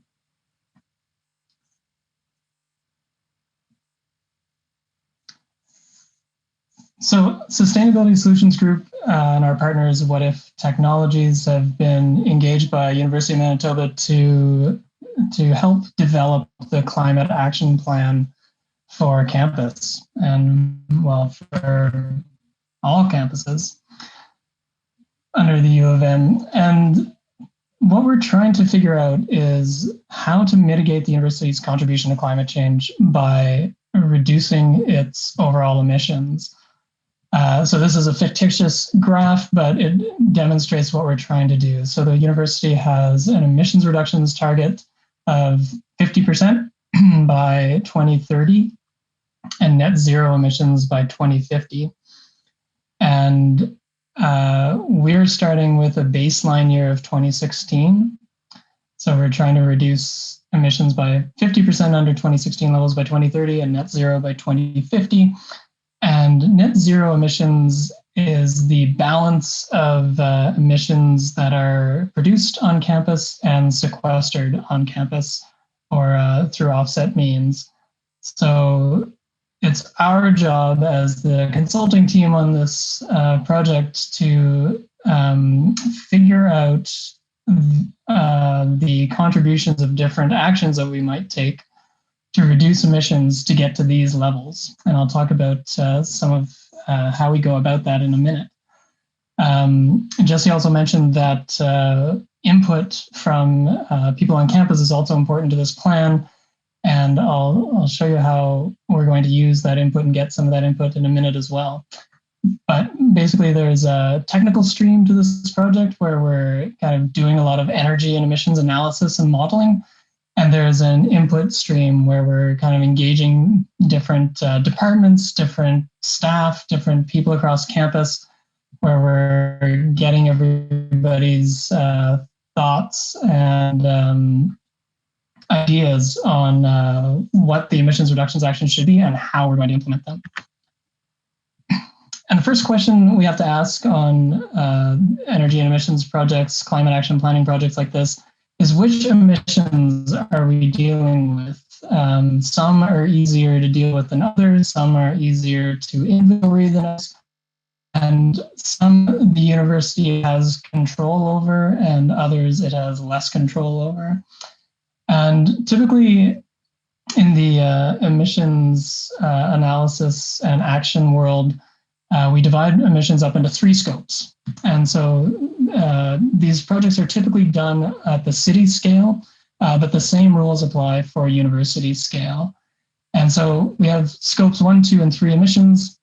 Scope 1 would be all of the activities that are generating emissions within the university boundary. So on campus, what is generating emissions? And at U of M, we have agriculture, operations, forestry, some land use activities that are generating emissions, so we include those and address those. We have fuel combustion in buildings, mostly for providing thermal energy, heating.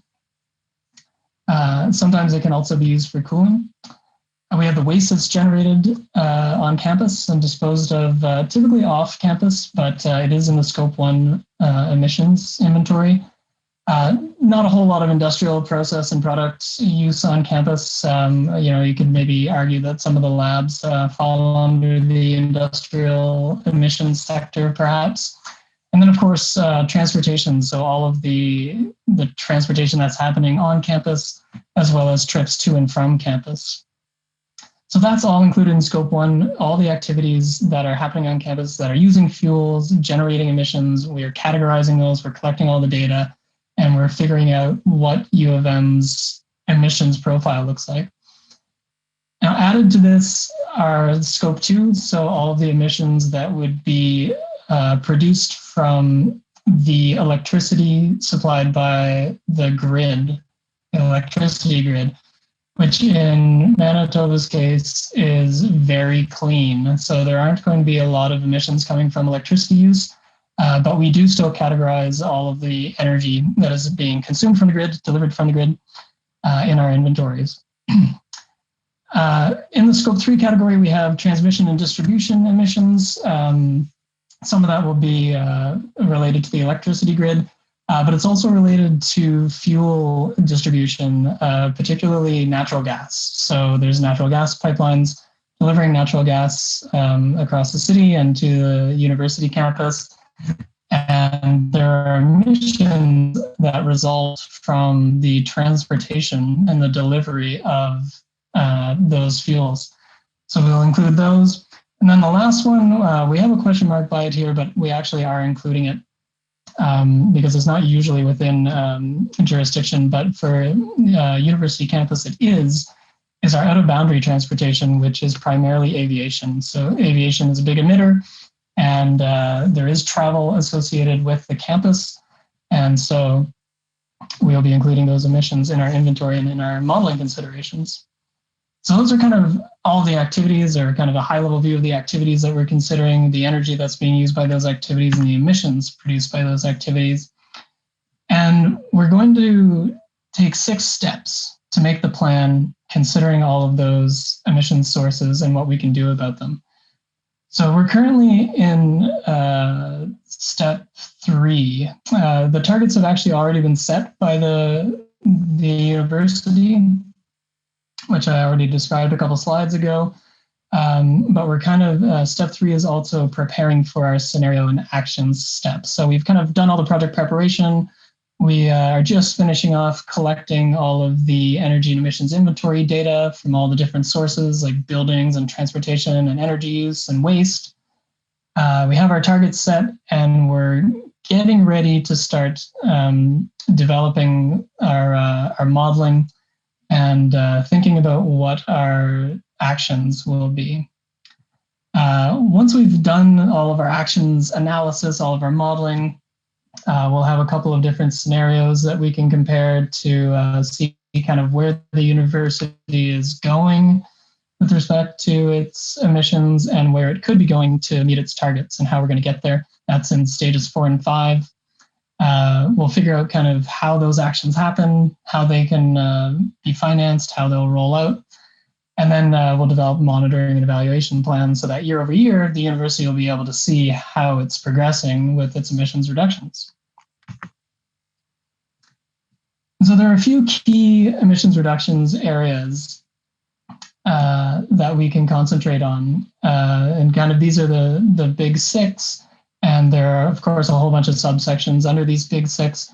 But you can kind of think of what some of those actions might be in each of these emissions reduction actions areas. So we have compact, complete communities. So you can think of actions on campus that would require less transportation, for example. What can we offer on campus that prevents transportation using fossil fuels and vehicles? Or, what are the amenities that we can offer? What are the, how can we situate new buildings so that we're very energy conscious about them and their uses.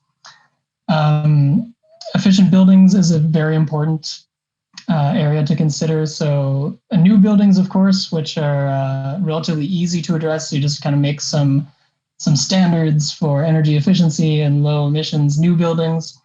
But the existing buildings are really the challenge. Old buildings, that are in some cases 50 to 100 years old. How do we deal with the energy that is required to heat those buildings, to power those buildings, to light those buildings? And how do we retrofit those buildings to be more energy efficient and emit less? We have our water, wastewater, and solid waste sector, which is mostly about reducing water use, reducing wastewater conveyance and or volumes rather, and how it's treated, and reducing solid waste. And for what we can't reduce, treating it properly and diverting it properly. Low carbon transportation options, of course, electric vehicles are playing a big component in this area currently. But also, how do we reduce trips? How do we encourage transit use? How do we encourage active transportation by walking and cycling and rolling? These are all important actions to consider in transportation, and transportation is a big emission sector. I mentioned earlier local clean energy generation. Well, from the grid at least, it's already pretty clean, but a large energy user on campus is a district energy system. So how can that district energy system become low carbon or net zero carbon even? Currently it runs on natural gas, which is a big emitter. And then finally our carbon. I've got about 2 minutes, so whenever you want to open up to questions too, go ahead. Okay, perfect. And then of course we have carbon sequestration activities. So we have forestry and land use activities that we can take on campus to sequester carbon. And ultimately, this is what we're going for. This graph, we have our current emissions levels at the top left of this graph, and we're trying to decrease those emissions through all of these different actions to the bottom right-hand side of this graph. And so as we develop this plan, as we seek your input, we'll be determining what all of these colorful actions are. We'll be modeling what their expected emissions reductions are over the next 30 years. And we'll be doing it in a way that shows us how we're going to meet those 30% or 50% reduction by 2030 and 100% reduction essentially by 2050 emissions. This graph will be one of our key outputs that we'll generate through the work of developing this plan. And what we will be seeking from you along the way, mostly in steps 4 and 5 of our decarbonization trajectory, is input on the actions. What are the actions? Where do they happen? Which are highest priorities? And that will feed into our modeling considerations. And also the implementation of these actions. How do they happen? Who's doing them? And how will they be equitably implemented? And that will feed into our implementation framework. So this is what we will be seeking from you over the coming months at a few different intervals, getting your input on the actions and how they're implemented so we can formulate this plan. Yeah, thanks so much. Happy to take any questions. Well, thank you, Jeremy. That was a great little sneak peek of what's to come in the next 5 months or so at the U of M. Very exciting. We have maybe 1 minute for if someone has a burning question for Jeremy. Knowing that there will be some opportunity in the future to have your voice heard in this plan. All right, I see one here. Buildings. Why are new buildings not a problem? How would you design a new building? What's the standard for a more sustainable architecture? So new buildings are not necessarily not a problem, but they are a more manageable problem than existing buildings, which are responsible for a large chunk of the campus emissions. New buildings, we can design energy efficiency standards for new buildings that are going to be developed on campus. So we have a lot of control over that.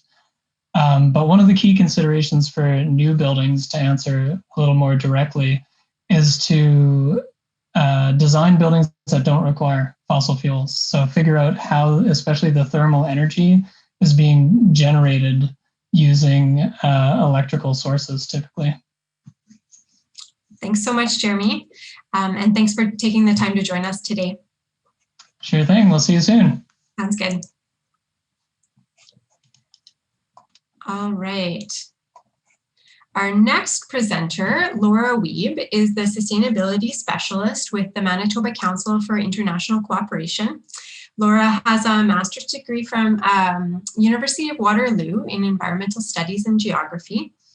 And she is speaking today about the Magiado Women's Savings Group, a project of Tier Fund Canada, and how this program works to address gender equality issues in Makeni, Kenya. And listen carefully because a prize will be awarded at the end of the presentation. So welcome, Laura. And just a reminder that you can type your questions into the Q&A box at the bottom. Hi, good afternoon, everyone. So thank you so much for inviting me for this presentation. I'm just getting my slides set up here for us to going here. Are you able to see my screen?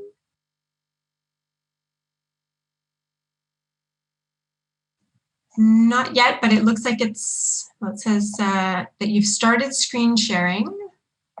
Okay. I just don't see anything coming up yet. I still have a black screen here on my side too. It's just doing that, loading message. There we go. I see it now. Okay, perfect. So thank you so much for inviting me to speak again. I'm also alumni of the University of Manitoba. I have my undergrad from the U of M, so I'm happy to be back as a guest speaker. As was mentioned, I'm the Sustainability Specialist for the Manitoba Council for International Cooperation. And I'll be joined in this conversation by my colleague, Abdul Keshta, who is the International Program Coordinator, a little bit later in the presentation. This session will include a brief introduction to and explanation of MCIC's work as it relates to international development, with a specific focus on MCIC's member Tier Fund Canada and their project Cajado Women's Savings and Loans Group, which they undertook with a local partner organization in Kenya. After an introduction to MCIC and the project, we will screen a short video about the project filmed on location in late 2020 in Kenya by Mediaset Africa. We'll follow up the video with an interactive 10-question trivia game to test your knowledge, and we will have prizes for the winners. I'll just get to my next information screen here. So about, about the Manitoba Council for International Cooperation. So we are a coalition of Manitoba-based organizations involved in international development. Our mission is to support, connect, and amplify the work of our members and partners while directly engaging and collaborating with Manitobans for global sustainability. MCIC develops and delivers tools, resources, and assistance designed to help Manitoba schools and educators contribute to international development, the Sustainable Development Goals, and fair trade. MCIC is also responsible for distributing funds designated for international development and humanitarian projects through the Manitoba Government Matching Grant Program, which we'll talk about a little bit later in the presentation. And additionally, the Fund for Innovation and Transformation is under our umbrella, and I'll talk about that just a little bit more later in the presentation. So this is a screen that shows all of the member organizations of MCIC, the current members of MCIC.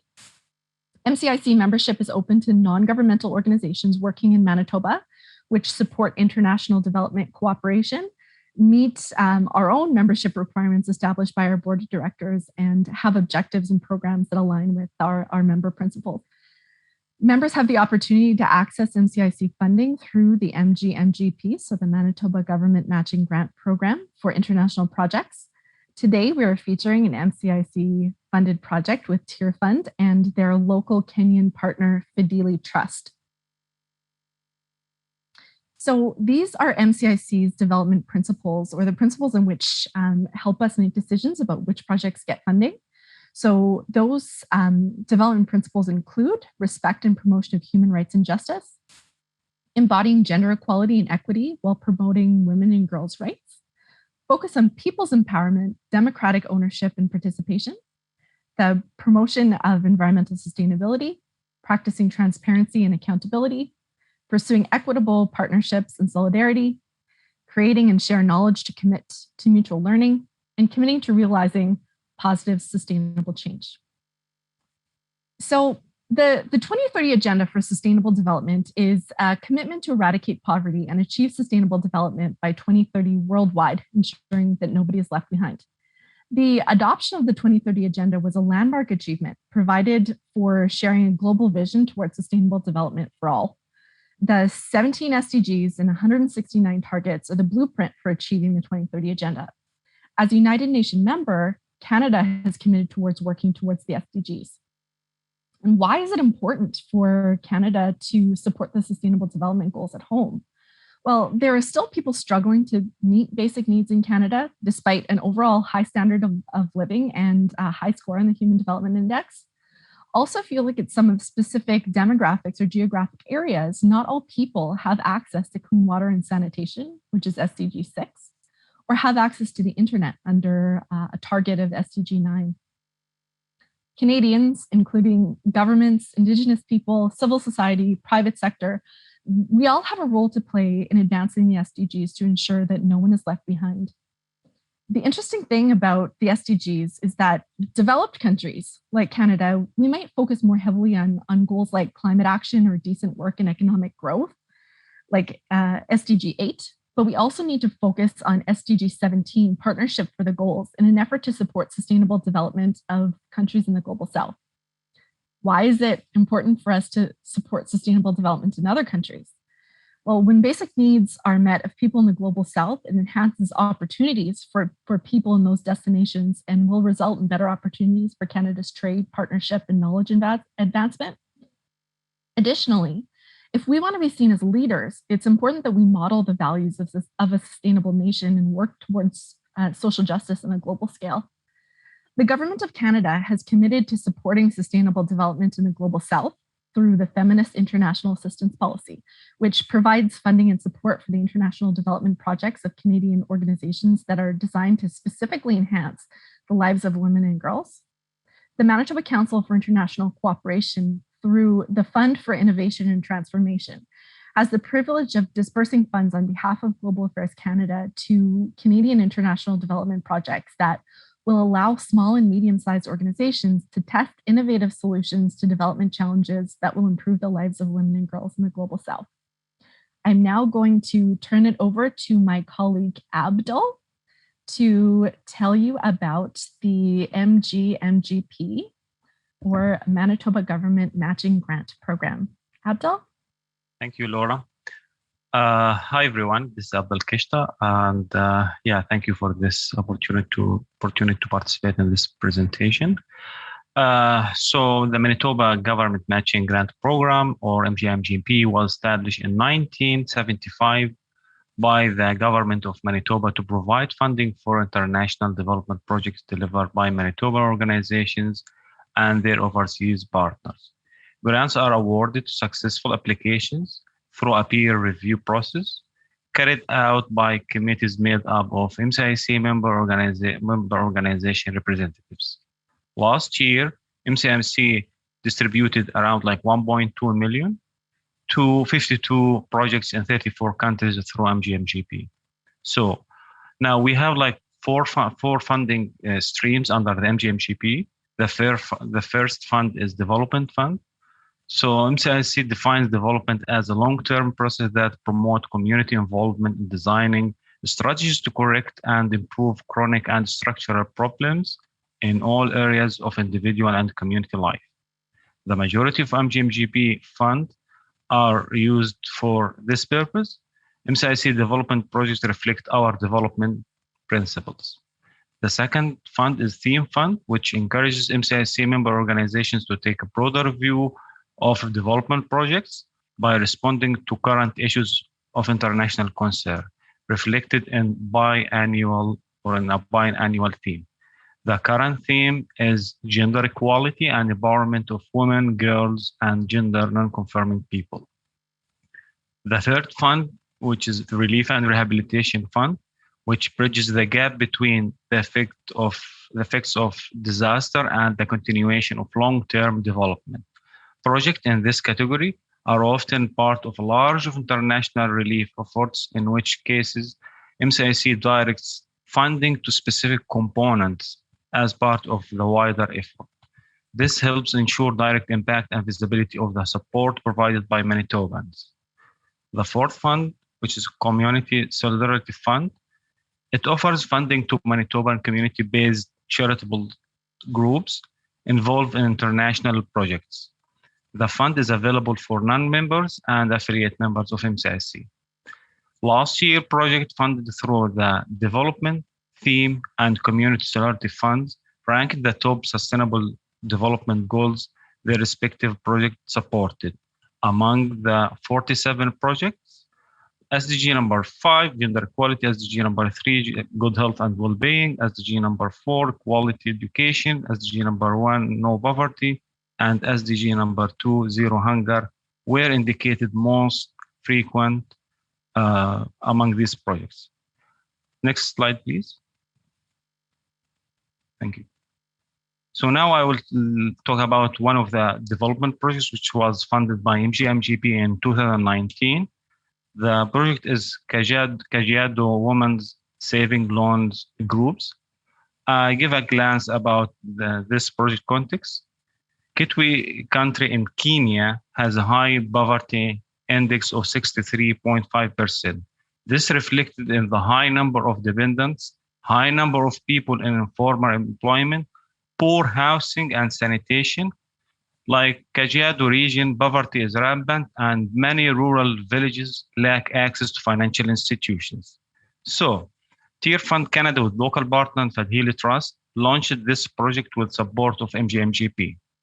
The ultimate goal of this project is to empower women in the Kajiado constituency in Kenya to develop a sense of financial security and economic independence. I will go through what this project achieved. Firstly, it established 46 village savings and loan groups with an average of 30 members each, which impacting 3,800 families, of which 91% was women. Secondly, as women learn to save and have opportunity to borrow and invest in their communities, they develop a sense of economic independence and are empowered to take steps to exit poverty. Most of these loans were accessed to improve farming activities, purchase house items, pay medical bills, school fees, and start small businesses. Thirdly, this project provided training and mentorship on an ongoing basis throughout the 12-month term through village agents.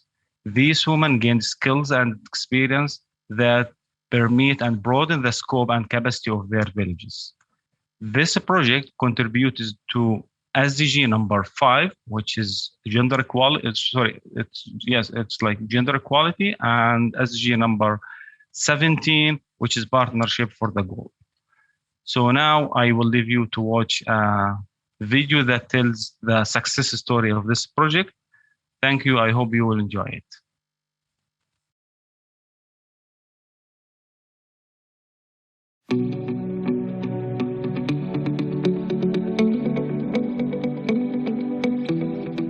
Makueni County, locally known as Ukambani, is 180 kilometers north from Kenya's capital, Nairobi. The county is home to about 1 million people, most of whom farm in order to feed their families. But reduced levels of rainfall and increased drought resulting from climate change is making successful farming a challenge in this area. Hence, some people live in poverty. In this area, the place is very dry, and we have a lot of challenges like inadequate rains, and we have also challenges on soil erosion. And there is also the competition of livestock and the farm. So you find that the farmers are not getting adequate mulch for the farms. Despite the challenges created by climate change, some women in the rural parts of Makueni County are working together to create opportunities for themselves and their families. Tabitha Mweni is a member of the Village Savings and Loans Group, which is helping women to save, invest and borrow funds in order to address their needs and grow their opportunities. Maisha yangu nilikuwa ni kilima shambani. Nyumbani nikaanza kabiashara kidogo ya mboga. Nikaenda nikanunua mboga ya 200, nikatengeneza kipanda. Nikaendelea na hiyo kipanda mpaka nikaanza kununua soda na sukari kilo 5. Nikaanza kuuza. Kwa sababu hiyo mboga inaenda sana, nikaanza kununua kidogo kidogo nikaweka kwa hiyo duka. Alafu sasa nikiendelea ndio hiyo fadhili imekuja. Mwalimu akaja akatusomesha akatuonyesha vile taweza kusave pesa zetu, ni zetu tutaweka kwa kasanduku. Tukaweka hizo pesa tukaanza kuchukua kama loan.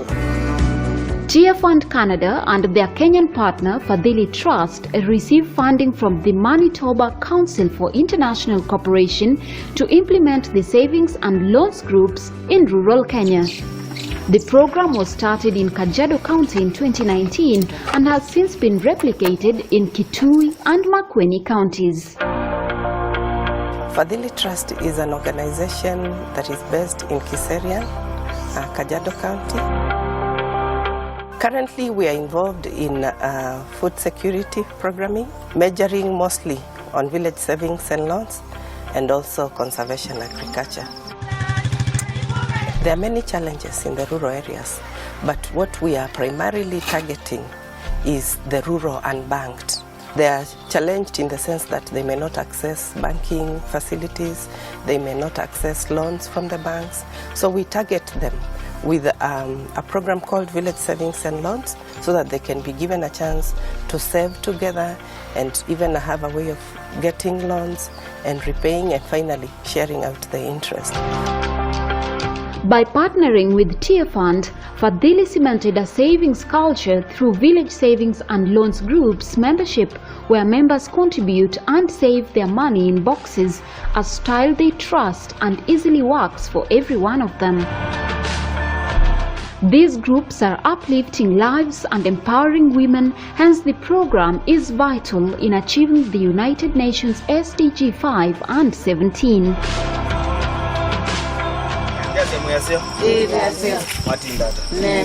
With funding from Tier Fund Canada, Fadhili has trained and mentored people in the Ukambani region who have formed 46 village savings and loans groups that have impacted 1,380 families.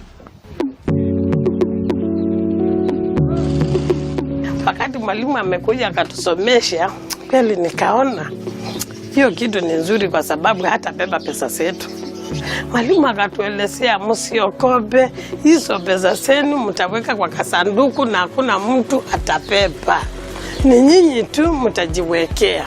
Na ni nyinyi tu mtangawania kila mtu.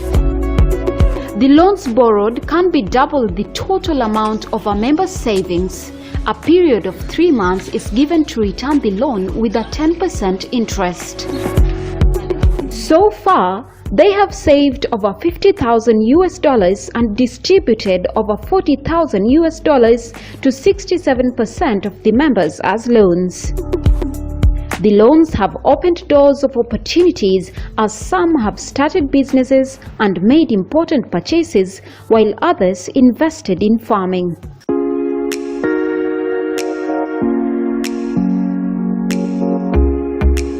Nawaambia wanawake wale wenzangu hawaingia kwa hiyo kikundi ya fadhili, waingie, watafaitika.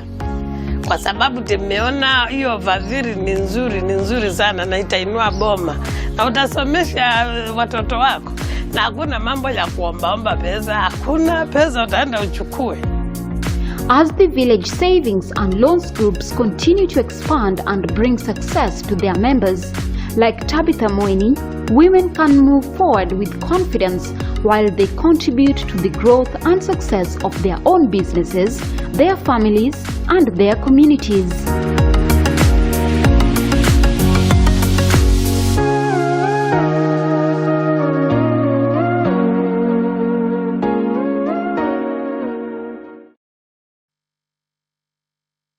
Okay, so now it's time for trivia that relates to the video that we just saw. So the topic of our trivia game is Kajado Savings and Loans Groups. For those of you located in Manitoba and are 18 plus, we invite you to play along. We have prizes for the top 3 scoring players. The first prize is an SDG swag pack that has a water bottle, notebook, pop socket, lanyard, and stickers.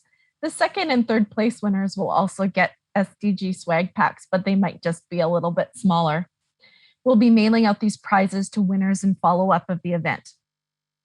The trivia game is 10 questions long. The questions are multiple choice, and you'll be awarded points for correct answers, how fast you answer correctly, and correct answers in a row.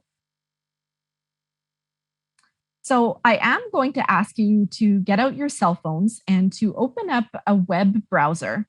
And I suggest that you open up a cell phone browser rather than the computer screen, so you don't have to change screens. However, if you don't have a cell phone available, it is okay to use another browser screen. How it's going to work is that the questions will appear on the computer screen and you'll enter your answers on the phone. If you don't have a cell phone, like I said, you can just switch back and forth between another tab on your computer. I'm just going to note that when you sign in, you'll be asked to enter a nickname. Please enter your first name and last name as your nickname. This is important because we'll need to confirm your identity to be able to award you some prizes if you're a winner. So if you do find yourself in one of the top 3 spaces, to claim your prize, all you'll need to do is just to email me at sustainability@mcic.ca within 24 hours to confirm. Just a couple of other rules. You need to be 18 or older to play and located in Manitoba. MCIC staff and their households are not eligible to play or win. So finally, please go ahead, go to kahoot.it on the browser on your phone and open that up.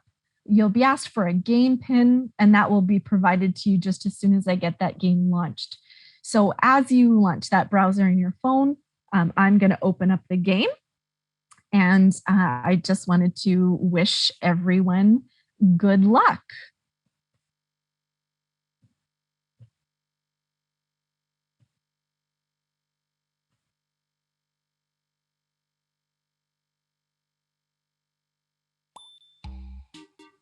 So here we go, kahoot.it. That game pin is 2859646.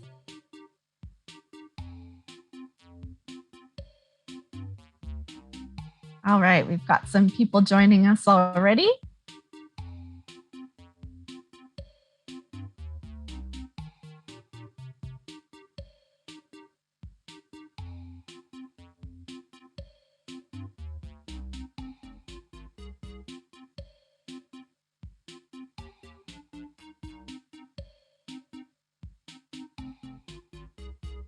Again, for those of you just signing on, it's kahoot.it, and the game pin is 2859646.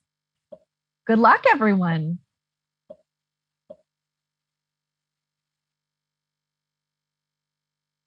What challenges resulting from climate change are farmers facing in Makueni, Kenya?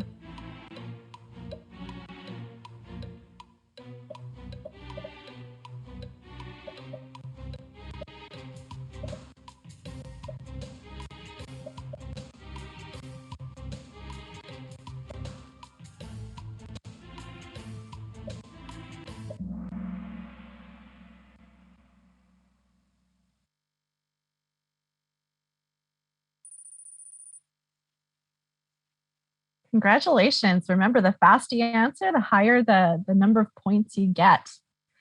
The question is, what do women in Makawini do to diversify their economic opportunities beyond farming?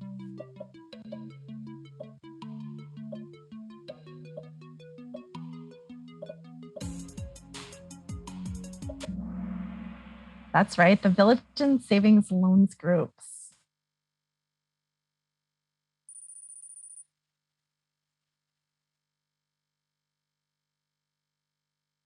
Question number 3. What does the Village Savings and Loans group enable participating women to do?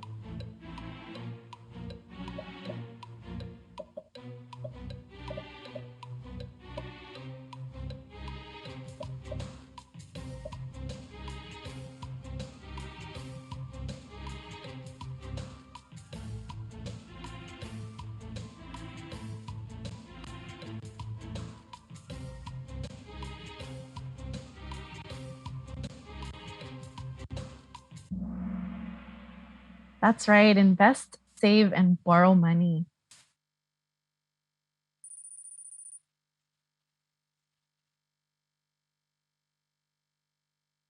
Question number 4. Which MCIC partner partnered with Fidelity Trust to implement the savings and loans groups?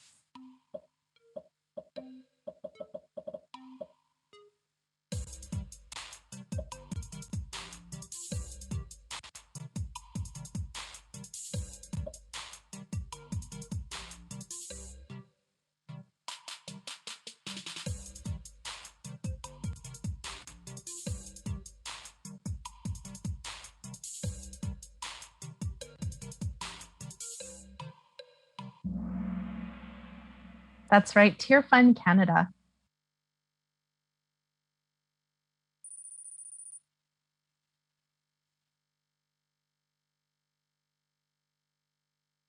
Question number 5. What are the 3 programming and mentoring focus areas of Fidelity Trust?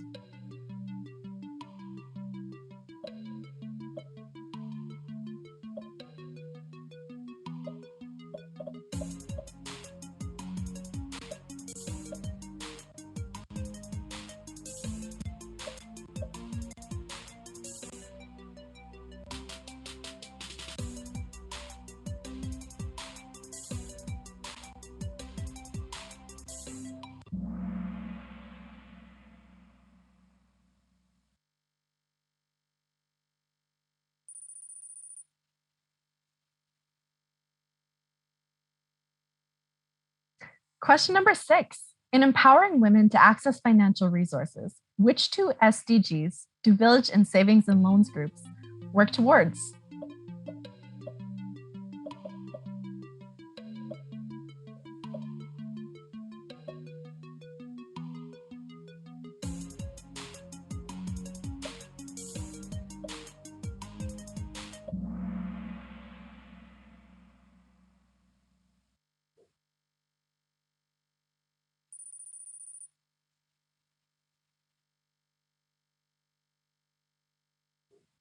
Question number 7. How many Village Savings and Loans groups have been formed through funding from MCIC and Tier Fund?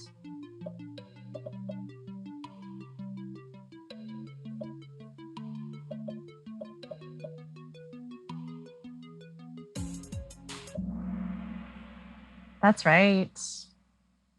46 groups so far.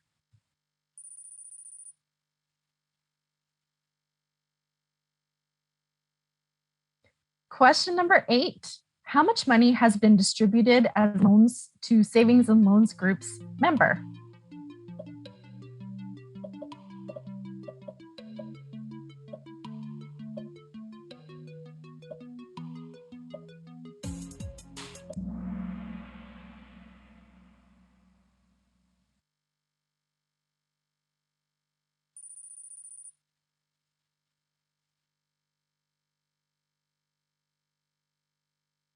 Question number 9.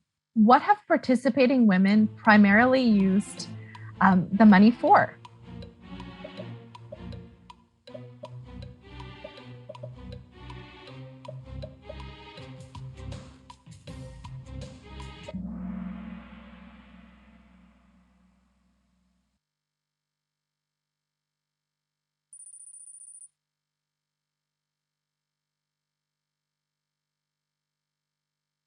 And our final question, how has family life improved in Makoeni as a result of participating in village savings and loans programs?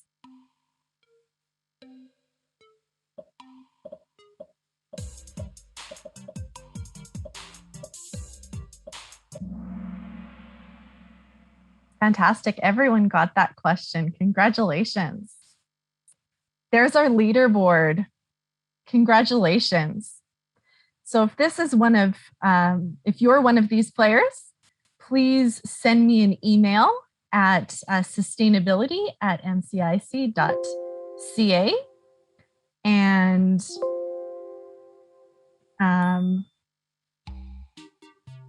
all right, just give me 1 second. I'm just gonna close this up here and reshare my screen to get us back where we need to be on the presentation.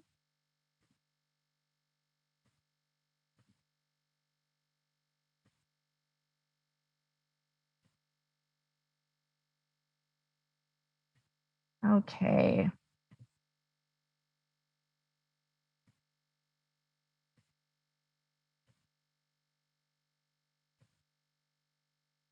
Get back to the presentation here.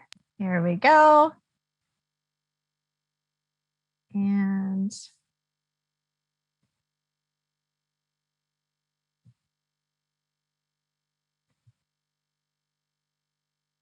oh, now the computer is a little bit slow, but we are ready, Abdul and I, to take questions from the audience. Thank you so much, Laura and Abdul. Really interesting work you're doing. And I have one question so far in the Q&A box, and if anyone else would like to add theirs in, go ahead and type that in now. The first question is, how much in real terms were these loans, for example, for land, house, equipment, or food, in dollar value, I guess? And some loans to women in other places have been at high interest of 20% or 18%. Are they forgivable loans, etc.? Yeah, thank you. So as I mentioned, like in the presentation area, that all of this loans for like to improve like farming activities, purchase house items, pay medical bills, school fees, and start small businesses. So more than I can say 85% to 90% of the loans went to these purposes.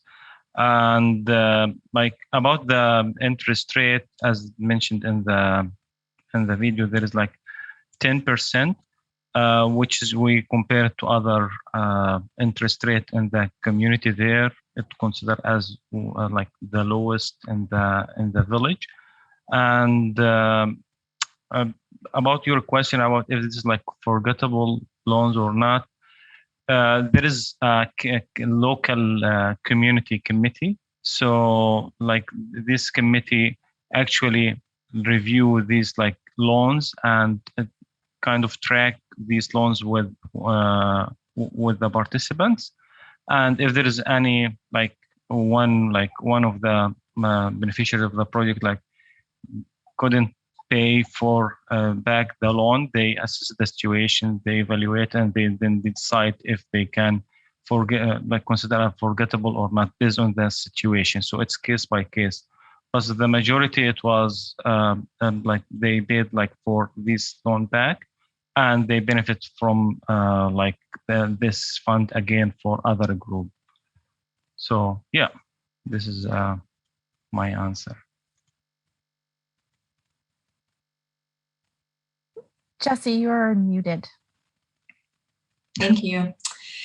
One more question here. Are there plans to do this elsewhere with MCIC as a partner? Yeah. So this is a good question. So MCIC, we receive projects or proposals from all our members. So every year, based on their based on the needs that they see in the ground on real life.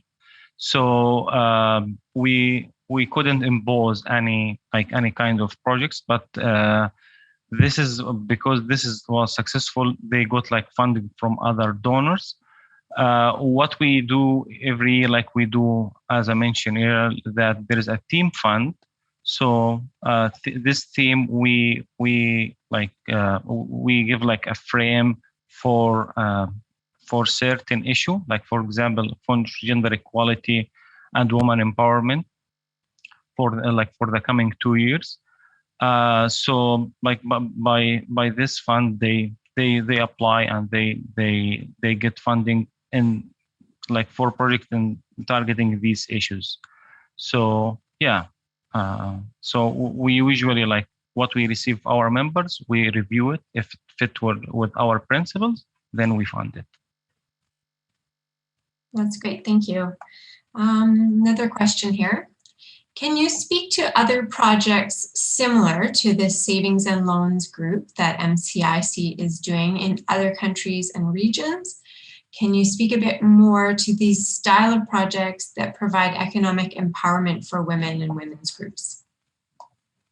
Yeah, like we have like plenty of like members working like with a similar approach.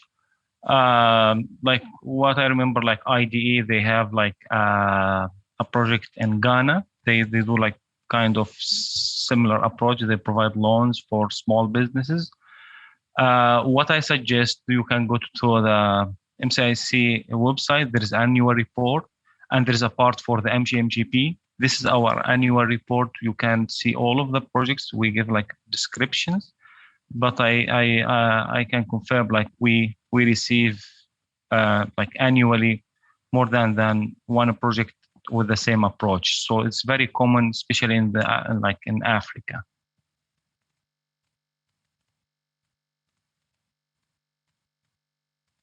That's great, thank you. Any other questions for Laura and Abdul? I think that may wrap it up. Thank you both so much for sharing this really interesting approach and great quiz with us. Thank you so much. It was our pleasure to be here today, and we look forward to hearing from the winners and to participating again with the University of Manitoba in the future. Sounds great. Take care. Bye. Hey everyone, I hope you're having a good day so far. We do have a short video message from the Honorable Sarah Guillemard, MLA for Fort Richmond and Minister of Conservation and Climate for the province, that I'm going to share with you right away. After that, we'll go right into a short exercise and coffee break. And we'll see you at 5:15 for our next presentation. Thank you. Hello, I'm Sarah Guillemard, the Minister of Conservation and Climate for the province of Manitoba. I would like to begin by acknowledging that we are in Treaty 1 territory, and that the land on which we gather is the traditional territory of the Anishinaabe, Dakota, and Dene peoples, and the homeland of the Métis Nation. I feel honored for the invitation to share my thoughts on sustainable development and how our government is working across Manitoba to advance this global priority. 2021 marks the 4th year of the University of Manitoba Sustainability Day, an event celebrating innovative ideas, research, and actions to create a more sustainable future. This year, the theme of U of M Sustainability Day is Take Action for the UN Sustainable Development Goals.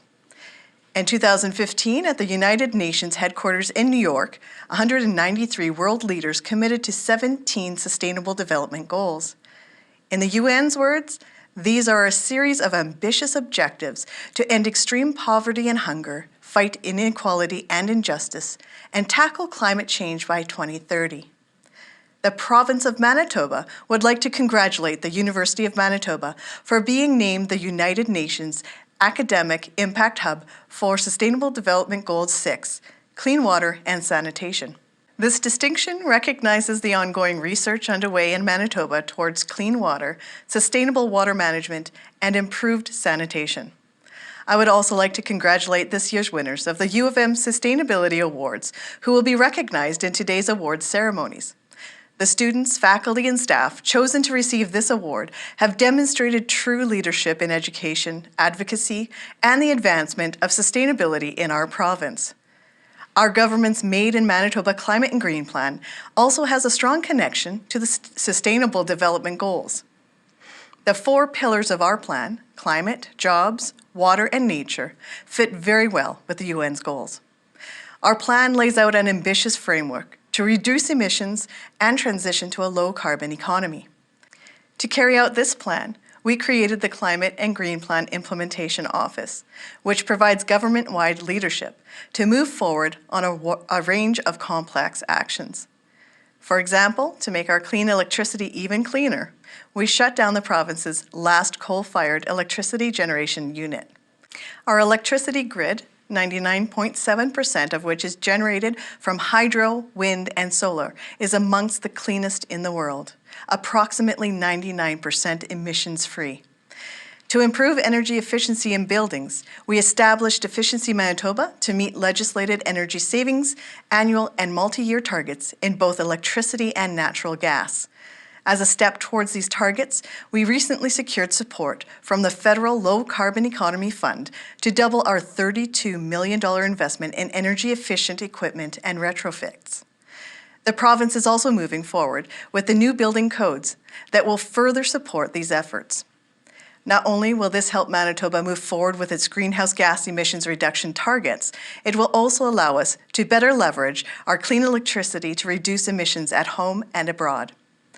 We established a 5-year carbon savings account system as a new, effective approach to greenhouse gas reduction targets, with a 1 megaton goal for the first period from 2018 to 2022.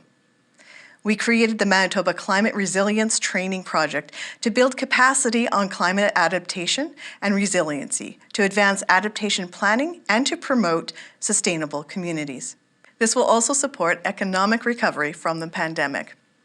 We are working with communities to reduce the amount of organic material going into landfills and enhance the diversion of non-organic waste from landfills to reduce greenhouse gases and ozone-depleting substances. Our government established the Conservation and Grow Trusts with a commitment of over $200 million to help farmers, watershed districts, other partners, and communities protect our ecosystems and watersheds. Our government is proud to work alongside the University of Manitoba and its talented students, staff, and researchers. Together, we can make Manitoba the cleanest, greenest, most climate-resilient province in Canada, rise to the challenge of climate change, and advance sustainable development on a global scale. Thank you. Merci. Miigwech. Hello again. Did I say commercial break after this? I was kidding. We still have one more presentation before a little exercise coffee break. Our next presentation is propagate food plants using fillable ornaments, presented by Joanne Joyce from the Buehler Greenhouse. Just a couple housekeeping notes before we get started, and then I will introduce Joanne.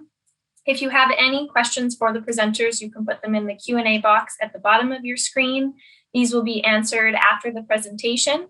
If you experience any technical difficulties, you can type your concerns into either the chat or the Q&A box, and an IST staff member will be standing by to assist you. And if you require any of the material presented today in an accessible format, please let me know and we can get that to you. So now to introduce Joanne, who is a faculty member of science in the plant growth technician for the Buehler Greenhouse. Joanne will join us through video. Joanne will show us a video and do a live question and answer after on how to propagate perennial food plants by air laying using fillable ornaments. Joanne, I will pass it off to you now. Thank you. So today I'm Joanne Joyce, as Cale said, from the Buehler Greenhouse, which is within the Department of Biological Sciences, Faculty of Science at the U of M. And joining me today is Dr. Carla Zellmer, who is an instructor in biological sciences and for several years has looked over the greenhouse and done the management. So just a quick introduction. First of all, who are we? What do we know about propagating plants? What the heck is a fillable ornament? And where did this idea originate? Also, what does growing indoor plants have to do with sustainability? Some common questions on this topic. What exactly is layering, and why is it called that? How is air layering different from taking other types of cuttings? What kinds of plants can I air layer? And we will be talking about some examples of food plants, and in the question and answer we can talk about other plants as well. And we'll go over what materials you need too. So here's the answer to who we are and what do we know about plants. On the left, I mentioned Carla Zelmer. She is an instructor in biological sciences, as I mentioned. She probably is a person who should be giving this presentation because she's much more technologically advanced in giving online lectures than I am, but she has been managing the Buller greenhouse itself and other growth facilities for the Faculty of Science for the last 7+ years. And I am a field biologist, but I have been a greenhouse technician on the U of M campus for the last 6 years, the past 3 in the Faculty of Science in the Buller greenhouse and other greenhouses associated with it. I also live exclusively on plants, so I have a vested interest in them. Carla and I did our undergraduate degrees at the University of Manitoba, and we happened to work together in the field in the 1980s to survey large tracts of prairie, and which is part of establishing Manitoba's Tallgrass Prairie Preserve. Between us, we have many, many years of studying and growing plants. This photo is taken at the Buller Greenhouse, Slugfest. So what is a fillable ornament? You may have seen these on Amazon. This is a photograph that I got from there. So basically it's a clear plastic ball consisting of 2 halves which fit together and nest within each other and can be suspended by a loop. It is very decorative, but it can make a very affordable, reusable, effective container for air layering. So where did this idea come from? We have a lot of figs in the Buller greenhouse, and I was looking for fig propagation methods online that promised the most, the highest outcomes, basically the most successful plantings per effort. And I found this man, Dan Foster, on YouTube. He is a fig expert from Michigan, and he, you can see him here in this photograph. He uses everything from Easter eggs to plant pots to disposable food containers, but I really liked his use of the Christmas ornaments the best. You can see them down here. He has great attention to detail and very high success rate. And so I just slightly adapted it for use in our indoor greenhouse environment. I would encourage you to check out Dan on YouTube, Air Layering Figs. He's got a 3-part series. So what does growing plants, especially indoors, have to do with sustainability? I think any of us who garden enjoy learning about nature and from nature and produce our own local food. I think that all supports our health and well-being, especially in these times of COVID, when we are spending more time at home, maybe in our home gardens.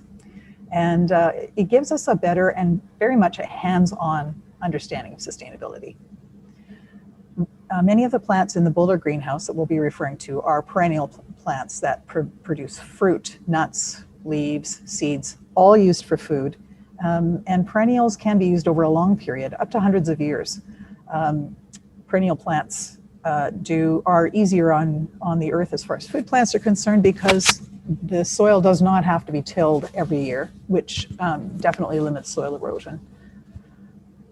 One of the things that I've become aware of lately is how the production of plant foods uses very, very much less water, fuel, and land, orders of magnitude less than animal food production.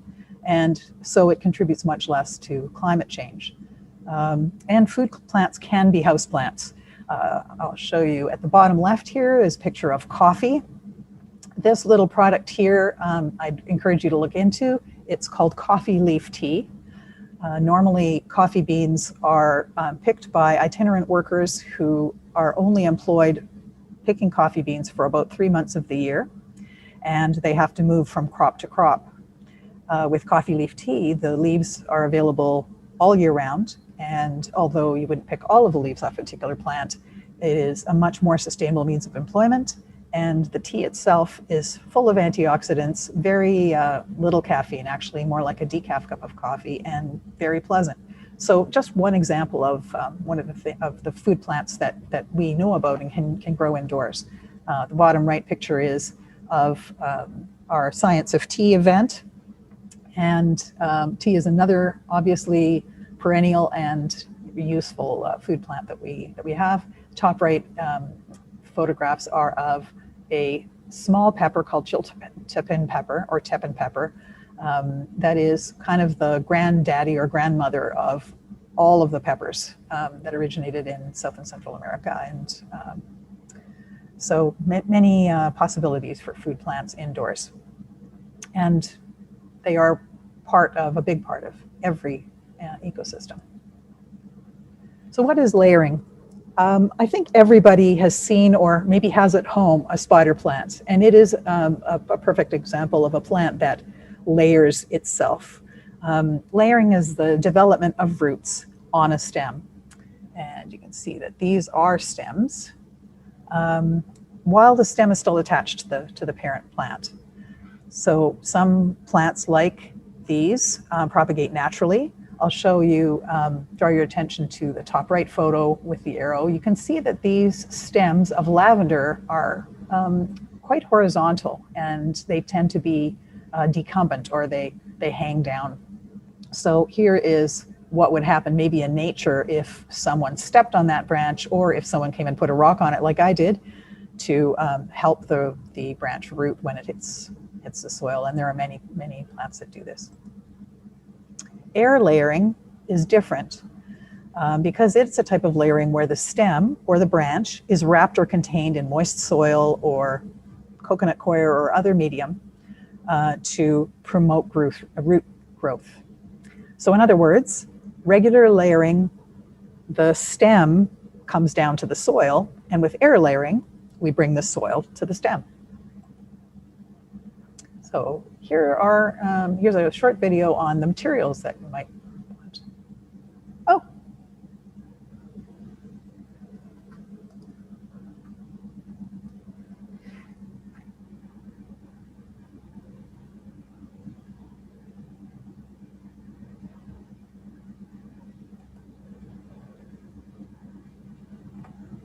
Sorry.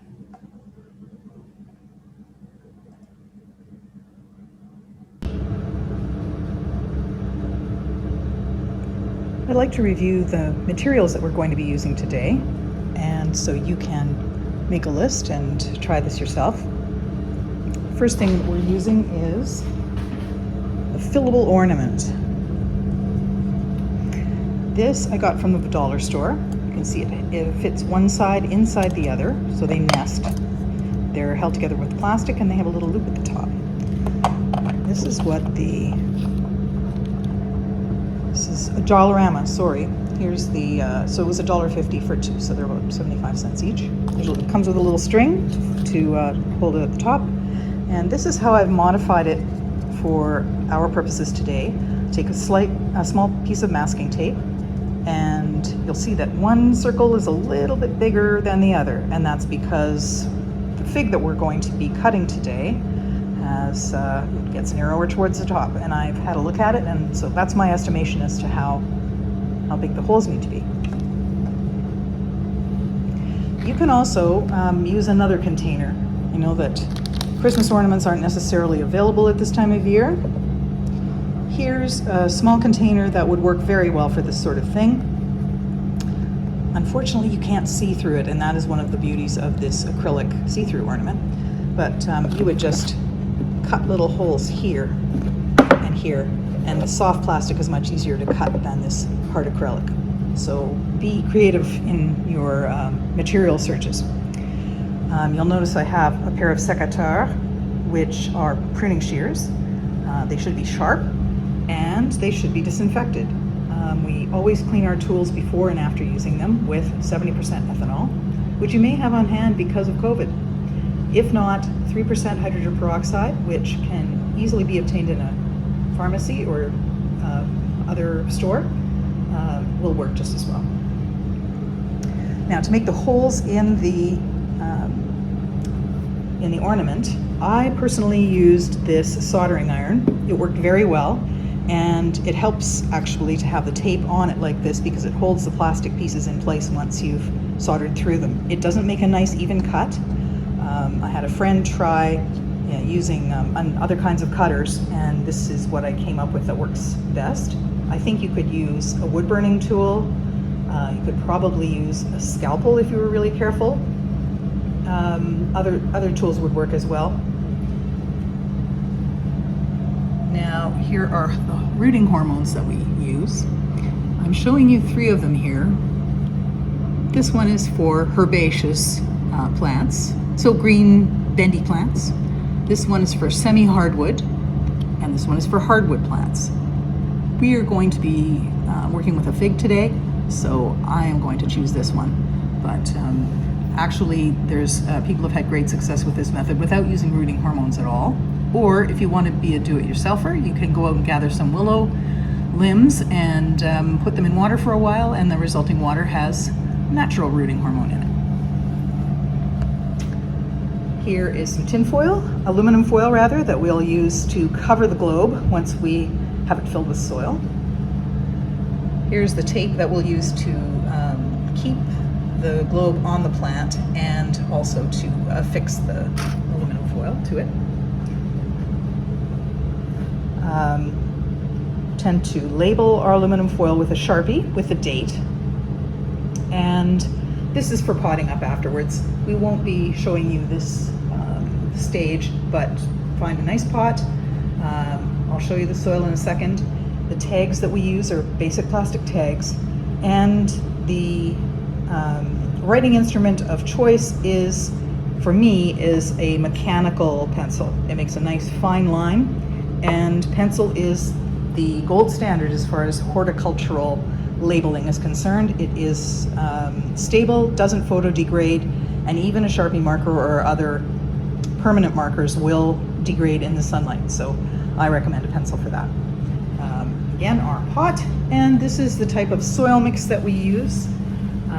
It is basically a mixture. It's called a soilless mix, and it, as you can see, has got sphagnum peat moss mostly, and then a little bit of perlite for drainage, dolomite limestone to just adjust for the pH.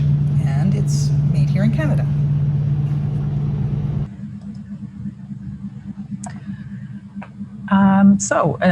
Just wanted to give you a basic overview of the materials. We could have a discussion on the sustainability of soilless mix later. I would like to hear people's opinions on what we could be doing instead.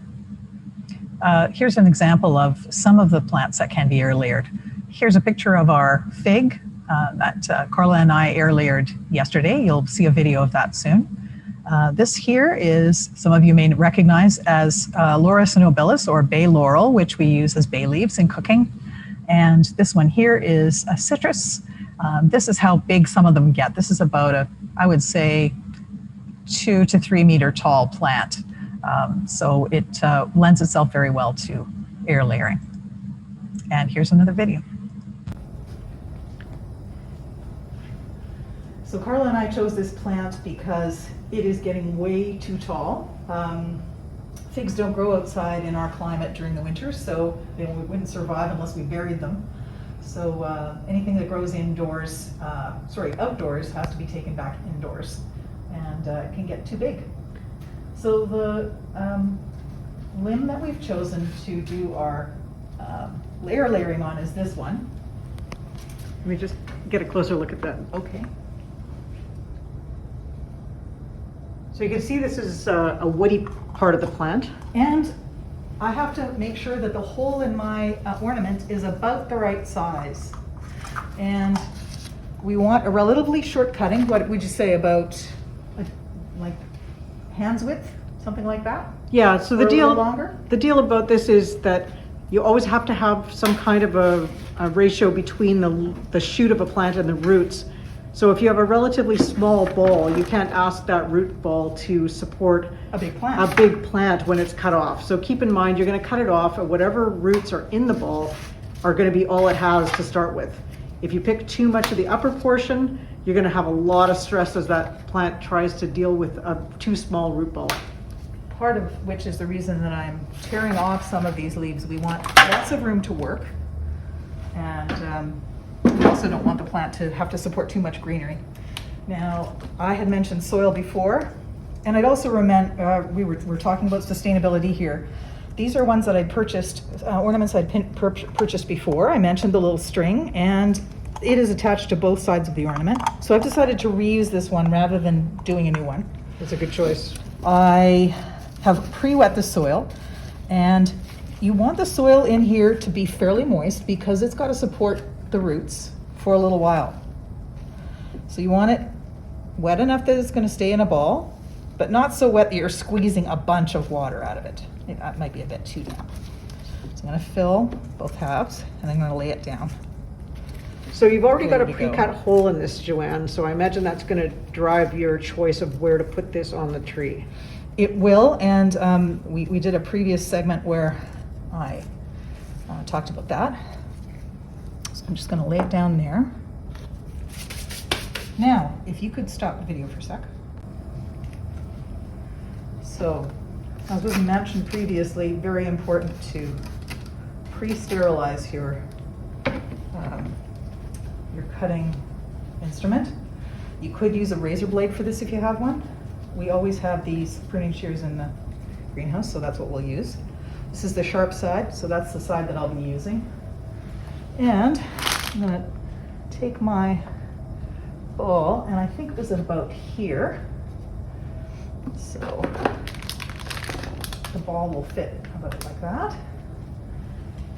So what I'm going to do is cut, not through it, just around it in a circle. And you can see it's got a milky juice. Cut it there, and I'm going to cut another little strip below it.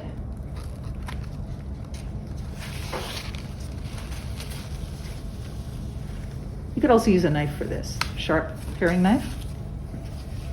I'm going to disinfect my tools again. This is why it's a fairly good idea to pick a substantial branch, because once you peel off some of the bark, which also gives it a little bit of support, you may find that they break off if they're too heavy.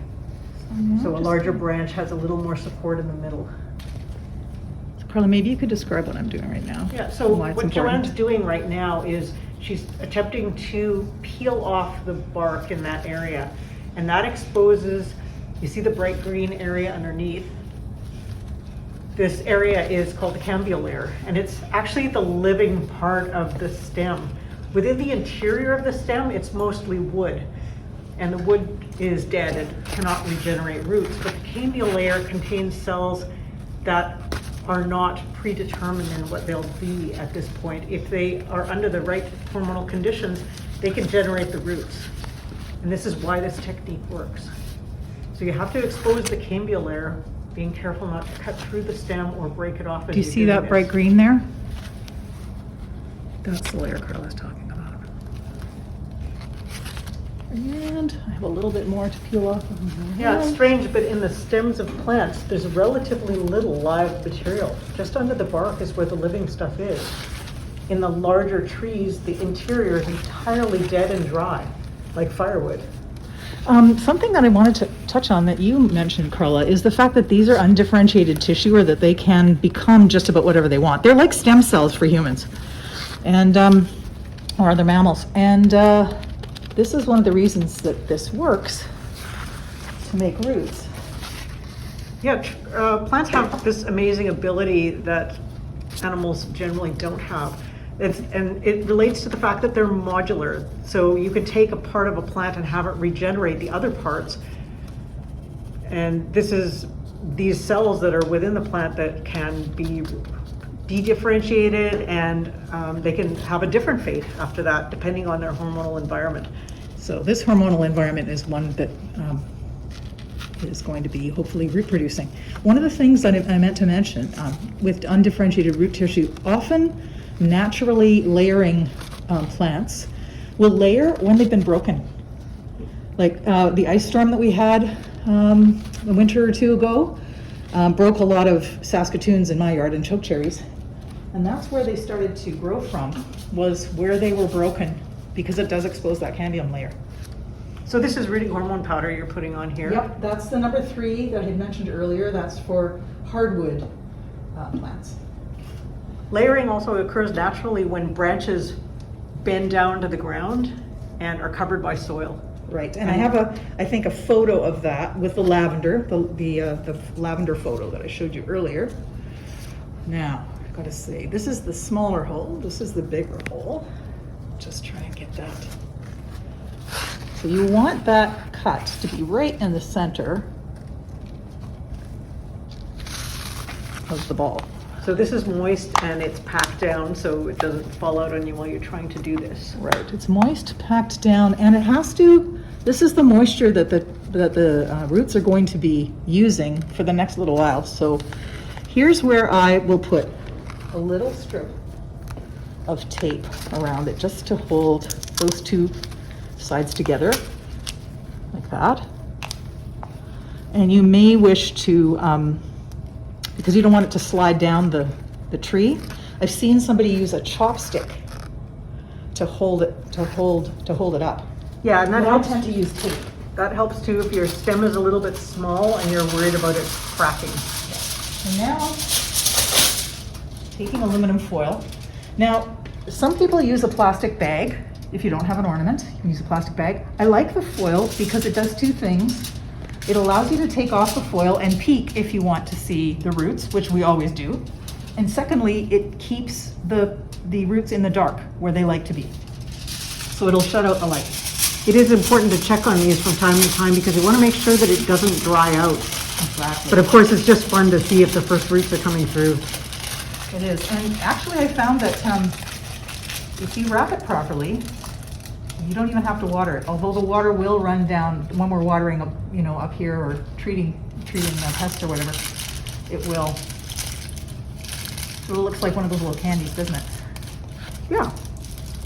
Like that. Nice job. Thanks. And then today, I know you're seeing this on the 4th, but we're doing this on the 3rd. So I'm going to take my Sharpie. Do you remember what kind of fig this is, Carla? This is a Chicago fig. Okay, so Chicago. Because remember, once we have taken this away from the plant, we need to remember what it is. And that'll give us what we need for our tag. So Chicago fig, and today is the 3rd. So 03/03/2021.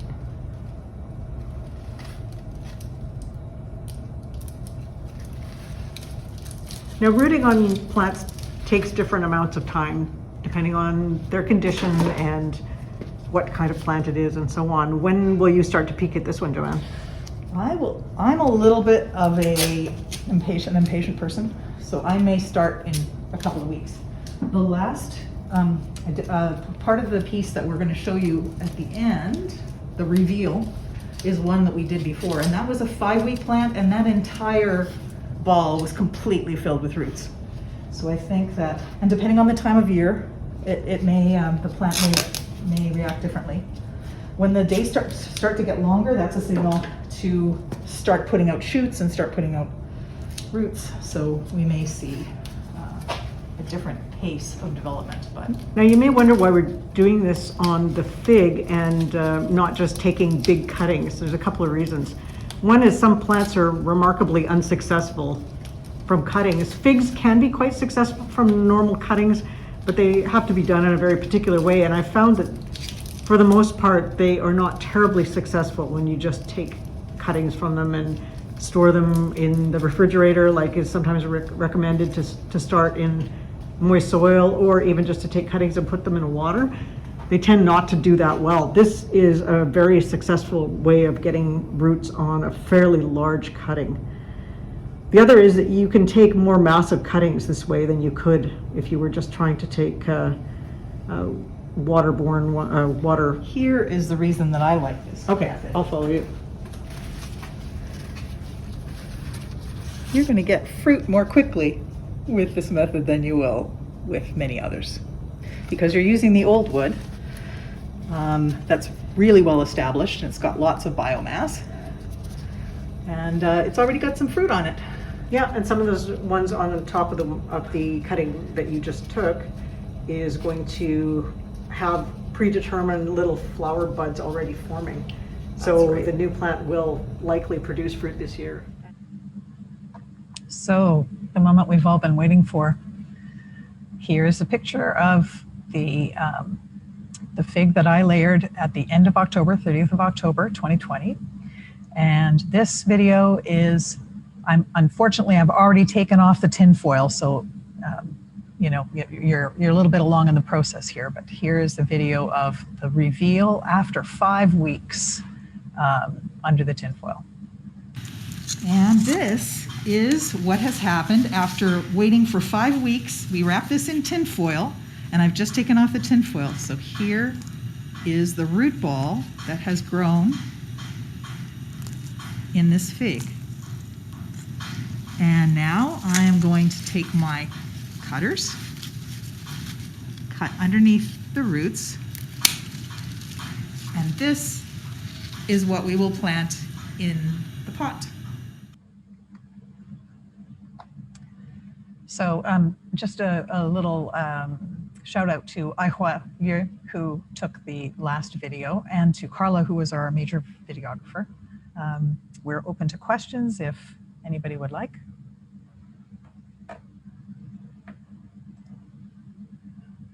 Joanne, that was so awesome. Thank you. Oh, you're welcome.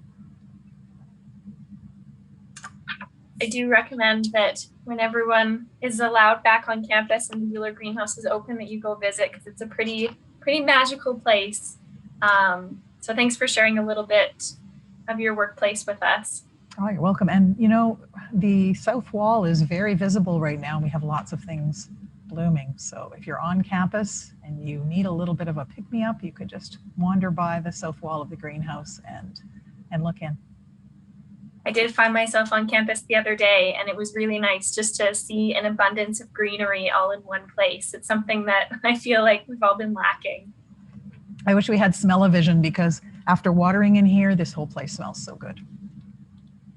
Hopefully we can get there one day. Technology. Exactly. We do have a couple questions. If you wanted, I could read them out to you. That would be lovely. Yeah, so the first one is first a compliment, very informative presentation. There's 2 questions actually. Joanne, my fiddle leaf fig keeps losing leaves near the bottom, but growing new leaves at the top. Is this a normal process, or is it losing leaves due to low humidity, overwatering, underwatering, etc.? The second part of that is the area where leaves have dropped. Could I apply this air layering technique to it? The answer is, excellent question, by the way. I would like Carla's buy-in on this after I've made my best attempt to answer it. The dropping of older leaves is a natural process, and new leaves will sometimes or often absorb nutrients that the old leaves are giving up. So the old leaves will, the nutrients will be resorbed by the plant. The old leaves will fall off. And in the case of a fiddle leaf fig, the new ones, so long as the new ones are in good shape and look healthy, I think it's probably a natural process.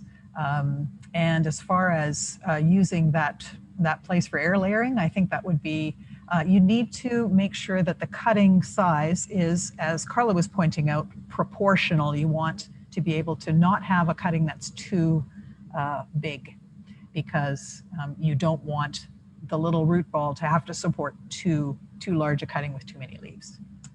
Want to jump in here, Carla? Yeah, so yes, it could be due to the lack of humidity as well. This is a really tough time for our house plants. It gets very dry. Sometimes it's also not enough light, but this is a normal process. As the stems grow bigger, they produce a thick bark, and that eventually cuts off the leaves, so they have no supply. So if your stem is getting really big, that could also be the reason, but fiddle leaf figs often do this. And yes, you can use it on other house plants. I have to show you this one. So the office plants, after everybody was chased out of their offices by COVID-19 and had to come home, a lot of office plants got left behind. This is the technique I'm using also on my husband's office plant. You can see that it lost all its lower leaves. This is a Dracaena. And yes, they usually do have a mop of leaves on the top, but often there's more than this on the stem. So I've done the same technique. I didn't have a lot of soil around, but I used what I had, a Ziploc bag and a bit of electrical tape and some foil on top. There is a good root ball in here. I may redo the root ball with a little more soil before I take the risk of taking this top off, because as you can see, that's a pretty small root ball for such a large plant. But yes, excellent for a lot of the house plants, including things like the Dracaena, the Dieffenbachias. Many people have leggy Dieffenbachias in their house. You can use this really, really easily on them. That's really informative. Thanks, Carla. Just a couple, again, some compliments. I'm very excited to try this at home. Thank you for sharing. I had to join late, so unfortunately I missed the first part of it, but I'm interested in this and I notice it's being recorded.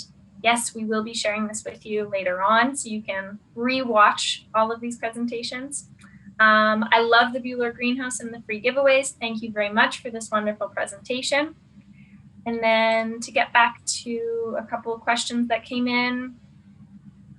How do we water the dry soil in the ball? As in, how do we know when we have added an adequate amount of water? That is an excellent question. I noticed Megan had a similar question.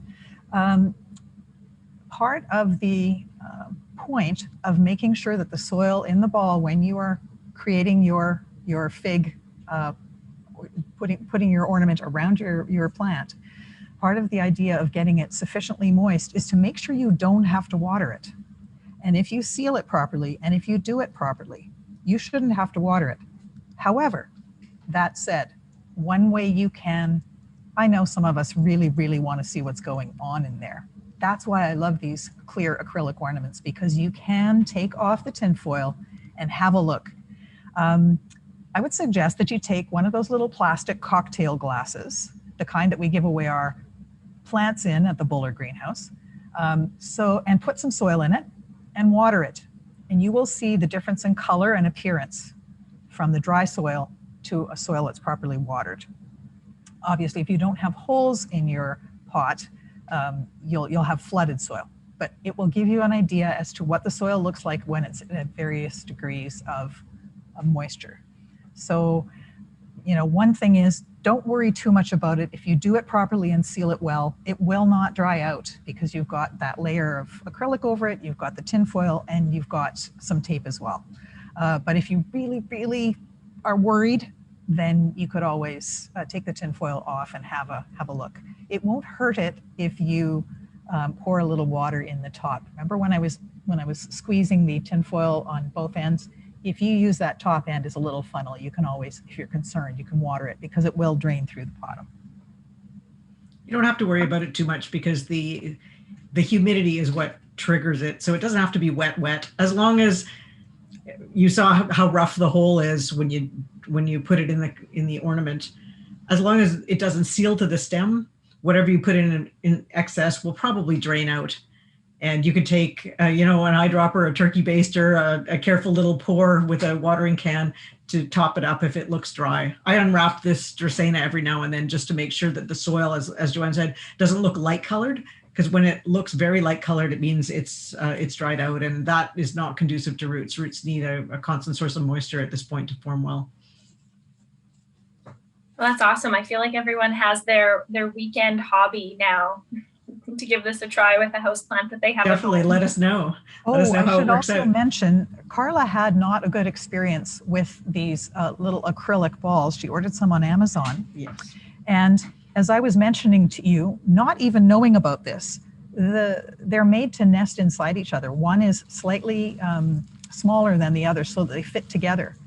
And she ended up getting all 20 of the balls she's ordered that are the same size. They're beautiful. Oh no! But they don't fit together. They don't fit inside each other.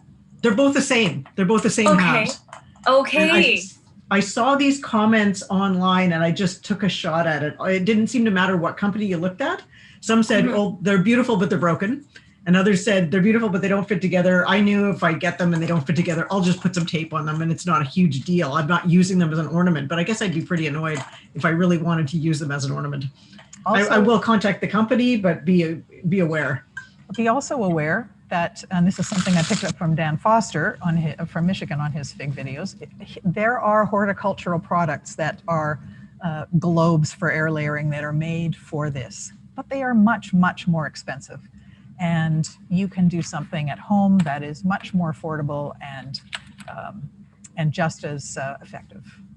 Oh, by the way, thank you very much to everyone who appreciates the Buller Greenhouse. We love it here. I feel a little bit guilty. I feel like there's some survivor guilt because I have been coming to work every day during the pandemic and watering plants and trying to keep things alive. So I get to be here. So please follow us on Facebook on Friends of the Buller Greenhouse or on Instagram, Buller_Greenhouse, and I will do my best to add some blooms and other interesting things to your lives. Carla and I also wanted to mention that if anybody would like to enter a little raffle or giveaway, random giveaway for a fruiting fig that we have potted up, that just please mention it in the comments or email. I think you had given an email earlier, Kale, right? Which is better for you? For the office, you're saying, if they're interested in entering that type of giveaway? Yeah, for sure. I'll put our office email in, and then we can keep track of everyone that would be interested, and we can do a little raffle next week, perhaps. A random number generator or something. Yeah. Okay, that sounds great. And don't feel guilty. We thank you for keeping the greenhouse green while everyone's away from campus, so we have a space like that to come back to. So thank you so much. Oh, good. It's my pleasure. And thank you, Carla, for all of your videography and expert advice. You're welcome. Thanks, everybody. Maybe there'll be more forthcoming. All right. Well, thank you all. We're going to go into a short commercial break now as there's no more questions, but I will post the social media links for the Buller Greenhouse so you can follow them on Facebook and Instagram. And again, if you would like to be entered into a raffle to win one of the figs that they had propagated, please send an email to sustainability@umanitoba.ca, but I'll also put that in the chat. Hello, everyone. I hope that you had a little bite to eat, got to get outside, had a little exercise. I'm just going to go over the housekeeping comments again, and then we can introduce our student presentation by the SDG Student Hub. If you do have any questions for the presenters, you can type these questions in the question and answer box at the bottom of your screen. They will be answered during the question and answer portion of our time together. If you experience any technical difficulties, you can type your concerns into either the chat or the question and answer box. An IST staff member is standing by to assist you if you require any of the material to be presented today in an accessible format. Please let me know and we can get that to you. And now to introduce your speakers. We have Sumin Han, Chantal Vachon, and Nicholas Pasechka from the SDG Student Hub presenting next. The SDG Student Hub works under the guidance of the Sustainable Development Solutions Network for Youth, also known as SDSN, and the Office of Sustainability to create a space for interdisciplinary collaboration and inclusive conversations around the Sustainable Development Goals. Sumin is a student in Environmental Studies, Policy, and Law. Chantal is a student in Environmental Studies, Sustainable Development, and Business. And Nicholas is a student in Electrical Engineering with a focus on renewable energy. I will pass it over to you three now.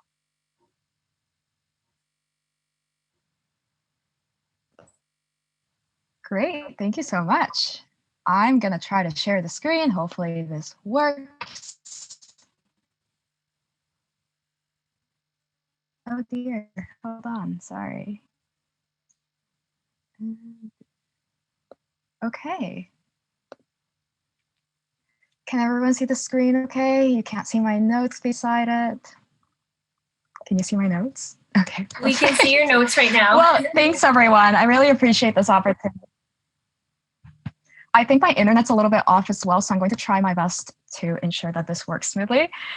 Thank you, OS, for inviting us to speak at Sustainability Day. We really appreciate the opportunity. And just want to acknowledge that all three of us are calling in from Treaty 1 territory, which is the original lands of the Anishinaabe, Cree, Oji-Cree, Dakota, and Dene peoples, and on the homeland of the Métis Nation.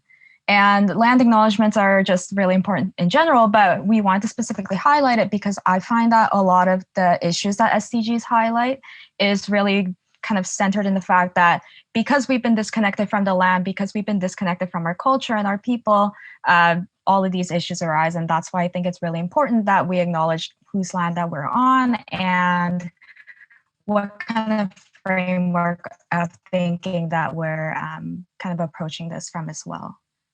Before we get started, just want to share a quick agenda. So we'll first start by sharing a little bit about our student hub and different projects that we've been working on. And then we'll introduce a little bit about the SDG guide that we've developed for the U of M community. And we're super, super stoked to be sharing it with you today.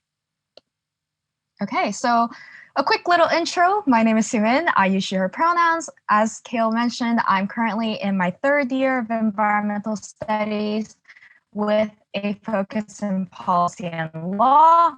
And to share a little bit about why I joined the SDG Hub, I joined because as somebody who's interested in climate justice, I think it's absolutely crucial that we're thinking about approaching climate action from different perspectives, as the SDGs are a really helpful tool in bridging together different systems of barriers that exist for marginalized people.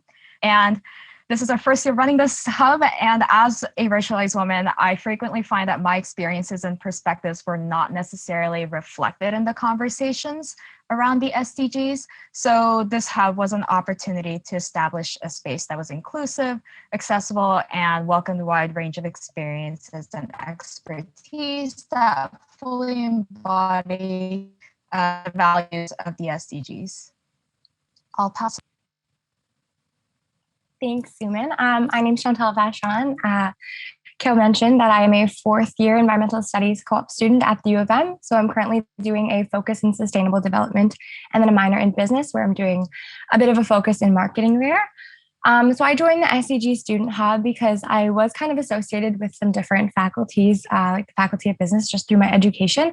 And I kind of started to hear about different initiatives surrounding sustainability and the environment in general. And so I was kind of interested and curious to see if other faculties were kind of extending these topics to talk about as well. So I like the idea that it was promoting the SDGs in areas outside of just the Faculty of Environment. Again, just kind of making these accessible for everyone, no matter what you're kind of focusing in school. There's something always that's touching on sustainability and everyone's kind of learning about it. Hi, everybody. My name's Nick, and I'm in my 3rd year of electrical engineering here at the U of M. And why I joined the group was I'm very passionate about sustainability, and I really believe the environment affects all of us in one way or another. And I believe I want to do my part to help educate people how they can also get involved. And every small action adds up and makes a difference. And what I was focusing on before even joining this group was, how can I, as an individual, make a difference in the larger community? I thought of the analogy, if I'm just a single drop in an ocean, will I make a difference? And that's what our team came together to counteract, was how you can work together and have individual solutions to make a more sustainable world. On to you, Suman. Great, thanks. Okay, so to give a little bit of a background about the SDG Hub, this is, like I said, our 1st year running this. We literally just got started in September, and the SDG Student Hub is an initiative under the Sustainable Development Solutions Network Youth. And also we're working alongside Office of Sustainability to develop projects and just find ways to engage U of M folks in the SDGs. And to explain just a little bit about our mission, we want to ensure that we're making the SDGs as accessible as possible. And one of the reasons because of that is I find that not a lot of people actually know what the SDGs are. They kind of see them as like the colorful blocks that the UN puts out. And we wanted to ensure that we're tackling that and exploring what do these colorful blocks mean? And because they are covering such abstract topics and such complex areas, we wanted to ensure that that was accessible and something that could be relevant for a lot of people and something that people could identify themselves working with. And yeah, that's why we want to make that accessible. Also, like I said earlier, although some goals like climate action are things that affect everyone equally, right? But there are some goals that affect more marginalized people in general specifically, and we want to ensure that we were centering a lot of BIPOC experiences in that. And BIPOC is an acronym for Black, Indigenous, and People of Color. And by centering a lot of their experiences and knowledges, we're making sure that no one is being left behind. And we're actively trying to work on this. We recognize that it isn't just something that you say and it happens, that it has to be something that we're actively working on and that we're building communities and that we're building those relationships to ensure that those connections aren't exploited, but rather it's a continuously growing partnership and a collaboration. And we want to ensure that we're creating and sharing opportunities related to the SDGs. So whenever we come across any initiatives, whether it be through SDSN Youth or from other organizations that we partner with, we want to make sure that that information is out there and that people have access to these opportunities if they want to get involved.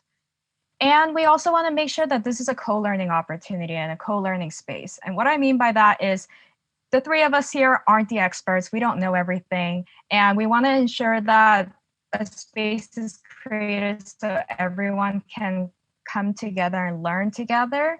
And it's not just us teaching them, we're learning from our members as well. And it's, just creating a space where people feel safe to learn together and recognize that not everyone is an expert in certain things and everyone brings different expertise from their interests and their backgrounds, and that we can always learn from each other.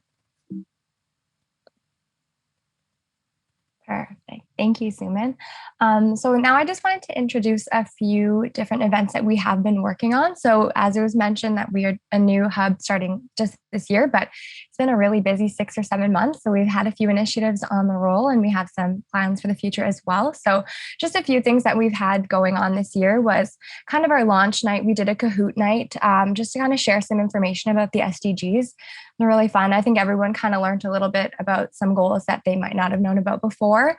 And it was a cool way to kind of meet some other students at the U of M that were interested in this kind of thing. We also did some recruitment through the annual general meeting. So this is where we kind of introduced our hub, came out with our mission statement, and again, tried to make an establishment at the campus of U of M. We've also been collaborating with other SDSN Canadian hubs. So for this, we've just been in constant communication, knowing what other students at other universities are doing, and then as well keeping them up to date with what we're doing as well. And then we've also collaborated with the Sustainability Working Group. So this was to bring more sustainable development goals into policies and campus initiatives. So they have lots of plans happening. It was a little difficult just because everything was virtual, but there is lots lined up for when kind of the campus opens up again. So we have that to look forward to.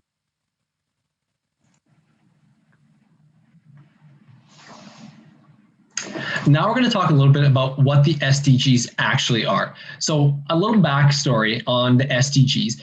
From the years 2000 to 2015, the UN put forth what was called the Millennial Goals. And these were steps to eliminate poverty and world hunger on a global scale.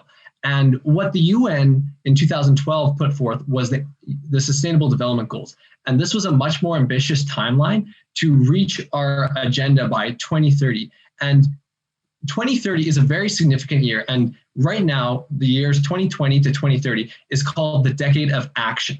And why it's so important is that at 2030, certain climate goals need to be met so that the gap between poverty, the rich and the poor, doesn't increase exponentially. So the SDGs, there's 17 goals and 169 targets. What each SDG breaks down into specific goals on what people can do as an individual, as well as what we need to do as a society. And what's a really great thing about the SDGs is that it's a common language. Anyone can relate to these SDGs one way or another, whether you're a country, a business, a family, an individual. everyone can work towards the Sustainable Development Goal in their own way to make a world a better place.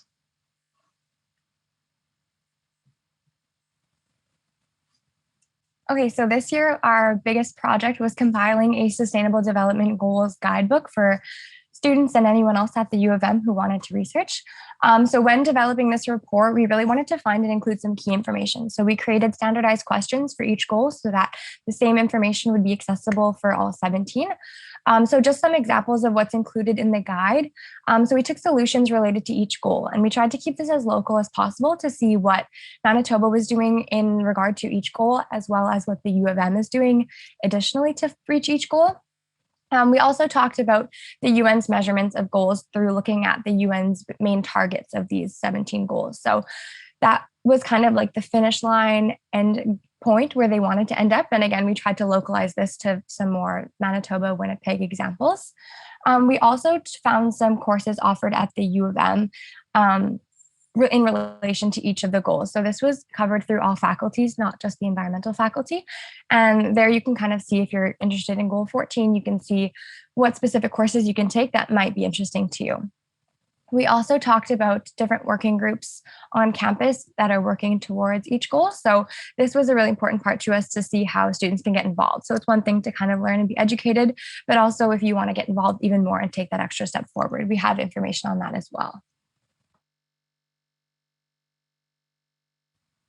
Cool. Okay, so to share a little bit about how we came to even research this topic and what kind of steps that we've taken. When we were originally planning on doing this, we wanted to think about, okay, so what is the key goal that we want folks to get out of reading this guide? And I think one of the big things that all three of us agreed on was the fact that there's so many opportunities that exist for these goals to interact with each other. And we're not perhaps thinking about those collaborations to the extent that we need to be right now. And we were kind of looking for common themes throughout the 17 goals and tried to come up with different sections and try to fit together, how do these run together? Are there common themes that underlie each other? And came up with 3 separate themes. So the first one is equality and partnership. The second is innovation and technology. And the third is well-being. We're not saying that this is the be-all end-all kind of category for how these goals might interact with each other. But what we're saying is these could be a really neat way to collaborate together, could be a really neat way to really just see how these goals fit together and what kind of projects can come out of these specific goals. And the 3 of us kind of took each theme and decided to create our own mini group within each theme and then research those topics. So I was in charge of the equality and partnership group. And under that theme, we have goal number 5, gender equality, goal number 6, clean water and sanitation, goal 10, reduce inequalities, 13, climate action, 16, peace, justice, and strong institutions, and 17, partnerships for the goals. And something that I really want to focus on and explore is, okay, so how is inequality and partnership kind of a centerpiece of all of these? And I think some make more sense more than others, but perhaps you're surprised to see goal number 6 in this category.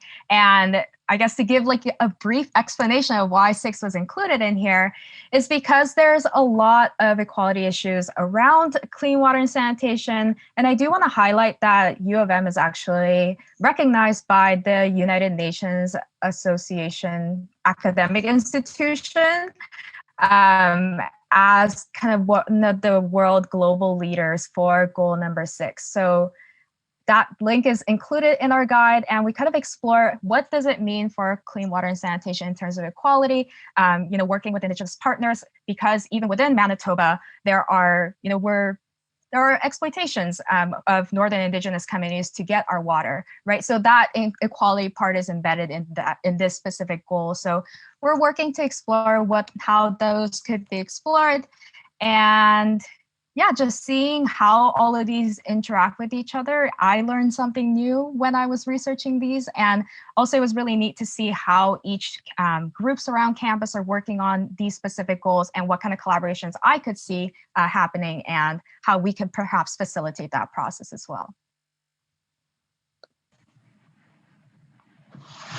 The next theme was innovation and technology. I'd like to give a shout out to Sarah Popple, who also worked on this section with myself. So these 5 goals, number 1, no poverty; 2, zero hunger; 3, affordable and clean energy; 8, decent work and economic growth; 9, industry, innovation, and infrastructure. These all come together because they're very STEM related. That's science, math, technology, and engineering goals. And when I first thought of poverty, something that came to mind was a developing nation where there's a huge amount of population and not enough food to go around. And I quickly learned that I was wrong. Over 10% of Canadians experience poverty in some way or another in their lifetime, which is a huge number. So it just went to show myself that these goals affect everyone, affect all countries. So no poverty and zero hunger are very important, and they're one of the first 2 goals because how can a person be expected to care about their environment if they can't eat or have food on the table? That's a basic necessity of life. So taking care of these 2 goals first will help people to care more about the environment. Goals 7, 8, and 9, there was a saying someone told me once, was that if you're on a train and the faster you go, the further you have to look ahead. Think of that as our society accelerating into the future. Technology is going to help us reach certain goals, and coming together, pushing the bounds of what we know and how we know it is going to make the world a better place. Thank you.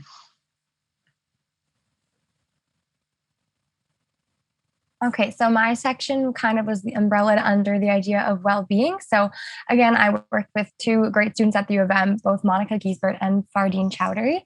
So here we covered goals 3, which is good health and well-being; goal 4, quality education; 11, sustainable cities and communities; 12, responsible consumption and production; and then both goal 14 and 15, life below water and life on land.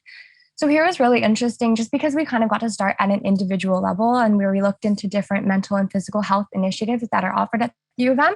So not only resources that are available to students that want to reach out, but also for students that want to kind of be advocates for mental and physical health and help get involved as well. Then we moved on to more of a community and societal approach where we talked about sustainable cities, transportation, as well as education. So there we got to see what the U of M is doing in regard to sustainable transportation, how it's kind of benefiting students' pockets as well as the environment.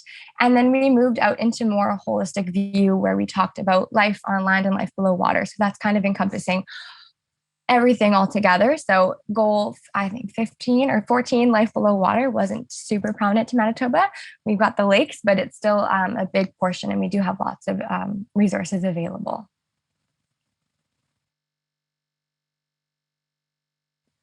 So in conclusion, I think this has been repeated multiple times at this point, but our real goal was to really examine how do these goals interact with each other and where are some opportunities for partnerships. And maybe now that we're approaching 2030 and this from 2020 to 2030 is a decade of action, maybe we need to be starting to look at different innovative new ways for these goals to interact with each other, and perhaps change a little bit of how we're looking at these goals.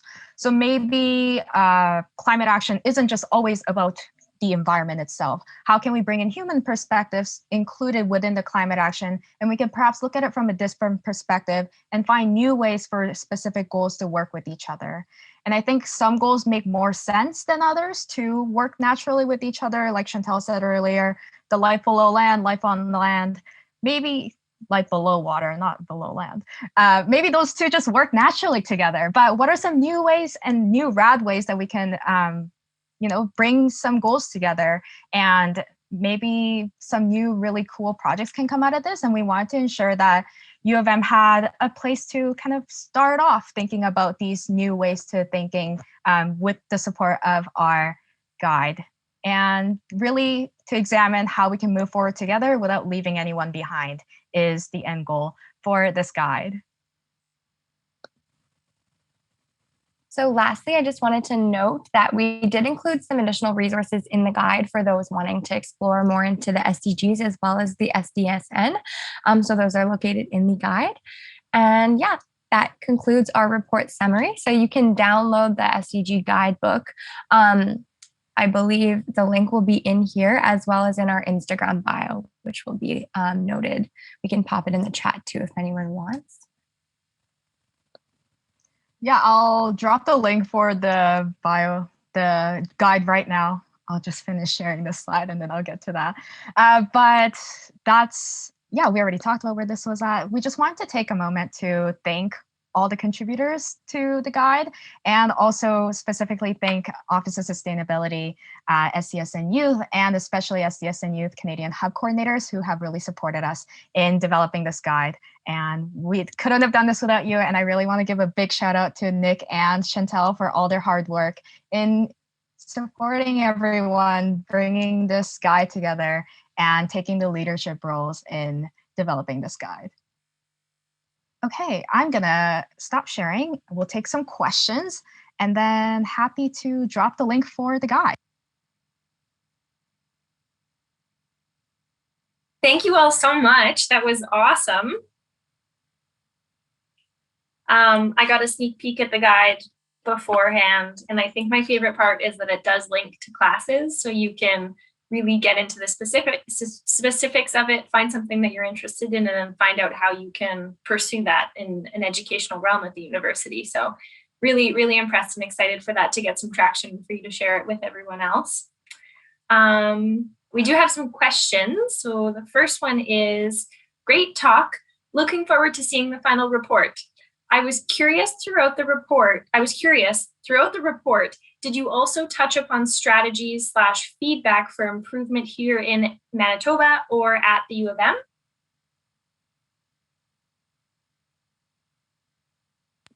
I can try to answer that question. I think our focus was really to show that there are opportunities for improvements and there are opportunities to find new solutions. And we didn't want to necessarily say, oh, these are the solutions that we recommend, because personally, I don't think any of us are experts in a specific goal, but we want to introduce that there is a guide and there is a resource available if you wanted to start looking at solutions a little bit more creatively in a way that we haven't done before, that this was an opportunity to explore that option. And just to build on that, something that we found when making this report was that for nearly almost every single goal, there's one group on campus doing something towards this goal. And we're quite proud of that at the U of M, that there's so many different people working on that. And it's really just educating people and helping those groups publicize themselves. So if you take a look at the guide, there's a lot of different organizations already doing work on these goals. Yeah, it's a nice way to make that connection, I find. Our campus is so big and there's so much going on, so it's nice that there's that bridge. Yeah, and I'm sure we left off a couple of, we tried to do as much research as possible, but I 100% guarantee you there's a couple of groups or initiatives that we didn't have time to connect to. So if you have any suggestions for what we should be including in the guide, please let us know, and we'll be happy to maybe post an updated version of the guide in the future. So it's an organic living document. That's awesome. There is another question here. The poor health of our lakes, as well as the dams affecting Indigenous communities, are some of the most devastating parts of Manitoba. Will SDSN address these issues? And if so, what solutions do you think that SDSN might come up with? I can take that one. So I agree. Hydroelectric energy generation does impact a lot of people, and very, very negatively. It floods a lot of water, floods a lot of ground, and then that ground then becomes utterly useless. Another impact of dams is that it causes eutrophication. So what that means is there's a lot of nitrogen in the water, and that gets blocked by the dam and it stays in the lake, and that water then becomes impacted. So what research is actually being done right now is to make smaller turbines. So what this means, right now we have really big turbines, and that was a great start. We needed the electricity to help power millions of homes, not only in Manitoba, but Saskatchewan, Alberta, and America. And what is happening now is that smaller scale turbines. So that way water can flow through it naturally and fish can actually go through. So that way animals and aquatic life are not as impacted as that. I agree that this is a very important issue, and there still needs to be work. There still is work that needs to be done regarding this. I hope that answers your question. Thanks, Nick. That was a great answer. Oh, sorry. Sure. Just quickly building onto that, we would love to do like a lot of hands-on projects to actually address these issues that we're talking about. But I guess because we are a student group and because we're trying to build out our presence on campus, our main goal was to really share the information and make this something that people take interest in, and that it sparks some interest for folks to get involved, to actually try to find solutions, to collaborate together. So maybe one day, once our club is big enough and has the resources, maybe we'll be able to address them directly. But for now, it's mostly focused around sharing the information. That's awesome. Thank you. Last question here. Fantastic presentation. You are all doing great work. What are some plans you folks have for 2021, 2022? I can take this one. I think we don't have everything planned out yet, just because we don't know what the next year is going to look like, either virtually or if our campus will open up again. However, we really just want to take what we've kind of built in the guide and expand it. Like Sue mentioned, it's going to be changing all the time as new groups and new interests kind of peak up. Hopefully, some interest will kind of go towards specific guides, and there'll be even more resources available for students. So kind of growing that would definitely be on our agenda. And then also kind of just having that co-learning happening, like Suman said. So just kind of opening up the conversation more, having more of like education sessions where we learn, we have speakers as well as vice versa. So yeah, just kind of growing our community and kind of establishing on campus, I think it's probably our number one for now. Yeah, it's hard to know what the next week is going to look like, let alone the next year. But I have attended one of your Kahoot events and I had so much fun. So I would recommend doing more of those if you can. That was awesome. And I guess that falls into the last question. If there are students at the U of M that are interested in joining the work you're doing, is there a way for them to link up with you, and what kinds of things could they help out with? Yeah, I'll take this question. We have a contact slide, but I stopped sharing before that because it should be shown. But our Instagram page is at SDG Student Hub _U of M. It's long, I'm sorry, but we had to follow the SDSN guideline. I apologize. I'll drop it in the chat afterwards, but please feel free to let us know if you're interested in getting involved. Also, you can email us at sdghub@umanitoba.ca. And what we wanted to do is really like create a space where people, if they have any SDG related initiatives that they want to get started on, find people to work on it with, let us know. We're more than happy to support you in developing whatever project you'd like to see happening. And we're really just here to support you. If there's any project ideas, if you see any partnerships you'd like to see, fun events, we'll do more Kahoots now that we've gotten that feedback. And yeah, just seeing how we can continue building out this movement and continue building out our engagement as well. Well, that's awesome. I'm so excited to see what comes next. So thank you so much for presenting. That's it for the questions, and we have reached our time. So worked out well. And thank you so much for having us. Agreed. Yeah. Thank you to the Office of Sustainability for letting us present today. We really appreciate it. Thank you so much for being here. I'm going to pass it off to Jessie now, who will introduce our next speaker.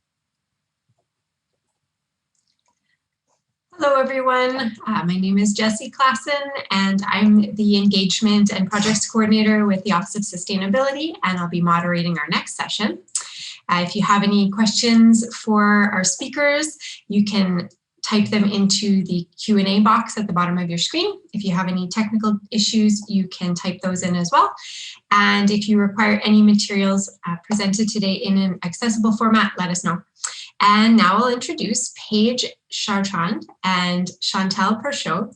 They are students in the Department of Food and Human Nutritional Sciences program. Paige and Chantal are active members of the UM Campus Food Strategy Group, a group working towards a safe, healthy, just, and sustainable food system on campus.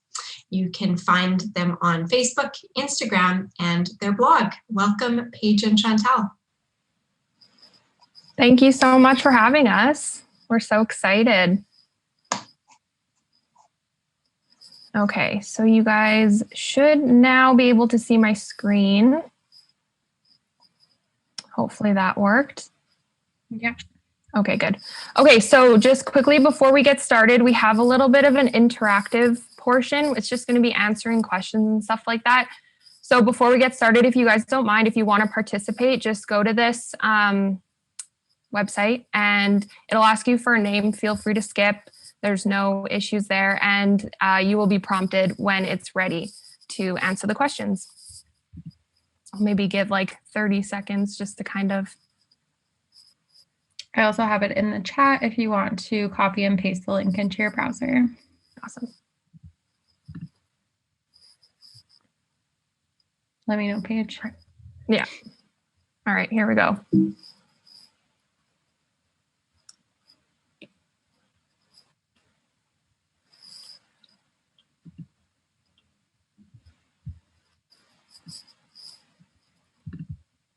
May I start?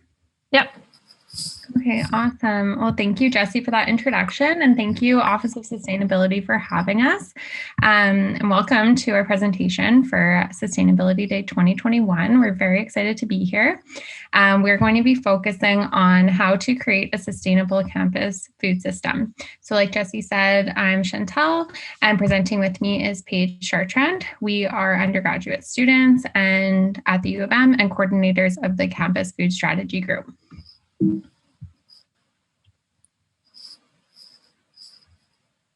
So to start off, we would like to recognize that our work is done at the University of Manitoba, which is situated on the traditional lands of the Anishinaabe, Cree, Oji Cree, Dakota, and Dene peoples, and on the homeland of the Métis Nation. We respect the treaties that were made on these territories. We acknowledge the harms and mistakes of the past, and we dedicate ourselves to move forward in partnership with Indigenous communities in a spirit of reconciliation and collaboration. And before we jump into our presentation, we would like to get an idea of how familiar you all are with our group. So if you have that polling link open in your browser, you can pull that up now and answer this question. Have you heard of the Campus Food Strategy Group before? And I'll just leave about a minute for those answers to come in.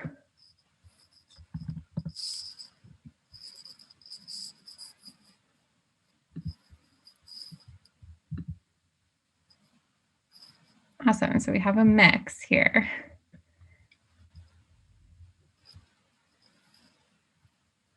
Cool, about half and half. So we're hoping by the end of our talk today, you'll be very familiar with us and what we do. And hopefully, if you're interested, you can get involved with our initiatives on campus. And we will give you some contact information on how to do that at the end.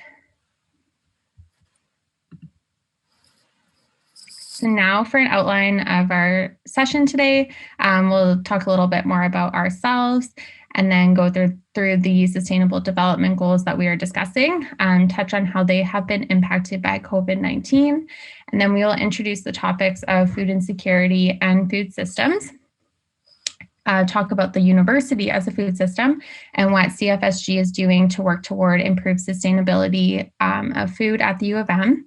We'll also point out further implications and next steps, and then we will have time for questions at the end. So as Jessie mentioned, there is the Q&A set up. So if you have questions throughout the presentation, go ahead and enter them there, and then we'll address them at the end.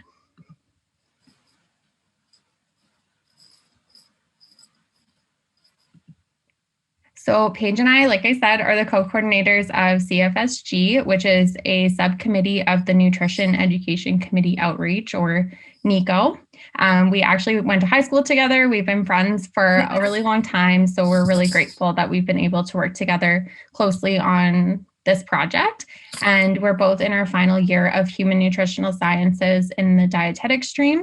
So we are both hoping to become registered dietitians working in community settings. We're both really passionate about sustainability, community health, and food justice, and how food works into all of these.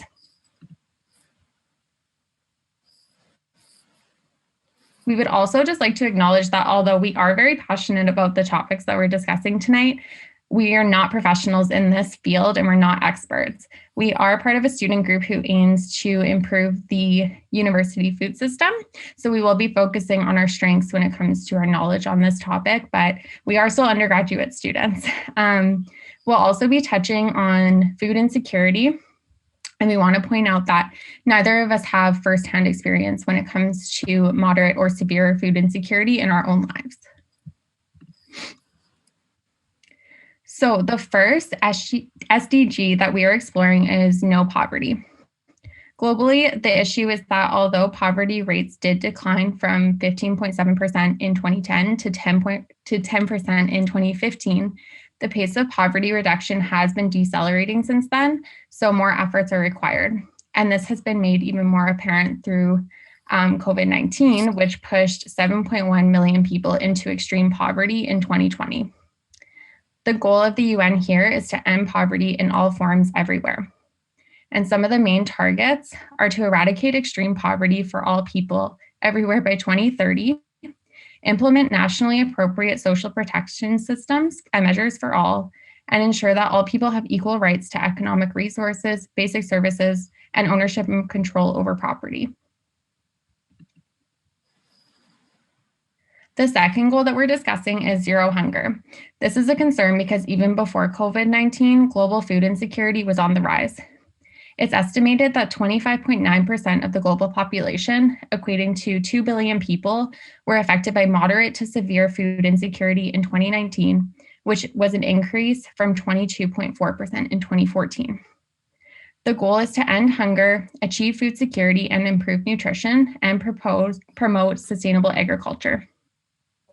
Some of the targets that I've highlighted here are by 2030, end hunger and malnutrition, ensure access by all people to safe, nutritious, and sufficient food all year round, as well as double the agricultural productivity and income of small-scale food producers by 2030, ensure sustainable food production systems, and implement resilient agricultural practices.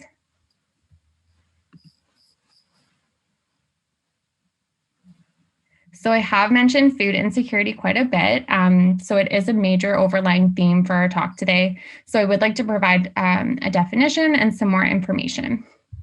According to Health Canada, food insecurity is the inability to acquire or consume an adequate diet, quality, or sufficient quantity of food in socially acceptable ways, or the uncertainty that one will be able to do so. There are different defined categories or levels of severity of food insecurity as well. So someone who is food secure has adequate access to food in both quality and quantity. They don't worry about where their next meal is coming from or have to compromise nutritional value. Marginal food insecurity is when someone worries about running out of food due to insufficient money to buy food. Moderate food insecurity occurs when there is a compromise in the quality or quantity of food due to lack of funds. And someone experiencing severe food insecurity may miss meals, eat less, or in very severe cases, go days without eating. In terms of what causes these situations, it can be quite complicated, but income is the main driving factor. Low income is the most reliable predictor of food insecurity, and we will discuss this more later on. Food insecurity does have very negative effects on people's health and their lives. It leads to poorer mental health outcomes, nutritional deficiencies, higher susceptibility to chronic disease, and more use of public healthcare services. So this may mean more emergency room visits, longer hospital stays, higher need for prescription drugs, or developing diseases that require ongoing care like diabetes. So this can, and it does, cause a strain on our healthcare system. So like I mentioned, income and food security status are tightly linked, which shows how these two sustainable development goals are closely related. The graph here is part of a report that was released in 2017 by the Northern Policy Institute. The report outlined how guaranteed basic income impacts food security status. So it was found that as income increases, the prevalence of household food insecurity drops drastically. From these findings, we can infer that the solutions to one of the sustainable development goals may lead to solving the other. And for the purposes of our talk today, since we are the campus food strategy group, we will be mainly focusing on zero hunger. And of course, as we are living through a global pandemic, I'm sure we've all seen the disruptions to our food system and our social systems, such as long lines at food banks, empty grocery shelves, panic buying, high unemployment rates, and increased reliance on social assistance. And while we do not have sufficient data and we don't have a clear picture of what our economy is going to look like post-pandemic, there are estimates on how COVID-19 will impact global hunger. The graph here is from the Food and Agriculture Organization, and it shows a projection of undernourished people up to 2030, which is the target year for reaching zero hunger. This goes to show that we are not on track to reach this goal, and COVID-19 has caused a huge setback, so more efforts are needed. And we do have a couple more questions to get a sense of the food security status of our audience here. So if you can go back to your polling link. And we do recognize the sensitive nature of these questions, but just be assured that it's completely anonymous and there's no way we can track these answers back to you.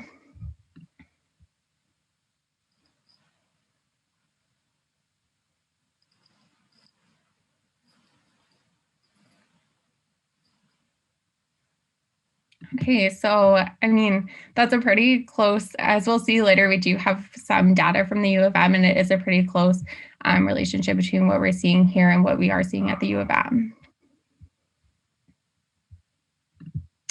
And we do have our next question as well, which is, has your food security been impacted by the pandemic?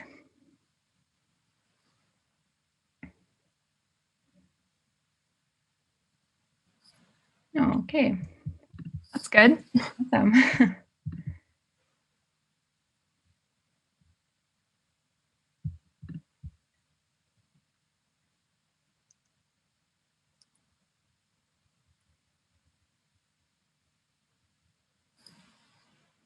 Okay, so now we'll move on to exploring food systems. Food systems are very difficult to define because they are very complex. A food system includes all the activities that are involved with producing, processing, transporting, purchasing, consuming, and disposing of food.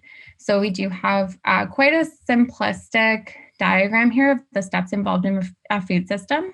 So from growing, where farmers prepare soil, plant, and tend to crops, growing a variety of food, to harvesting, where ripened crops are gathered, then packaged to prepare for transport. Our food is then transported to markets, grocery stores, wholesalers, etc. And then retail, retailers like markets, restaurants, and stores sell to consumers who buy, prepare, and then eat the food. And then finally, we have disposal, where kitchen scraps, unwanted food, spoiled food is composted or it's tossed in the trash. This can be at the household level, by restaurants or grocery stores, and even during manufacturing. And to add to the complexity of a food system, there are a variety of environmental, social, economic, cultural, and political factors that influence and impact every stage of this web.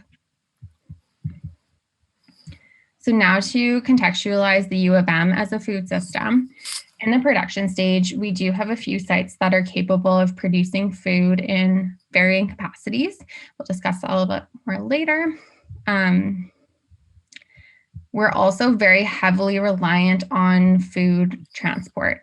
It has been reported that only 21% of food on campus is from local sources, and the rest is outsourced and transported to us.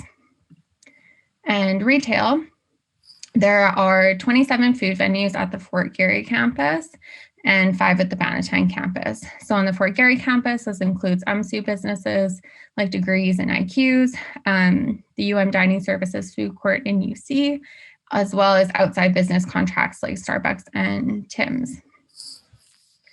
A major component of our food system is eating. It's estimated that 40% of the U of M community, including students, faculty, faculty and staff eat at least one meal a week with campus food services. And finally, waste. The most recent data we could find was from 2013-2014, when 2,114 metric tons of waste was produced and handled by the Fort Garry campus. So as I said, this is a very simple snapshot of our university food system and the steps that are involved. So now I'll hand it off to Paige, and she will discuss sustainable food systems and how we are targeting these different components to improve the sustainability of our food system at U of M. Awesome. So the concept of a sustainable food system is extremely important when we're discussing the Zero Hunger Sustainable Development Goal. The Food and Agriculture Organization defines a sustainable food system as a food system that delivers food security and nutrition for all in such a way that economic, social, and environmental bases to generate food security and nutrition for future generations are not compromised. So that means that a sustainable food system supports equitable and just access for all for all Canadians in a way that is empowering, inclusive, dignifying, and respectful. Sustainable food systems are also critical to ensure food security and improve nutrition. And as a university has its own system, we need to be really conscious of the effects. So I just want to bring forth a study that was done on campus in 2017, which revealed that more than 1/3, the report stated 35.3%, of survey respondents identified themselves as food insecure. So out of those participants, 23.5% declared themselves as moderately food secure and 11.8% declared themselves as severely food insecure, which is a very alarming proportion of food insecure students. And like Chantal mentioned, it was almost kind of like what we saw in the question. So the study also mentions that it's not the only one of its kind, and that studies across Canadian universities are finding the same, and if not more, proportions of food insecurity from their students. So the main predetermining factor in food security was actually found to be inadequate finances due to housing, transport, food, and tuition costs. As the cost of living and tuition continues to increase, students are paying more than ever to go to school. And as we saw in the previous data, the rates of food insecurity, both globally and at the university, are quite high. This leads us to believe that much like the global food issue, Canadian universities' food insecurity issues may continue to get worse, and that doesn't even include the pandemic. Research has pointed to many different effects of food insecurity on a student. Those include, but are not limited to, a higher level of stress and an increased rate of depression and mental health, which those three things are already very high in students, as well as decreased sense of community and belonging. They also found some links to lower test scores, but this data mainly came from grade school students, and there was no information regarding university level specifically. So what needs to be done to improve our food system and ultimately improve our food security here on campus? Well, across UM campuses, there are multiple sites capable of producing food and at varying capacities, including community gardens, research plots, and indoor production and processing spaces just at the Fort Garry campus. Enhancing these spaces will increasing the amount of food production will improve access to fresh food on campus, provide educational opportunities to learn about growing food, as well as amplify our food system and reduce food transportation. So that's kind of where CFSG comes in. And for those of you at the beginning that had not heard of us before, we're a school group that focuses on the university's food system, campus food security, and education on those topics. And our mandate is as follows. We, the Campus Food Strategy Group, believe that food significantly helps define a campus culture, that the university experience is enhanced when students are connected to and happy with their food and food environment. University students should feel empowered to speak and act on food issues that affect them, and that the U of M has a capacity to house a safe, healthy, just, and sustainable food system that meets the social, cultural, economic, nutritional, and environmental needs of its community members. So how exactly is the Campus Food Strategy Group, or CFSG, doing this? We have a nutrition education permaculture learning garden. I don't know if you've ever walked past it on campus. It's a student-led initiative taken on by CFSG as well as the Office of Sustainability that practices permaculture gardening methods in the hopes to create a sustainable ecosystem that works with nature and the climate. We incorporate vegetable, native, and indigenous plants, mulch gardening, no-dig gardening, and companion planting. The Nutrition Education Permaculture Learning Garden is Chantel and mine's current baby. We have big plans this year to better equip the garden to be even more sustainable, which I'm going to talk about in a little bit. So last year, prior to Chantel and I, CFSG began monthly cooking classes for students called What's Cooking on Campus, which educated students on how to cook cheap, healthy, easy, flexible recipes that are resource friendly. Think sort of healthy versions of common student foods. That's what they primarily focused on.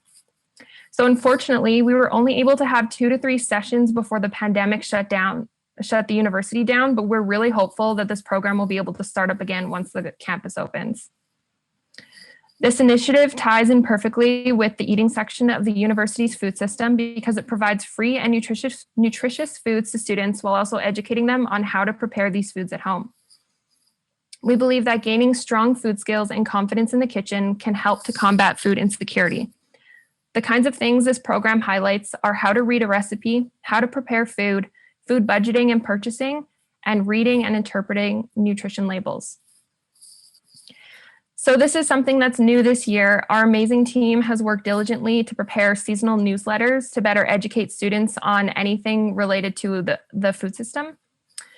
These newsletters focus on educating students about food system and food security issues, providing easy, cost-effective, and accessible recipes. As well, they're often combined with videos, blog posts, Instagram posts, or other additional resources. The themes that we've done so far include food security and food waste, small-scale gardening, companion gardening. We even did an oatmeal 4 ways video and recipe and a lot more. So just if anyone's interested in them, we've recently decided to put the newsletter on our website, which is at the end of our presentation, you'll see it. So stay tuned for that because they're not quite up yet.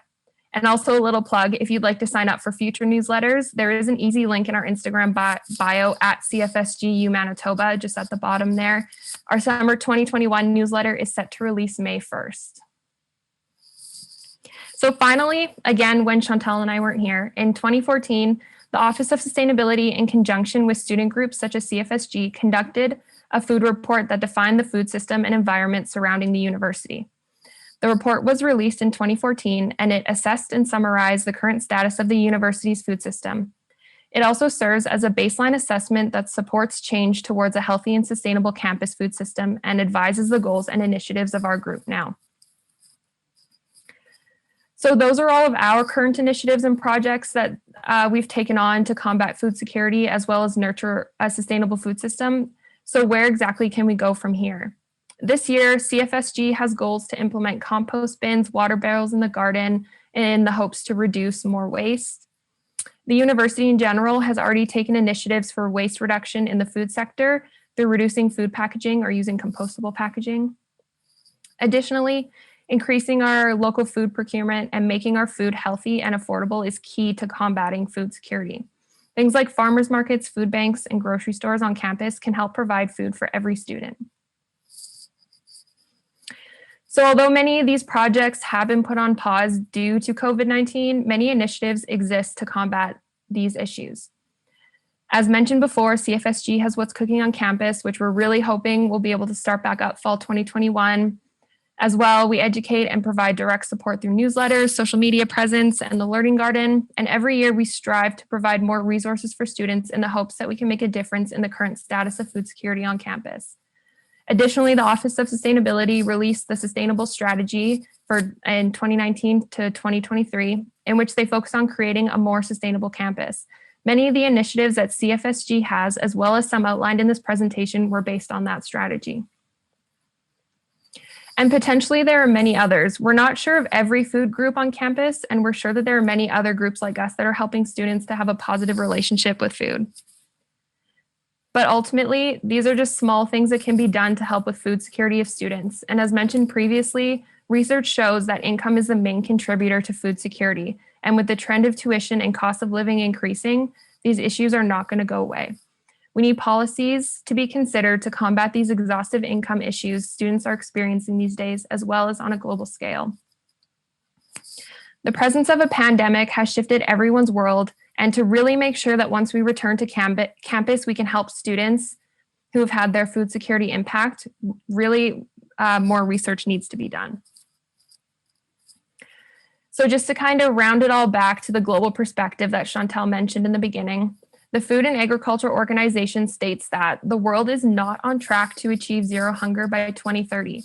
If recent trends continue, the number of people affected by hunger will surpass 840 million people by 2030, or 9.8% of the population.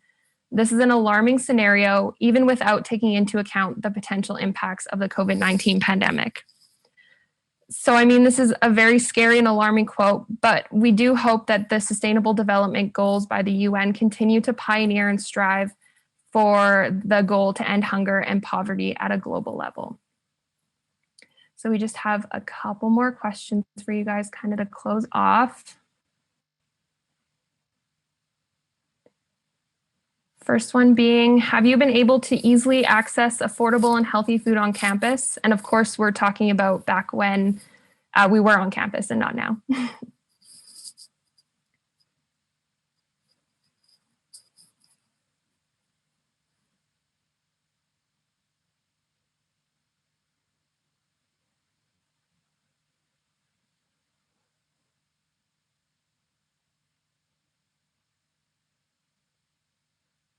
Awesome. Okay, so it looks like most of you have been able to.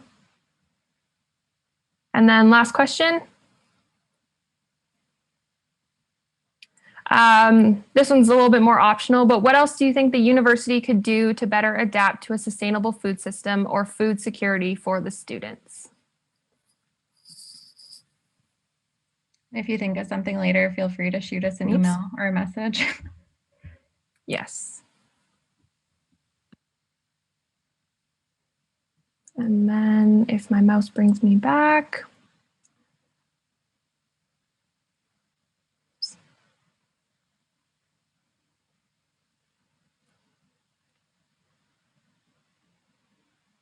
Hello, there it is. Okay. So if you're interested at all about what we've discussed tonight or want to learn more about CFSG in general and how to get involved, leave your email in the chat or feel free to email us and we would be glad to contact you. So thank you guys for coming. Thank you for participating and hopefully enjoying our presentation. We've left all of our socials there as well as our email if you'd like to get in touch. Yeah, so I guess we can open the floor to questions. If there's anything that we cannot confidently answer for you today, we'd be happy to find the answer and then just contact you afterwards.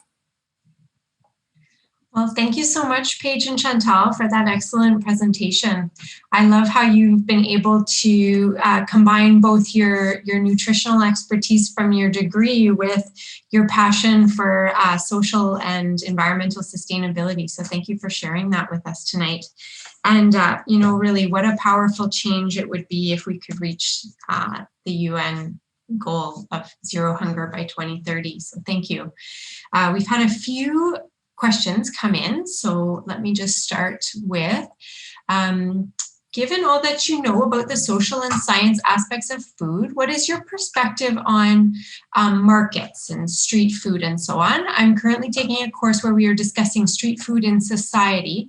I would love to hear about other perspectives, especially from nutritional professionals in the making. I'll start that one off. Markets, I think, are a great way to include local foods into your life and to be able to make those connections with farmers and, you know, the other locals that are ultimately bringing food to you. Chantal, I don't know if you have anything to add. Yeah, I was just reading the question earlier. I think she specified wet markets. So I think it's a really good example of just how complicated it can be. Like obviously, when it comes to animal agriculture, we're seeing a lot of zoonotic diseases and there's a lot of risk there, but wet markets are a huge part of culture in a lot of countries. And it's not as simple as taking that away. It's a really heated topic, obviously, and a lot of things with food, I think Paige and I are learning throughout our degree, can be very, very heated because there's so much emotion and culture and social aspects that are attached to that. I'm not an expert on wet markets, so I don't feel 100% comfortable sharing a definite opinion on that. But like I said, I think it definitely is a great example of just how much emotion is attached to our food systems and the way that we eat. And I think it's also a great example of the complexity of the food systems. And it's not just, it's not black and white. There's so many different things that are involved. And like Chantal said, there is culture that's such a big part of it, and you can't just take that out. Great answers. What is one thing you are excited to plant in the permaculture garden this year? That's a really great question.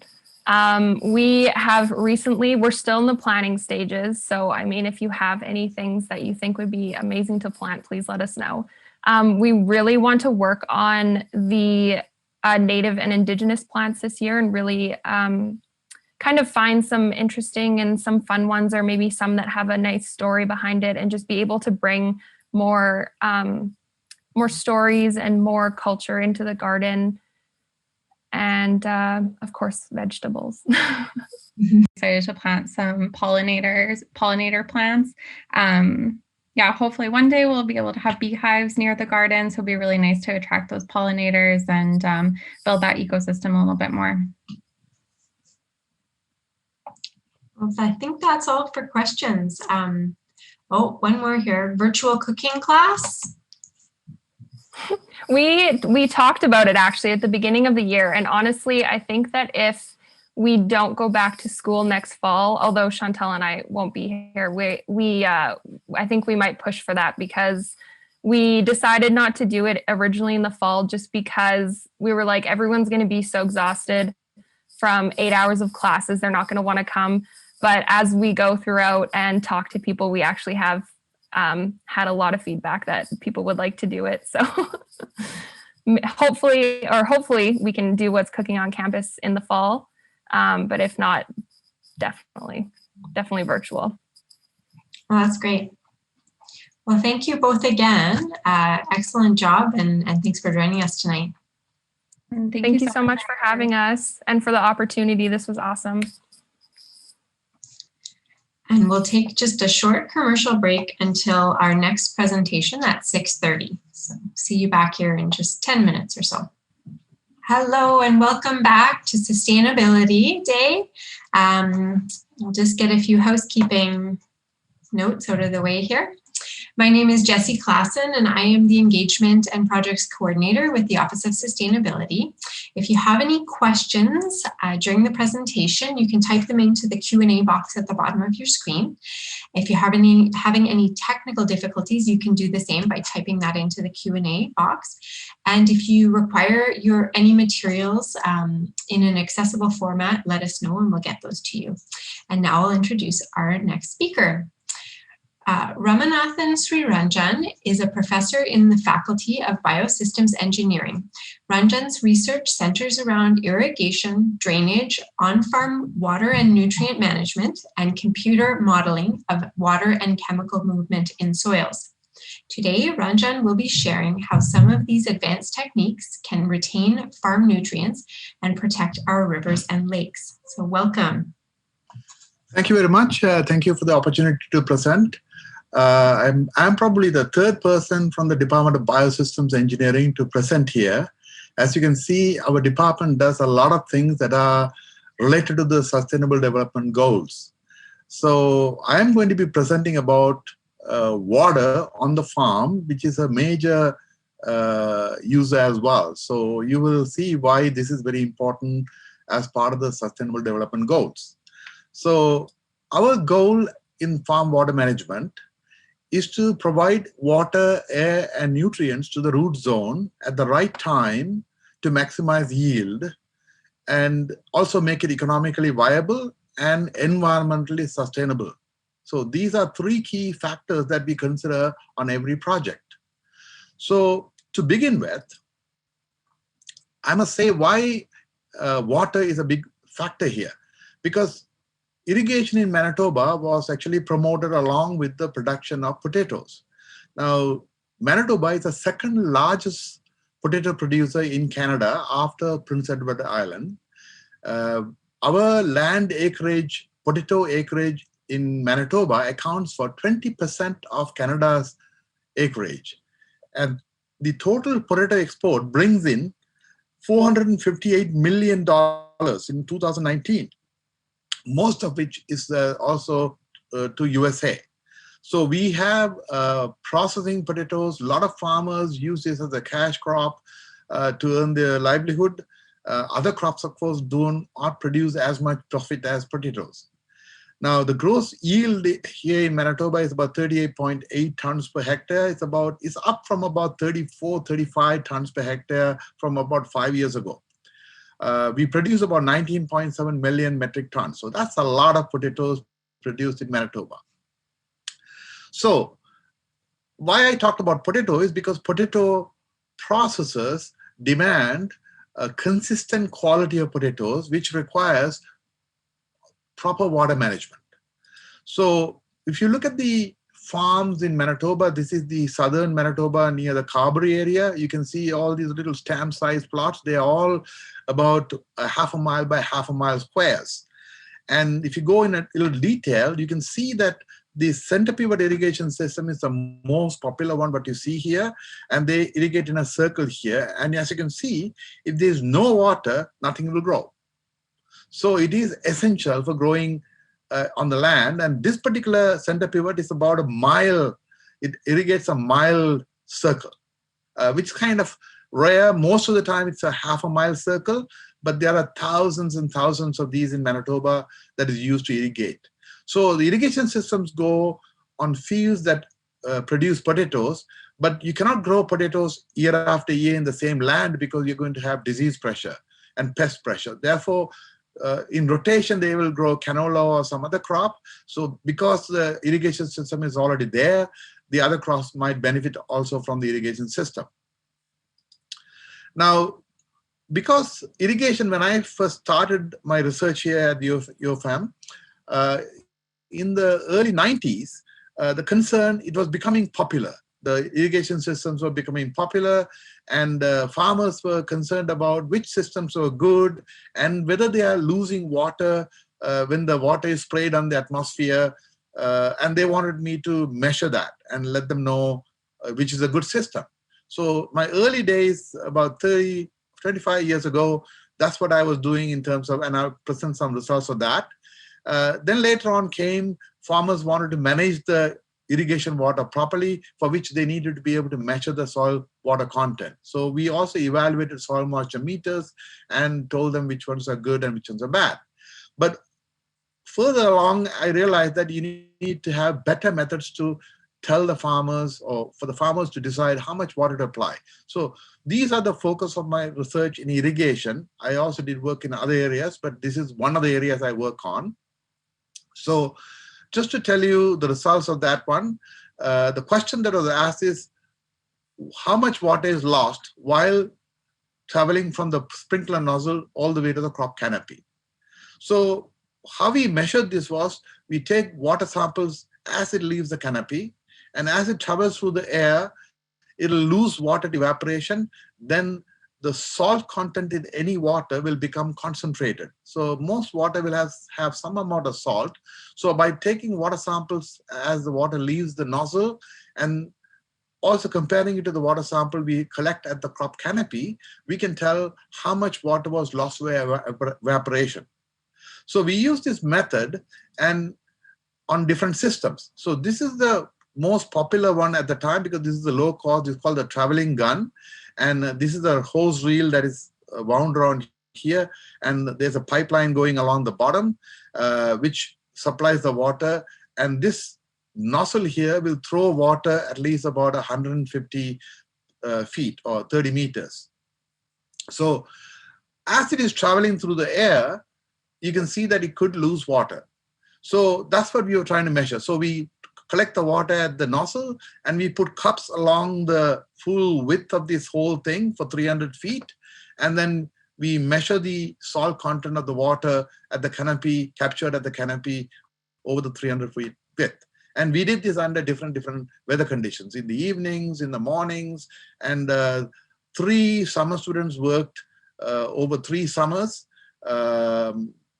evenings as well as mornings and daytime and lunchtime or afternoon, under different weather conditions. So we wanted to see which conditions were better for irrigation. So this is the results of the study. 0 indicates where the nozzle is, and on one side you can see up to about 20 feet on either side. It's kind of, we are losing about 4 to 5% of the water to evaporation, but towards the end we are losing almost like 10 to 12% due to evaporation. So this is one of the traveling guns. Another traveling gun, this one you can see the 0 is a location here, but everything is shifted to one side because it was a windy day.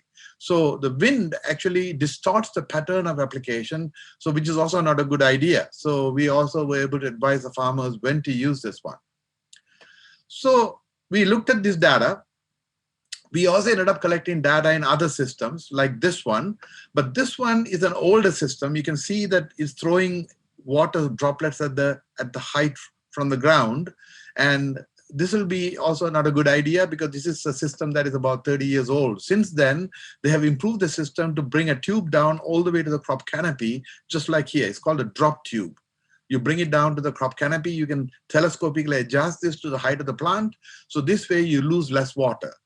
So when we measured the losses from this kind of a system, we found that we were measuring negative losses. Negative losses means we were actually gaining. And we were kind of confused by this measurement. We thought it was an error, measurement error. Then later on, we figured out that when we measured the water temperature, this is Carberry. Most of the irrigation systems are pumping water from the ground. And even in the height of summer, when the temperatures are around like 27, 29, 30 degrees centigrade, the groundwater temperature is still around 7 or 8 degrees centigrade. So as soon as the cold water hits the atmosphere, it'll pick up moisture from the atmosphere and gain water. So, but this only happens in the evening when the temperature is cooler. So that was a necessity. So this wouldn't happen at the height of in the mid-afternoon. It has to be later in the evening. So we found out that this is the best irrigation system, and over the period, all of the 20-year period now, the number of sprinkler systems have gone up and the traveling guns have come down. Even though sprinkler systems are a little costlier, farmers find it a lot easier to operate, and they also apply fertilizer through the system anyway. So it's a lot better. So the conclusions from the study was that center pivot systems, actually the drop tubes minimize evaporation losses. We could actually gain some water, and we had to consider the wind effects on the traveling guns. So these were the conclusions. So farmers actually made changes based on this research. So research at the University of Manitoba is directly applicable to the province here, and not only here. This particular paper actually being referenced all over the world because this is one of the rare studies on measuring these systems. Now, in 2007, they did a survey, and they found that most of the irrigation systems were center pivots, 73%. This number was about 50% around 5 years before that. A survey done 5 years before, around 2002, it was only 50%. So within 5 years, there's a big change. A lot of people are adopting the center pivot system. Now, this is a system actually for smaller farms, because that center pivot system I showed you before is for very, very large farms. So this is not applicable to smaller farms. So this is a system that is actually used in the US on even farms that are about a half a mile by a quarter mile size. This is a system I actually introduced in India. This is called a cable irrigation system. The water is actually squirting out through these holes here, and they are running along a furrow here. And this is gravity driven. Only you need to supply the water. Everything is happening just by gravity flow. And the efficiency of the system is as high as 70 to 80%, which is very comparable to the center pivot system. So small farms, even in Manitoba, could be using such a system without having to spray the water in the air. This only wets the soil, and you could make it and design it in a way that is very effective. So this is called the cable kitchen system. This system requires a little bit of design, so that is probably why it is not easily adapted. No, you can't just put it into everywhere. You need to have somebody design it for you. Okay, so advanced water management requires reliable data. So reliable data means we need data on soil characteristics, soil moisture status, and weather conditions. So let's look at one by one. So if you look at soil physical properties data, the province of Manitoba has mapped the entire soils where irrigation is practiced. It's available as a map. You can go on the online and pick your farm, click on the farm, and then you can get all the details about how much water the soil can store. So that is the soil side of things. To understand the weather conditions, the province also has established weather stations across the province of Manitoba from which they report the data online, so you can get that. In addition, they create soil moisture maps every month just to tell you how things are going in different places. So here is an example of a soil map from southern Manitoba. These yellow highlighted areas have very detailed information about soils, and they are considered suitable for potato production. So you can get in there and get all the details you want. Now here are the dots that show where all the weather stations are located in southern Manitoba, and they use weather data from this one. You can go online actually from the Manitoba website and get all the data for the nearest location. And they also produce soil moisture maps from this data. So here's a sample of a weather station. It measures air temperature, relative humidity, rainfall, wind speed, and of course soil temperature too. And the first four are actually used in equations to predict how much water is used by the plant. So this is how farmers decide how much water to put on their crops.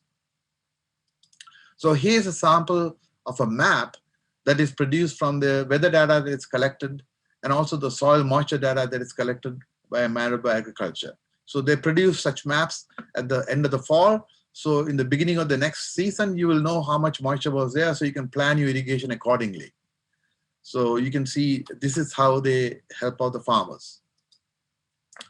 Now, to predict water needs, plant water use, of course, depends both on weather and as well as the soil water content. If the soil water content is adequate, the evapotranspiration will happen at the maximum rate and is entirely controlled by the weather conditions. So in Canada, we have developed an empirical equation called Bio-Robertson method that is used to predict how much evapotranspiration takes place. Most weather stations that are produced in the US, of course, report using the Penman-Monteith equation, the amount of evapotranspiration that is taking place. When a farmer decides to irrigate, they will use this information to decide how much water to put on the field. Unfortunately, if the irrigation is not practiced frequently, there are periods towards the end of the irrigation cycle when the plants will not evapotranspire at the maximum rate because the soil water content is low. Because this method only accounts if the soil water content is adequate. So because of that, we will be basing our decision on weather station and applying water maybe 20–30% extra on the soil, which is really not a great idea because you don't want to over-apply the water. First of all, you're spending money on the energy, and also you're overusing the water for nothing. And there's also potential to leach the water below the root zone and contaminate the groundwater below. So this is very important factor here.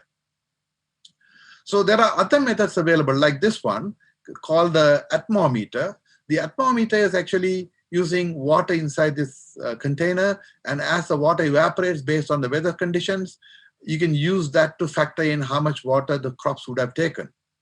Still, this particular atmometer is not linked to the soil, so therefore you wouldn't be able to tell how much actually is being taken up. So I actually came up with the idea to link this atmometer to the soil moisture condition, and we are in the process of building a better device that will actually link it so that it matches exactly what the crops are using.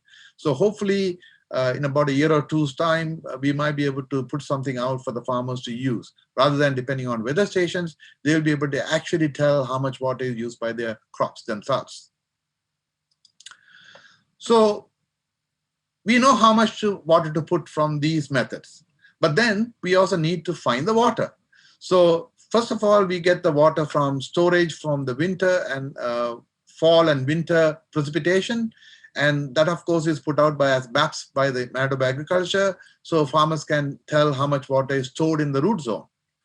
But in addition, we may want to capture and store snowmelt runoff in dugouts. So this way, you can have extra water to irrigate your fields. Now, this is a good thing because you can capture nutrients that are going off with runoff when the snow melts, and also reduce downstream flooding. So it helps both ways. It helps the city and people living downstream of the rivers. And also, on top of that, we have growing season rainfall. And in Manitoba, to grow potatoes, you really need to supplement the rainfall with irrigation. So I'm going to show you an example of how farmers got together and created a big dugout. This is one example. I think there are about 14 or 15 farmers got together, created this big dugout. It's about 400 acre-feet of water storage capacity. And there's a pipeline here that goes along the road for about 18 miles, and they can pump water out of that to irrigate their crops. So here's how this looked in mid-April, beginning of the season. It's almost running dry from previous year's use. And I'm going to display this video. So water is being pumped using a tractor attached to the water pump attached to a tractor. So this is the extent of this big pond, that the dugout they created. So you can see there's a lot of capacity there. 2 of these tractors they have loaned, and the water pumps are attached to the back, and they're pumping. And then this is in early May. You can see that it's all filled now. So within 3 weeks, they were able to capture all the water coming as runoff from the upper reaches of the escarpment.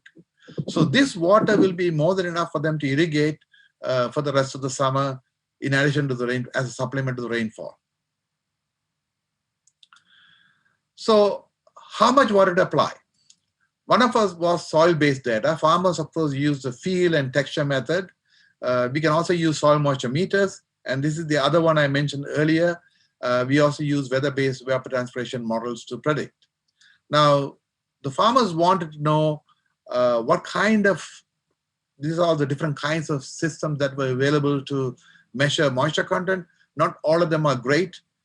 So we tested them for them to see which one is good. So we put them in a soil box and wetted the soil and measured them and took the readings and weighed the soil box and tried to compare the data. And we wanted to make sure that they are accurate as well as precise. In other words, they indicate the closeness of the true value. At the same time, they are repeatable readings. So here are some of the results we got. The closer it is to the one-to-one line here, the better it is. So these 2 are pretty good. And these 4 were found to be good. 2 of them were really bad. This is not that great because the variability is too much. So we recommended the better ones to use for them to monitor the soil moisture in the field. Now, we always talked about applying water. Now let's talk about excess water problem. As the climate changes, there's going to be extremes in water availability and extremes in dry conditions. So when it is too wet, the soil takes too long to warm up. So the soil can't be used for cultivation because it's also difficult to get on the field and run a tractor on the farm because you'll compact the soil. So this is where drainage systems come into play. So we had to install drainage systems. About 30 years ago, there was no drainage machinery available in Manitoba. The first drainage system came from Ontario, and they put in tiles in somewhere near McGregor. And the person was really busy for the next 3 years. He got tired of staying away from home, so he sold the machine to somebody. Now, after 30 years, it's almost there are about 12 operators in Manitoba, and they even produce the drainage tiles in Manitoba. So here is a factory. They are manufacturing drainage tile. These are about plastic, corrugated plastic pipes. So you can see they're being made here. This is a place near, something near Eli.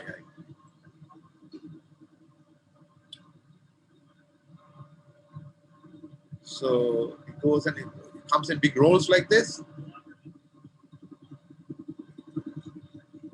And then you can't put this directly in the ground because there's no slots in them yet. So here's a slotting machine that puts the slots in the pipes there. And then you have to cover it with a sock around it to protect it from getting clogged by the soil. So here's a sock being stitched around it.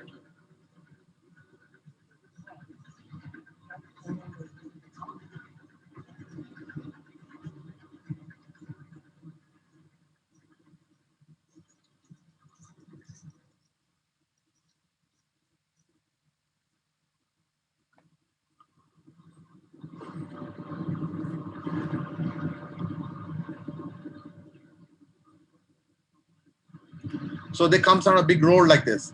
So these pipes are then transported to the field, and they are spread out at 50, 70 feet intervals depending on the soil type and the topography of the land. So here's one that's being spread out for ready to be installed by a machine. There's a big caterpillar that comes and installs these into the ground.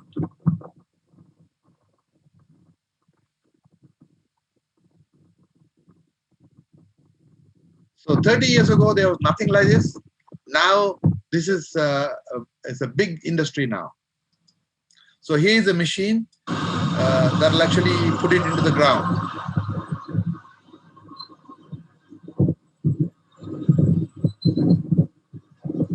So this is all laser controlled. I'll explain what that means. There's a little yellow thing here that will always maintain the level so that no matter the undulations in the land surface, the pipes are laid in one straight line in a particular angle, so the water can flow easily without ponding.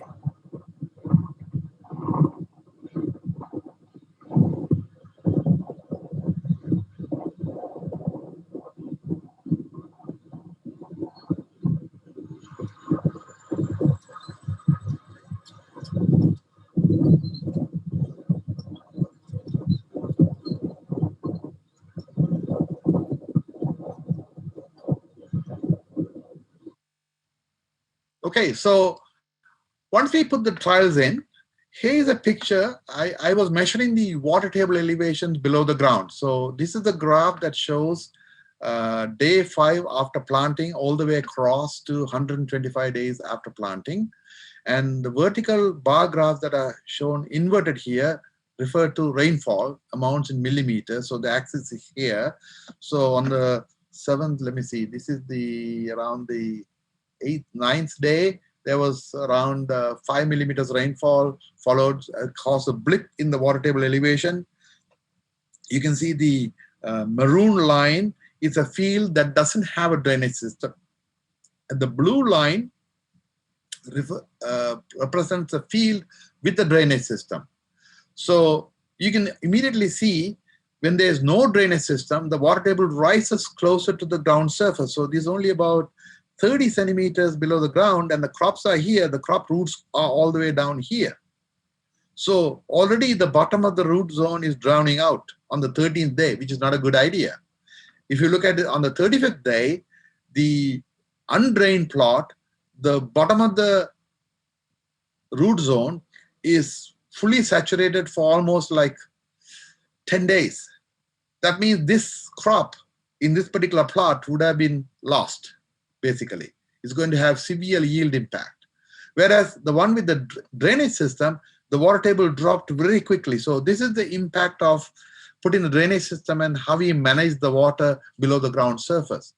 And so this is an example of how this is useful. So this is the depth of the drain. You can see that it quickly brings the water table down below the root zone, so make it easier and well aerated for the plants to grow.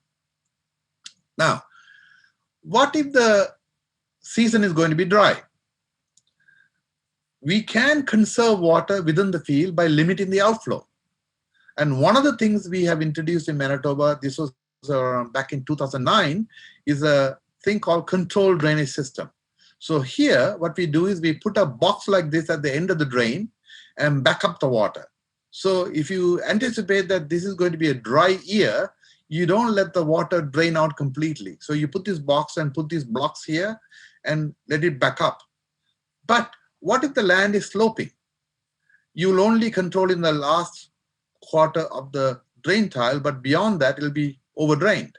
So there are systems available to put in line to let the water back up like that in zigzag order, keeping the water table closer to the ground. So in here, you see these blocks are what I'm showing here. You can manually move them up and down and control the level of the water. So this controlled drainage is something that we introduced in 2009 to the province of Manitoba. So this is relatively new. So using this kind of system, you can control the amount of water that is leaving the field. If you're controlling the amount of water that is leaving the field during the growing season, you're also limiting the amount of nutrients leaving the field. So that's another advantage. I'll show you later on how much we save. So here's a study done. Here's the ground surface from the outlet all the way 300 meters length. This is the ground surface. And this is the tile main line, which is acting like this. And if you didn't have the control structures in between, the water table would have been like this. So towards the end of the drain, it would have been this depth, whereas towards the other space, it would have been more than 1.5 meters or almost 1.2 meters below the ground surface. Whereas if you had an inline control system, you could have maintained the same distance below the ground surface, allowing water to seep upwards into the root zone and supply the plants with adequate water. So this is a very good system to manage the water within the field, providing ample water for the plants to grow throughout the season. So technology is available, and we have made vast improvements in the last, I would say, 30 years. And most of these have reached Manitoba, but this is still, acceptance is still a problem because people don't know how to use this, and that's what we are working on right now. Now, just to give you an idea, if you have a control system that I call the black bar graph versus control drainage, FD is free drainage, sorry. FD black is free drainage without control system. The gray graph is with the control system. You can see there's a 71% reduction in nitrate leaving the field. Similarly, there's around 69% reduction in phosphorus leaving the field. So it is possible to manage the nutrients and everything within the field. Even if it were to be removed, you can pump it back into the reservoir I showed you before and reuse the water. So this is one way to manage water and nutrients within the field. So there are advantages in using these proper water management techniques. You can retain water and nutrients within the field. So controlled drainage basically helps retain the water, and it also keeps the nutrients within the field. So in conclusion, I would say advanced irrigation water management can reduce water usage by increasing efficiency, and advanced in drainage management can also conserve water and nutrients within the field. With that, I would like to conclude and open for questions.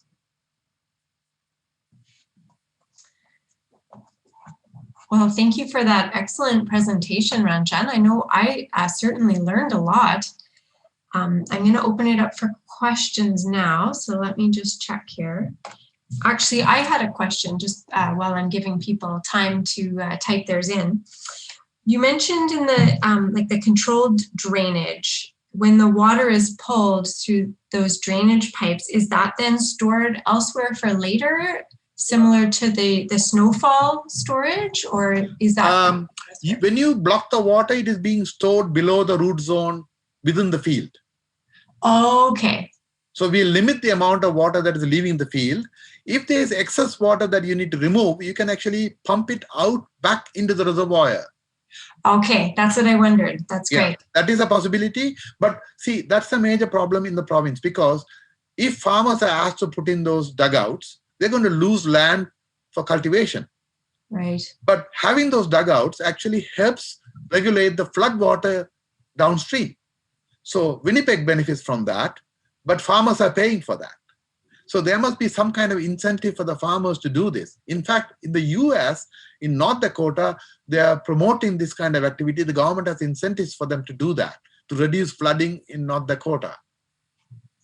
So something similar like that should be happening here too, which will benefit everybody. It'll benefit the farmers and it'll benefit the cities downstream. For sure. Yeah, that makes sense. Yeah. All right, we've got a couple of questions. Sure. And this is kind of related to what you were just talking about here. What is the cost per hectare to install this irrigation or drainage system? Okay. Let me answer that. Drainage systems currently run at $1,000 an acre installed. So usually farms in Manitoba, they are half a mile by half a mile. So that is 160 acres. So one farmer will have more than half a mile by half a mile is 160 acres. This is called a quarter section. A section of land is 1 mile by 1 mile. So most farmers will have 2 to 3 sections of land. So we are talking $3-4 million, right? But the farmer who collaborated with me to put the tiles in, he spent $250,000 putting the tiles the way we wanted for our experiment in Winkler. In the very first year, from the yield, we showed him there are 30% increase in yield in potato. His yield in his plots are 30% above provincial average. So next year, he put in $1 million worth of drainage systems in his other lands. Wow, because the payoff was just worth it. Exactly. Yeah. That's for potato. If it's for corn, it'll take about 5 years to return. Okay. Potatoes, you can get the money back in 3 to 5 years. For corn, it'll be like 5 to 8 years. Okay. Now, if somebody asked about irrigation system, the center pivot systems will cost about, for 1 quarter section, that is half a mile by half a mile, you can use 1 pivot. That pivot will be around $60,000-$70,000. Okay. Whereas the cablegation system I showed, that's what people should be using for U-pick operations on small farms. That costs very little. I mean, I would say less than a couple of $1,000s. Wow. So a very economical option for small farms. Yeah. For small farms, yes. Yeah. All right. There are a couple more questions here. What were the top 2 moisture sensors you mentioned again? This particular case, I would say Theta probe. And since that study that was done a while ago, we have other moisture sensors called meter, but they are pretty expensive. I mean, they cost about $160, $200 for the sensor and about $1,000 for the meter, right? So they are pretty expensive. So we are actually developing our own probes based from off-the-shelf items that can also record and upload the data to the cloud. So that's what I'm working on, and it's not perfect yet. So when we do that, it'll be down to about less than $100. Okay. Well, thank you. Here's another question. Do these containers that keep water in have the ability to store nutrients to prevent them from going into water bodies such as Lake Winnipeg upon release? It's not a container, it's like a block, right? It's actually backing up the water within the field. So by putting a block at the end, you're backing up the water below the root zone into the field. So the nutrients and the water are retained within the field. But if you do have to remove, it's better to pump them into a reservoir that I showed you before. Okay. That way you can reuse the water. Right.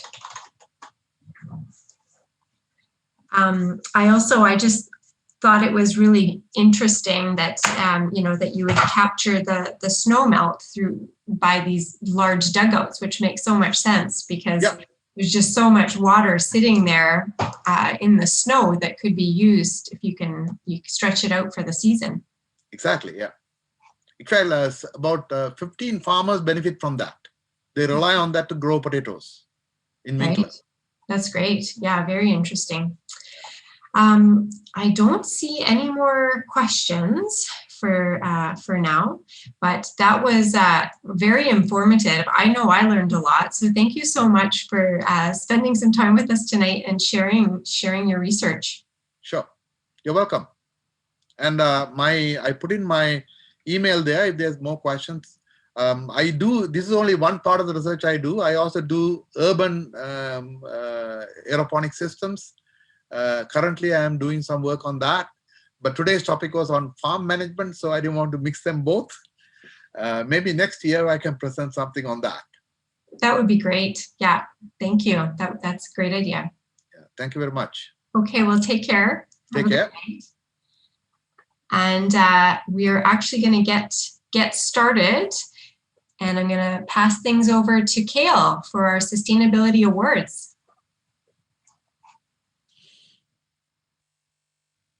Thanks so much, Jessie. It's getting dark in my apartment, so I've got all lights on me. I hope that works. But now is the time. It's time for our Sustainability Awards to be presented. This award nomination happens annually to recognize and celebrate the collective efforts of students, staff, and faculty to advance our campus commitment to excellence and leadership in sustainability. It is believed that these award winners' efforts on campus demonstrate leadership, advocacy, and a measurable and lasting impact on environmental, economic, and social well-being. This year, we will be announcing 3 awards. The first one for faculty, the second for student group, and the third for the undergraduate student award. This year, the selection committee chose to not award the staff and graduate student awards. If you are a recipient of an award, please feel free to unmute yourself to say a couple of words. So first up, we have our faculty award. This individual demonstrates exceptional and continuous integration of sustainability into their teaching, research, and engagement activities, classroom teaching, course design, and assignment creation to engage their students to make new and unique contributions to the environmental, economic, and social well-being of the campus and global community, research focused within the sustainability field, and sustainable environmental practices on campus as a keen interest in sustainability. The winner of this award is Walter DeConnick. Hi, Walter. Thanks for joining. I'm just going to say a little bit about you and then I'll pass it over to you. Walter has been at the U of M since 2019 and hit the ground running as he was the lead organizer of the first ever Sustainability Innovation Jam Invent for the Planet hosted on campus in February 2020. To further these ideas, Walter now teaches and helped develop 2 courses. The first, Living Lab Design for Sustainability, and the second, Design, Prototyping, and Fabrication for the 21st Century Scientist. In times of COVID-19 and social isolation, Walter encourages and helps students connect through team projects to continue their work safely, even amongst a global pandemic. Walter continuously changes his teaching to improve the learning ability for students by having short quizzes and live demonstrations. Not only does he teach sustainability, but he also allows students to learn more sustainably. As the person that nominated him would say, Walter not only talks the talk, but he walks the walk. Congratulations, Walter. Would you like to say a few words? Sure. Can you hear me? You're a little quiet. Okay. I'll try to speak up then. That's great. So yeah, thank you very much, and thank you to whoever nominated me. I'm of course honored by this, and I'm happy that my work has made an impact. And of course, I hope that it will make an impact not just on campus, but even beyond campus in the way we look at the world and in the way the students who have taken part in these courses and activities are going forth in the world. That's awesome. Do you have anything big planned over for the next year? Well, you mentioned Invent for the Planet. And so unfortunately, because of the pandemic, we were not able to organize Invent for the Planet this year. It would have been, again, the weekend of Valentine's Day. It's kind of around that time that it falls. but we do have it scheduled already for next year. So next year in 2022, it will be in February, I think February 18, 19, and 20. So that's the weekend that we will have Invent for the Planet next year. So stay tuned for that. That's awesome. And Walter, I see you've got Catan behind you. Is that a game you play often? It's one of my favorites, so it caught my eye. So yes, I do like playing Catan. And unfortunately, I moved here right before the pandemic started. And so it's not been very easy to find enough people to play Catan with. So, it's not the most favorable for just 2 people. No, I do look forward to being able to play Catan with more than just one other person. Oh, that's fair. Well, thank you so much for joining us. Do you happen to have your award near you? I have it right here. So. Oh, that's awesome. So maybe it's for everyone that hasn't seen them before. Yeah, it's a really lovely piece of wood, and we actually worked with the Fabrication Lab on campus through the Faculty of Architecture to have these etched in. So it's got Walter's name on there and the year, and I find they smell really nice. Smells like a forest. It's nice. Thank you. Okay, thanks so much, Walter.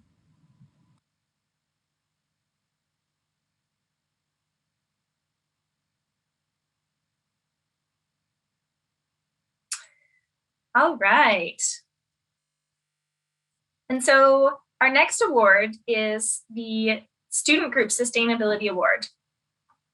So the student group in this category demonstrates the following: collective leadership and achievement in education, advocating and advancing our understanding of sustainability within the University of Manitoba campus community, a measurable and lasting impact on environmental, economic, and social well-being. The winner is the Indigenous Design and Planning Student Association from the Faculty of Architecture. And I believe that we may be waiting for 1 of 2 of them to join, but I will still give their intro and hopefully they can show their award when I'm done. I know we did start a bit early. So for those of you that don't know, the Indigenous Design and Planning Student Association was formed to further implement Indigenous initiatives into the Faculty of Architecture and is the first Indigenous student-led organization within the faculty. Their work also highlights the role that design and architecture can play in the Truth and Reconciliation Commission of Canada's call to action and aligns with Taking Our Place, University of Manitoba Strategic Plan 2015 to 2020 through the outlined framework of the Indigenous Planning and Design Principles. The mission of the IDPSA ties directly to the sustainability strategy by weaving Indigenous perspectives and cultures into our campuses and integrating Indigenous knowledge and perspectives into campus planning and development. Congratulations to the IDPSA Association. Is anyone from this group here by chance? Yes, hello. Hello, welcome. Thanks. Did you hear your overview? Yes, I jumped in right at the end. Okay, perfect. Well, congratulations and thank you so much for all of the work that you do. Is there anything you wanted to say or would you like to show your award? Yes, this is beautiful. It is lovely. Thank you so much for dropping it off, Kale. I think, and I hope Rihanna's on. I didn't see her name yet, but yeah, we're really grateful to receive this award, and we're also really grateful for all of the positive response that we've got for our recently released publication called Voices of the Land. And yeah, we're thankful again just to be recognized with this. And yeah, like in our mission, we don't specifically say sustainability, but I think you can't talk about sustainability without talking about Indigenous peoples and that inclusion as well. And so that's something that with ADIPSA is what we're really advocating for more representation from using our voice and our perspective and not just relying on conventional design methods. So again, we're thankful for this recognition and we'd like to thank you for that as well. Well, thank you. I definitely agree.